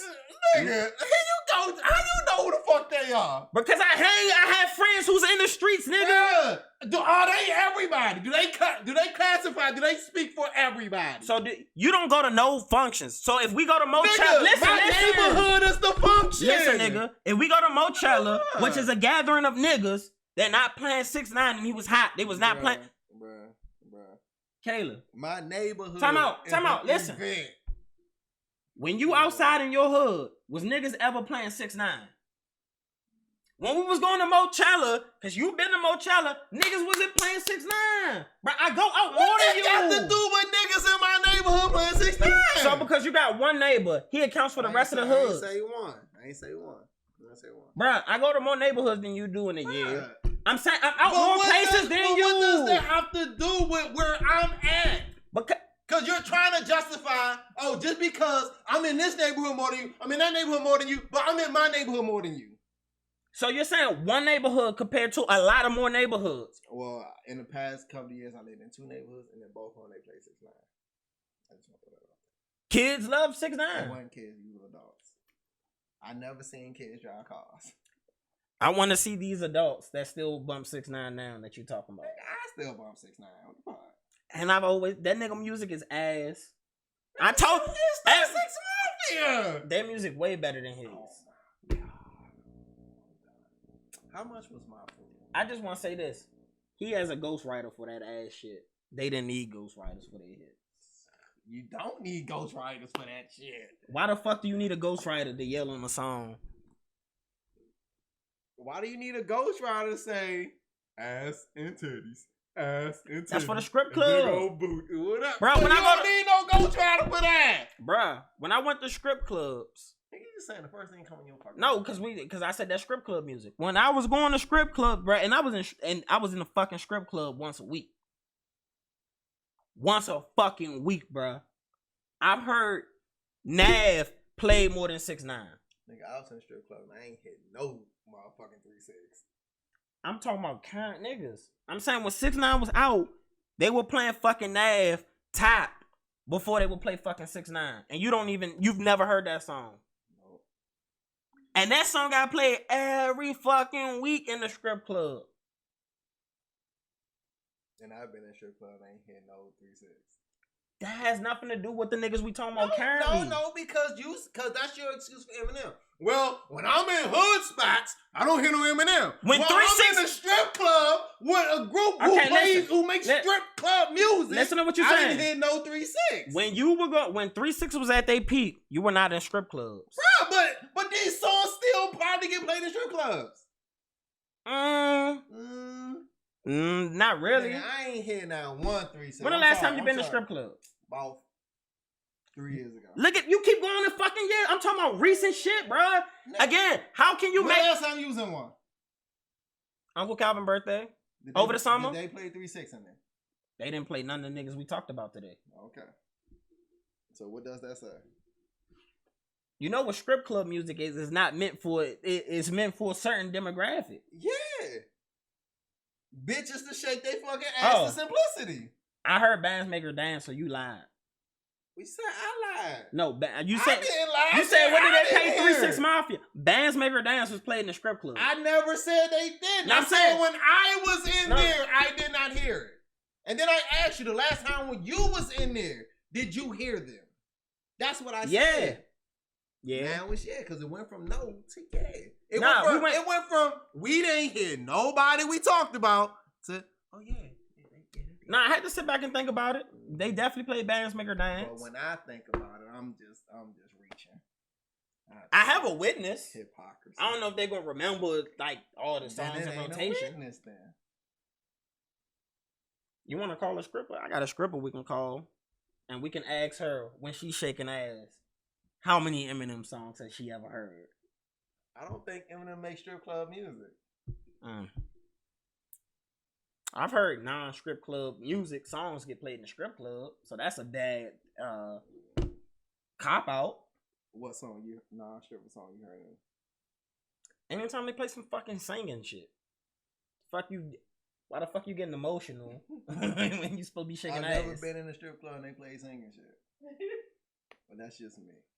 You've been to the strip club less than 5 times in your life. And I ain't hear no singing. I was going to the strip club every $2 Tuesdays was my spot. Mm-hmm. That's what I'm saying. I have more things to pull from. Okay. More experience. That's cool. But if I was in this setting and I have experience in this setting, but still I never witnessed that in this setting, I could tell you. Bro, I've been here X amount of times, and each amount of time I'm in there. Which strip clubs were you going to? That matters too. I don't know. I'm with Justin. I mean, that matters. The location you go to matters. Nigga. A strip club with hood bitches and hood niggas. I should hear some hood ratchet shit. Oh yeah, you ain't definitely. I don't want to hear no motherfucking, dangerously in love. Like I don't want to hear that. But nah, yeah, you'll get certain sets where you be like, all right, that's definitely not stripper music, but yeah. So last topic of the day, man. They got a commercial on TV. They have now made Santa Claus a part of the LGBTQ plus community. How do you feel about that? This world going to hell. Let's just stop, man. This shit getting sad. And the thing is, it's like I always state, and I've stated this to you before, private and on shows and shit. I don't have no problem with them living their life the way they live, but don't try to force your life on me. If I'm not forcing my life on you, stop trying to force your life on me and my kids. Cause everything is becoming gay. Ain't this a cartoon that they done made gay now? All right. Didn't they make the Mario Brothers gay? I'm pretty sure they didn't make the Mario. They brothers. That's incest. Bruh, but this is the world we live in. I've never seen them promote incest. Bruh, this is the world we live in, bruh. But still, I'm just guessing. It was something. But still, this is life, bruh. Everything gotta have some type of homosexual message. And it's like, can I be the devil's advocate in this argument? Stop being the devil's advocate for the hellfire. Like, what are you advocating for? Okay, teaching your future kids how to be gay on your basis of using religion. Everybody sins. Oh, that's fine. And I'm pretty sure a lot of people have done sins that are condemned sins, including yourself. I'm about to end this as soon as he's done. Just go ahead. In the Bible, it says all sins are equal, correct? No. It don't. What's not equal in sins? Because the Bible said homosexuality is an abomination to God. Yeah, he didn't say all sins was an abomination. He said homosexuality was an abomination to him. That's what the Bible say. But yet, so don't bring up the Bible. You need to pick a different part. You know what else the Bible says? What? In the story of Lot. Do you know the story of Lot? You want to ask me a dumbass question? Yes. So since you're a Bible expert, can you explain to the people the story of Lot and why that's permitted? And that's okay. Go ahead, tell us the story. Look, are we talking about incest or are we talking about homosexuality? I'm saying, are we talking about incest or homosexuality? Because back then in those days, incest was legal. It was legal. And homosexuality was... It wasn't banned. Nigga, it was banned. Have you heard of Sodom and Gomorrah? And they was doing it there. Yeah, and what happened? What happened? Show me the proof. They don't exist no more. Show me the proof and sign. Show me what Sodom and Gomorrah had on the map. Show me where a man can live in a whale's mouth for a week in real life. And then we gonna have the discussion. It wasn't a whale. What was it? It was a big fish. Show me where you gonna live in a... Look. My holy man. Look. Can I see you gonna live in a fish mouth for a week? Look. Houdini did a trick where he escaped out of a dead turtle carcass. Nigga, you ain't Houdini. But still, he's trying to do a trick. But if he got himself inside of a giant fucking turtle, chained himself in there, chained the turtle up, and escaped out the dead fucking turtle, I'm sure a turtle. Now again, a turtle. I'm sure a man can fit inside of the mouth of a motherfucking big ass sea mammal. I'm sorry. Do you know that a human can fit inside of the mouth of a whale and not be swallowed because their esophagus is too small for them to swallow the size of a human? So would you go sit in a whale's mouth for a week because of your faith? No, I'm not. Okay, nigga, Aquaman did it in the fucking movie. Bitch, you ain't Aquaman. But still, he fat inside. Matter of fact, him and the girl went inside the whale's mouth. In the movie. So if they did it in the movie and God said it happened, then it happened. Okay, let's speak on some other things that God said that he's against. I see currently you have on multiple types of fabric when you're supposed to wear one set of fabrics on your clothes. Did you know that? Mm-hmm. But yet you don't follow that rule. I've seen you work on Sundays before. Mm-hmm. Hell, I've seen you have me lie so you can get off of working on a Sunday before. All right. You had me call your job and say you was in a car accident. That was your move back in the day. It brings back memories, huh? Bro, I'm saying I've used that to get out of paying banks and everything. That's his move.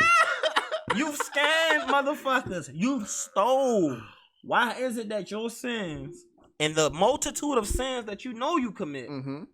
Because how many laws in the Bible? It's over 600 laws. Mm-hmm. You ain't following 600 laws. But guess what? You eat shellfish. I don't. I'm allergic to seafood now.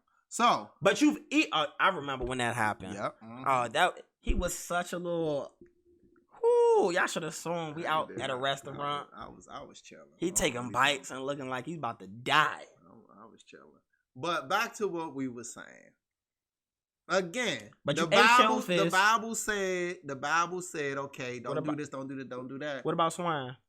Have you ever partaken in the swine? Oh, no, swine is divine. So the Bible say all of these things, right? But again, the Bible said homosexuality is an abomination Abomination. Abomination.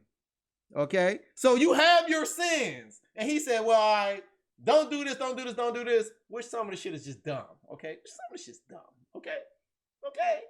Lobster was my favorite back in my day.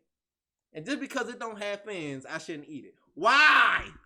Because shellfish are the bottom of the barrel animals of the sea. No, that's not why it said it. It said because it don't. It said you shouldn't eat any unclean animals. No, it said you shouldn't eat any unclean animal out the sea that doesn't have fins. No, it says don't eat unclean animals because it includes. Look it up. I just look it up, bro. I'm trying to tell you. So, have you ever played football? Yes. You're not supposed to touch the skin of a pig. Look, these are things within the Bible. But listen. We're not debating that it is or it's not. But I'm saying. But you never heard God said eating shellfish is an abomination. But he told you all these things are wrong. Now you're picking and choosing what you do is wrong is moral. No. Are sins considered sins because they're the right thing to do? Or they're considered immoral in the Bible? Look. Right or wrong? An abomination means that God, like, you're not answering. Damn, you're not answering the question. No, bro, cause you sitting here, you nitpicking, bro. It's not nitpicking. If you know that it's 600 rules and you're picking one of them that you're gonna say, oh, because it has abomination beside it, all of them is okay for me to do. Nah, it don't work that way. No, that's just like you're trying to say, some of the rules stupid. Are all sins forgivable? All sins. Are all sins forgivable? All sins. Are all sins forgivable? All sins. Nigga, I'm asking you. Yes. Is that your? Yes, no, I'm saying all. Okay, can you commit murder and get forgiveness? Yes. All sins are forgivable. All sins not forgivable. Why not? Because it's one sin that you can't be forgiven for. You know they have lesbian activities within the Bible. It's one sin you can't be forgiven for. Separate from Sodom and Gomorrah. It's nigga, bruh. Who was the lesbians in the Bible? I can't tell you their names off the top of my head. All right, so what did they do? Nigga, they was eating pussy.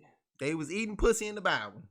The Bible said the Bible has sexual scenes in the Bible. The Bible said this bitch was eating this bitch pussy. And I don't know the exact words, but I'm just paraphrasing. It said that. Paraphrase away. Okay, so this bitch was eating that bitch pussy in the Bible. Paraphrase away. Because the Bible said, don't take away no add to this book. So you said that the Bible said they don't take no what? It said don't take away or add to this book. So I'm not taking away or adding if we paraphrase. No, I'm saying. We paraphrasing, but I'm saying in the Bible it said women was eating out women. Let's pull up some of these homosexuality Bible verses where they show activity that's just, Because again, the Bible said homosexuality was an abomination. And the Bible that you read comes from who?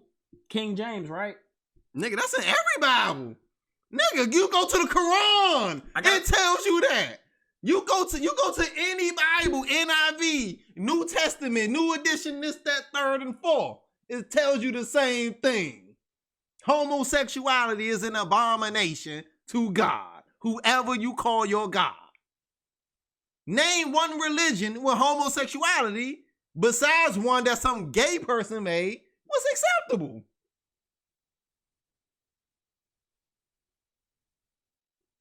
I'll wait. That one definitely don't help their case right there. Leviticus 18:22 and Leviticus 20:13. You want me to read that to you? Sure. All right, Leviticus 18:22. Do not lie with a man as one lies with a woman. That's detestable. Detestable? All right, the second verse goes. What the fuck does that mean? If a man lies with a man as one lies with a woman, both of what them have done is detestable. They must be put to death, and their blood will be on their own heads. Just like I said, the Bible just gave us the right to go kill all these niggas and still make it into heaven without saying, God forgive me. This in the Bible. This in the Bible. But name another sin where it said, hey, you do this, you be put to death. Okay, a woman committing adultery. They said you can stone the bitch. Okay, so let me go into showing you where you're wrong about sins. Because in Corinthians 6:9-10, it says, or do you not know that wrongdoers will not inherit the kingdom of God? Wrongdoers, not just homosexuality. Because he elaborates. He says, do not be deceived. Neither sexual, immoral, or adulterous, nor man having sex with man, he specified it, nor thieves, the niggas who steal, or drunkards, niggas who get drunk, people who are greedy, nor slanderers, nor swindlers. Some of these things you are will inherit the kingdom of God. Pretty much all of them except for the homosexuality. But so from that context, like I said, bro, sin is sin. But listen. The only thing you're trying to classify is the fact they got things where they specify the abominations they view in homosexuality in some verses. Listen. Do not be deceived. But listen. You will not make the kingdom of God. But listen. They talking about the people who's partaking in these activities when that day come. Okay? When that day when that man come down on that cloud and snap his finger like Thanos, that's what he's talking about. So you do not participate in immoral sexual activities? No, I mean, we had that conversation earlier. Nigga, you hear me? Ding, ding, ding, ding, ding. But guess what? He ain't here yet. I still got time to say, Lord forgive me. You're on the same level. Lord forgive me. Yeah, but at the end of the day, he talking about the people, again, when your time in, and if that's what you was last partaking in, then yes, you will not make it in there. But if you still alive, you still have the chance to, not do those things and ask for forgiveness and live the straight and narrow. And then, you make it in there. Because remember, every human was born into sin. Soon as you took your first breath, you born into sin. You know why is that? Yeah. Because y'all motherfuckers don't want to stop sinning. No. Nigga, how can we sin as a baby? What are we doing? Okay, but based on what we said, you are a sinner currently. Yes. If you stop sinning, you set a role. You could be a role model for people to follow you and see you every day, not to practice immorality. Bro, nigga, we talking about motherfucking babies being born in the sin. But that baby's gonna watch and learn from what you do. Well, yeah. But again, no matter what you do, if you're not their biggest influence, they still not gonna do what you do. Let's be honest. The story for forever. Preachers' kids are the worst. You got the example in your house every fucking day. Hey, Romans 1:26 a little messed up too. It said we could kill the gays again. Why? That's what the Bible's been saying. It one verse. This one says, God gave them over shameful lust. Even their women exchanged natural sexual relations for unnatural ones. In the same way, man also abandoned natural relations with women and were inflamed with lust for one another. Man committed shameful acts with other men, and they received themselves the due penalty for the error. Was that death? They don't say what they... Oh, we know what it is. They told you in the book before what it was. Okay, and also going by in the Bible, if a kid calls you bald head, they have all right to be killed. Because I know you heard the story about the bald head man in the bed. No. 30 kids round up around a man, and they call him bald head. He prays to God that he stops them. A bear comes out of nowhere and mauls all these kids, and he thanks God for it. Amen. That had to be God. Some of these stories are just ridiculous, bro. I get that. But that had to be God. Ridiculous. But still, I'm sorry. Homosexuality, that's just, nah. It's okay. Because the Romans, they was butt fuckers. And the Greeks, they were butt fuckers. And look at all these people. And look at what happened to all these niggas in history. Pompeii was a whole city of butt fuckers. What happened? What happened to them?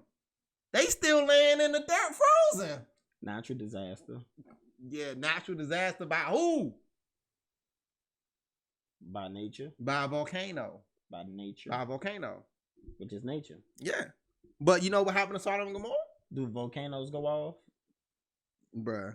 Do they not erupt? That was a sleeping volcano. A lot of volcanoes. No, not all volcanoes are asleep.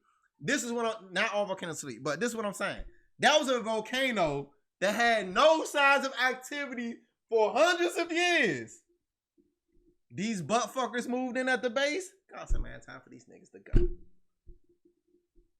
And that volcano has not erupted since then. But why did it erupt that one time and it affected that city the way it did? It buried the city. Is that the only time in history that a volcano's buried a city? No. And wasn't but those volcanoes was mostly active. This one wasn't active. It wasn't active before that day, and it wasn't active after that day. I'm gonna have to go fact check the activity Go ahead, beforehand. Go ahead, bro. History Channel scholar right here, motherfucker. Talking about again. God again said, "Look, time for y'all niggas to go."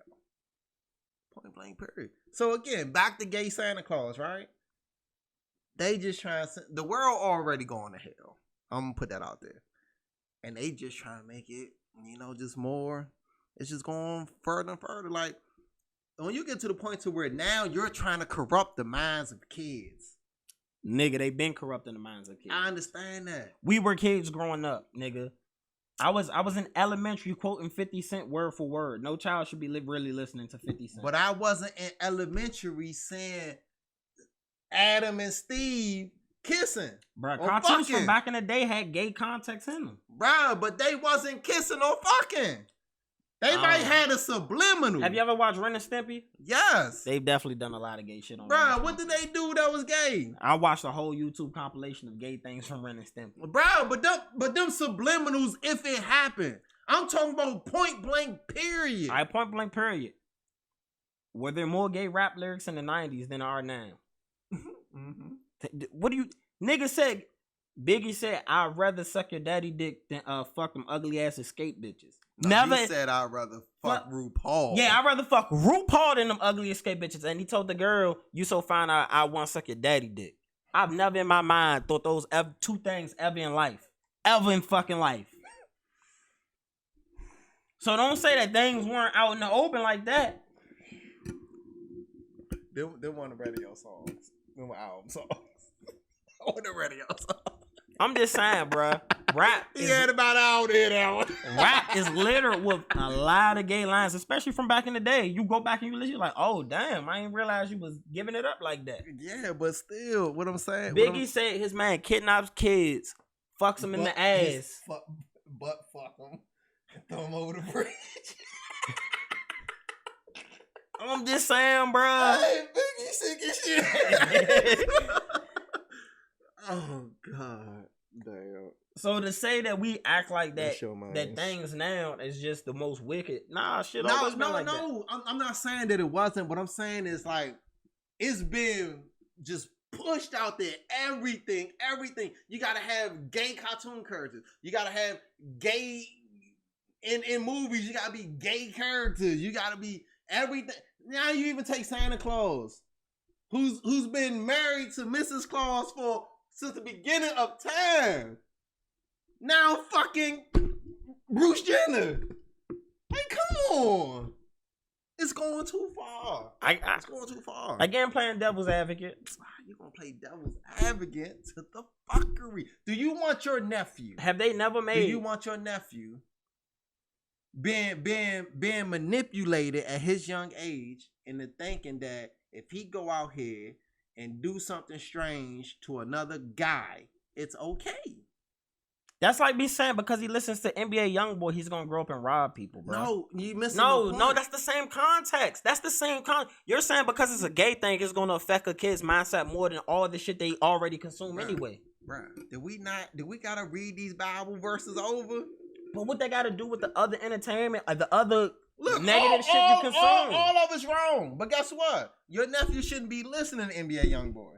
But if your nephew watch a cartoon and on the cartoons, two superheroes out here lip locking, he thinking that's okay for me to watch because it's a cartoon. But they are. It's a difference. There's been gay things on TV forever, bro. Bro, but it hasn't been that obvious. Cause guess what? Cause we watched all these shows, right? You ever watch Low Down Dirty Shame? Yes. One of my favorite movies. They promoted positive gay guy in the movie. I mean, Wayman. Oh yeah. There's always been gay characters in all but guess the what? movies. But guess what? These movies and these songs, all that stuff, also has a rating to show you not for kids. Not for kids. And we consume so much shit not for kids before we should have been. I understand that, but this is what I'm saying. Now you taking things that wasn't for kids, and now you taking things that's for kids and making it not for kids. That's what I'm saying. Most cartoons are made by adults. Yes. Who, in most cases, they tend to go for the aspect of we're gonna brighten shit up, but we're gonna put a lot of adult jokes in cartoons. I get that. I don't know if you get it all the way. A lot of the context, like that's when I watch kids movies, bro. And every kids movie, they have jokes catered to the adults in the movies. It's shit as a kid you're not gonna get. That's like when we went to go see It, and he told him, what the fuck? He made a joke about beating his dick. But kids can't even go see It. That's what I'm saying. But it wasn't made for kids. They're making stuff for kids and putting blatant give me a cartoon. Homosexuality. Give me one. What's that joint? Sausage Party? Some shit like that. I never heard of that. The joint with the hot dog and the bun and they was in the grocery store. That was a rated R movie. Yeah, but still. That's not for kids. But listen. That's not for kids. I understand, but listen. My kids wanted to see it because all they saw was it was in like animated. Rated R. But listen, you missing what I'm saying. Your kids don't know that it's rated R. They just see something that's cartoon-like and say, ooh, I want to see that. And I had to say, no, that's not for kids. And that's what I'm saying. Okay, at what designation did they say cartoons were meant only for kids? I'm not saying that. No, but that's the context you give. You said cartoons are only meant for kids. They had cartoons geared towards adults. That's not what I'm saying. So how can you say because they put it in cartoon form, it made the kids... No, I'm saying they put in stuff that was usually kid-friendly. Because it's animated don't make it kid-friendly. And now they're making it homosexuality-friendly. That's what I'm saying. Did you know it was a movie that came out, I think it was 1967, something called like, it's like the Little Pussycat, some shit like that. No. It's an animated thing that talks about all types of sexuality. Was that for kids? No. You missing what I'm saying. They're taking cartoons that we grew up watching. Normal shit. Let's say they take Batman, right? Okay. We know Batman, you know, he out here fighting criminals and all that shit. Robin wasn't getting no pussy.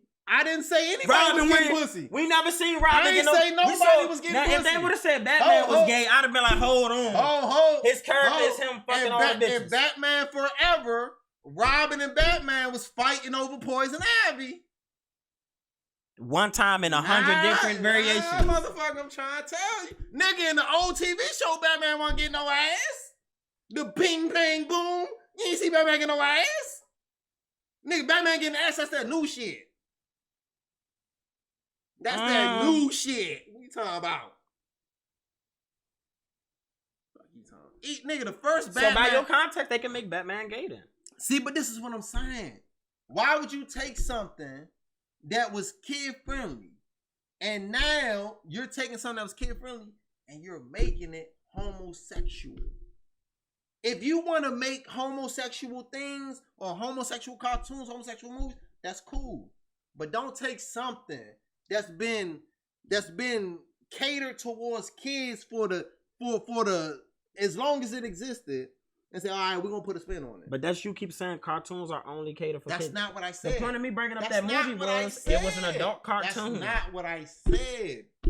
I said the cartoons that was catered two kids. You name me one. You still ain't name one, bruh. I'm just saying, like, bruh. In a little bit of time period, guess what? You gonna again? They've made cartoons that we watch, and now they got gay shit in it. Which one, bruh? All I asked is for one, bruh. One. The one thing you named was a rated R thing. So as you go by that context, it's not meant for kids. So if a kid get to it, it's kind of the parents' Nigga, fault. but Santa Claus wasn't meant to be kissing another man. But they went and turned that into gay. Nigga, when you was a kid, did you see Santa Claus kissing another man?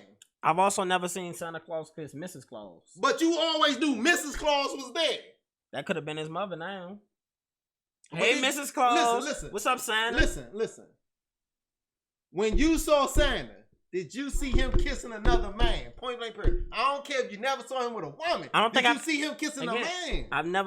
I can't think of a time I saw something with Santa's actually that's not like some live action shit. Like if it's cartoons, I've never seen. That's not true because the old Coca-Cola shit, when they had a holiday shit, you would see Santa and Mrs. Claus sitting there, Mrs. Claus kissing Santa on the cheek, and he blushing. He ain't blushing because his mama kissed him on the cheek now. Let's stop. And this back then in the black and white days. But I mean, by that context, if they're going by Christianity, then they might believe in a lot of stories. So his mama kissing him made him red. Bro, stop. I'm just saying, bro. I got a counter argument for every argument. No, you just want to defend pure fuckery. I'm just trying to see the gay cartoons you're referring to.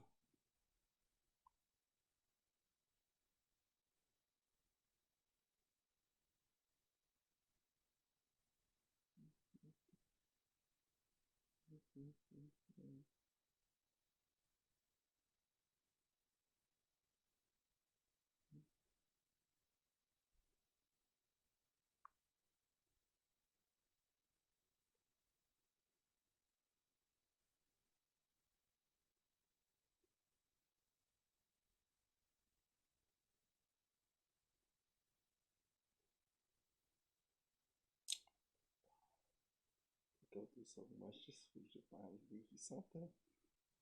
Okay.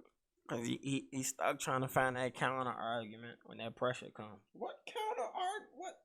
What nigga? Fuck that.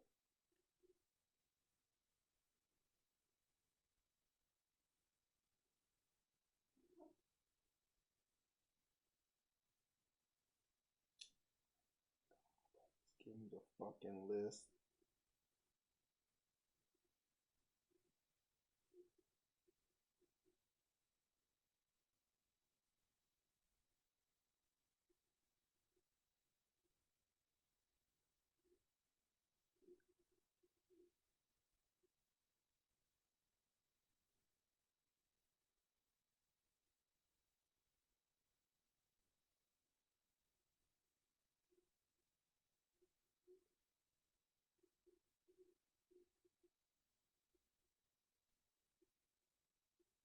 Oh, what this is some kind of arguments to the Sodom and Gomorrah story, and they have some good points right here, man.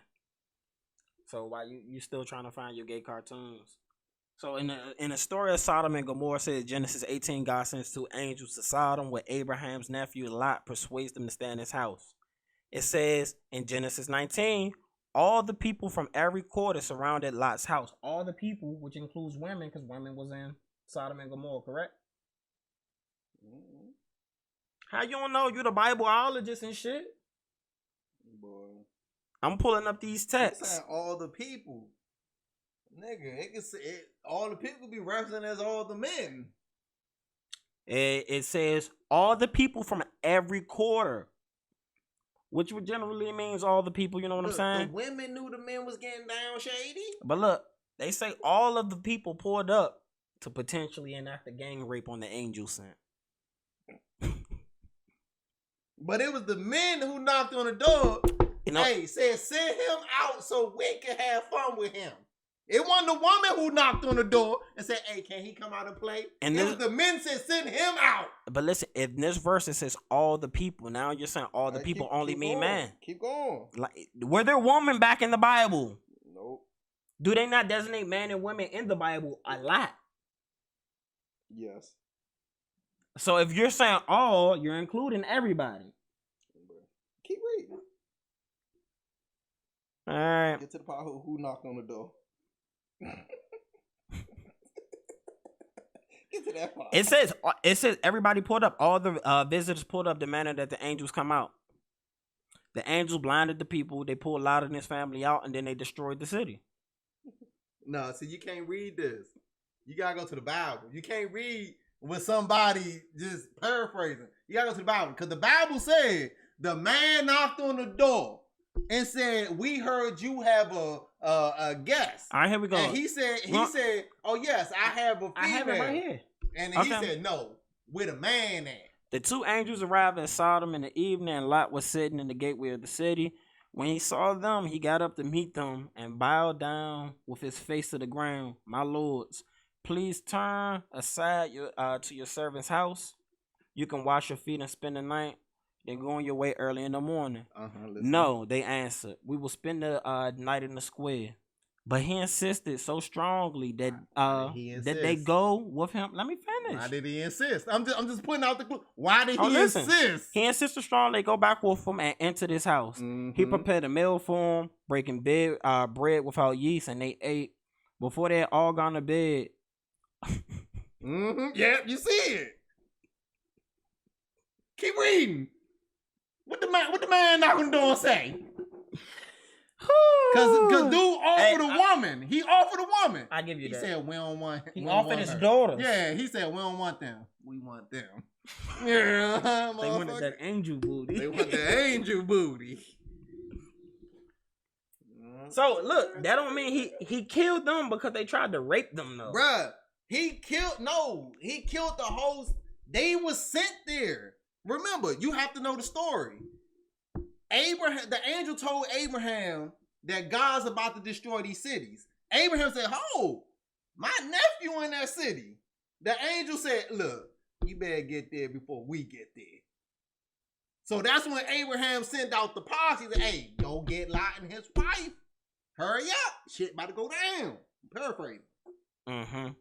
So that's what happened. Because the city was about to get destroyed because of they butt pirate activities. Motherfucker. The reason why it even lasted that long is because Lot was there. That's the reason why it even lasted that long. Lot told they ass, "No, my friends, don't do this wicked thing." Look, I have 2 daughters who have never slept with a man, but let me bring them out to you and you can do whatever you want to them. And they said no. But don't do anything to these men, for they have came under the protection of my roof. Get out the way, they replied. They said all the men in the city, young and old. All the who? All the men in the city. All the men. So what you read earlier said all the people. But now the Bible say all the men, young and old. They tried to flip it. Yeah, just like I said. Yeah, nigga. Don't listen to nigga paraphrase. We paraphrase. Nigga, go to the source. They said send that booty out here now. Young and old said we gonna take a turn.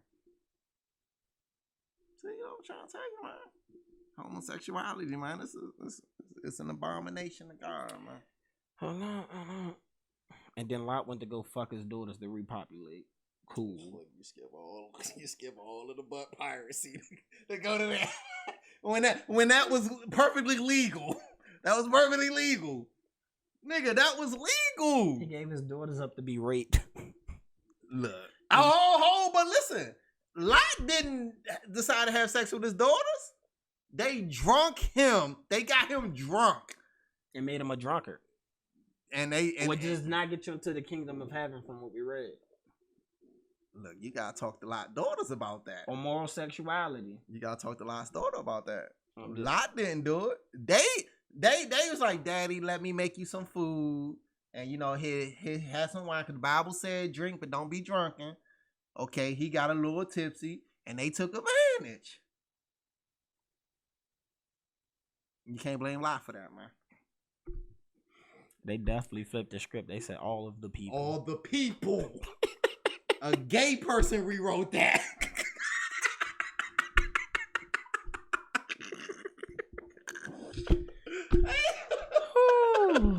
Burn Turned out, man, ain't the word. Alright, I had to go see the prequel. I went to 18. I told you, bro, man. And that's still need today. But I'm still waiting for the gay cartoon, man. You still ain't found one. I need I start quoting the Bible and all that for you. Nah, they saying cartoons, but they saying shit that we don't know. So, like, that's the thing.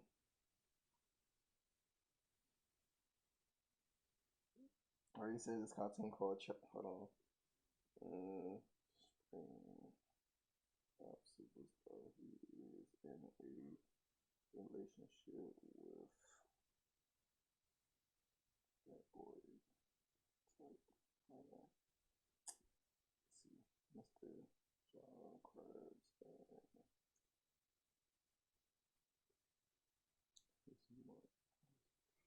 See, they don't say the name of these cartoons.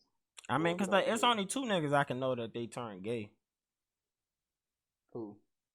Robin, and then they turned Spider-Man gay. Probably.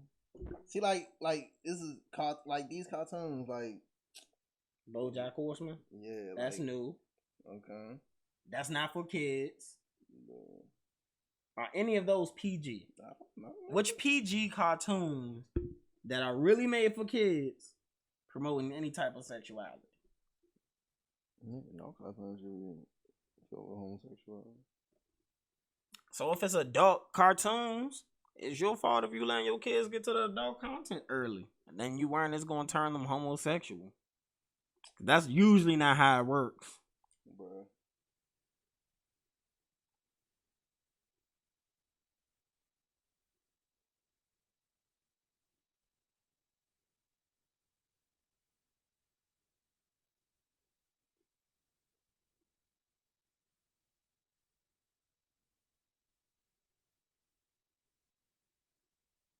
They turned Daphne from Scooby-Doo gay.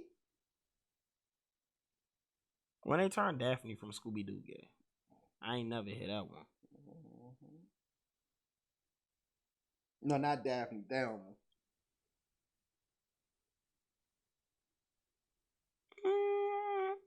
I'm gonna see that. Thelma got no attention. Just because she was chugging with Bob. She got no attention from guys, bro. She got attention from me. That's because you're sexually immoral. And so are them for making her gay.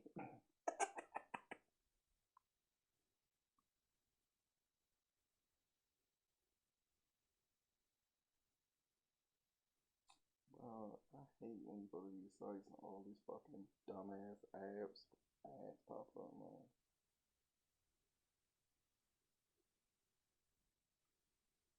They're not even letting me.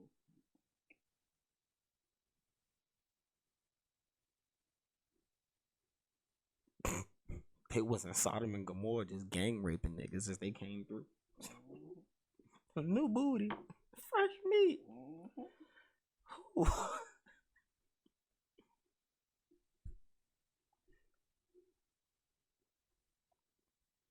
But yeah, man, might as well go ahead and start wrapping this one up, man. We can look at those after. Like I said, man, cause you still looking and searching, bro. I need a computer. This phone shit don't be working.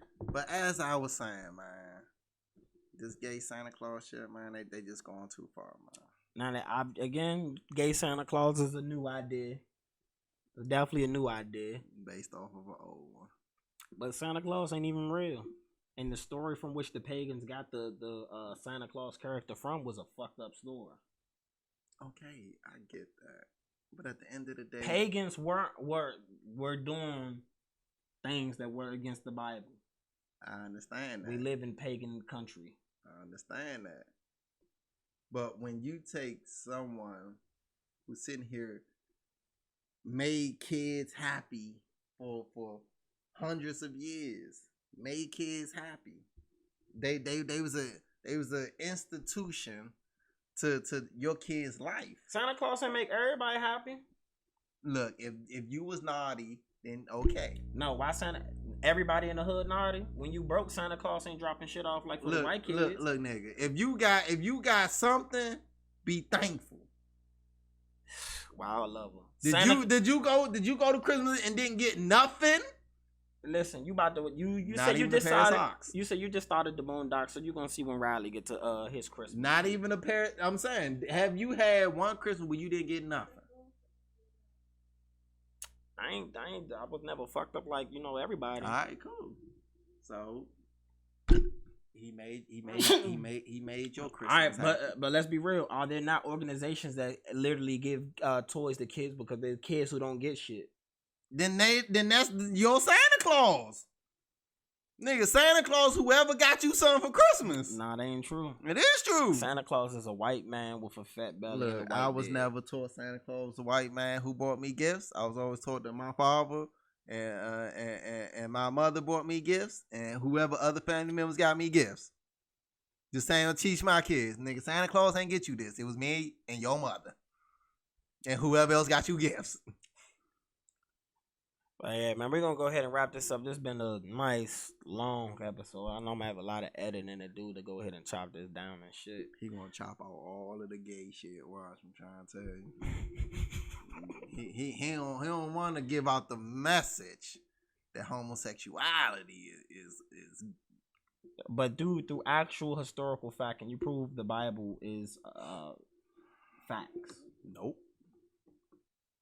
So then again, why would you condemn somebody off something that you can't even prove is the real deal Holyfield spill from anybody? This is why you condemn him, right? Because a man was made to procreate with a female. Because our body parts align. Then why are there let me finish. Why are there gay animals? Let me finish. You know they're gay animals. Nigga, it's gay people. But there's also straight animals. So I'm trying to figure out your point.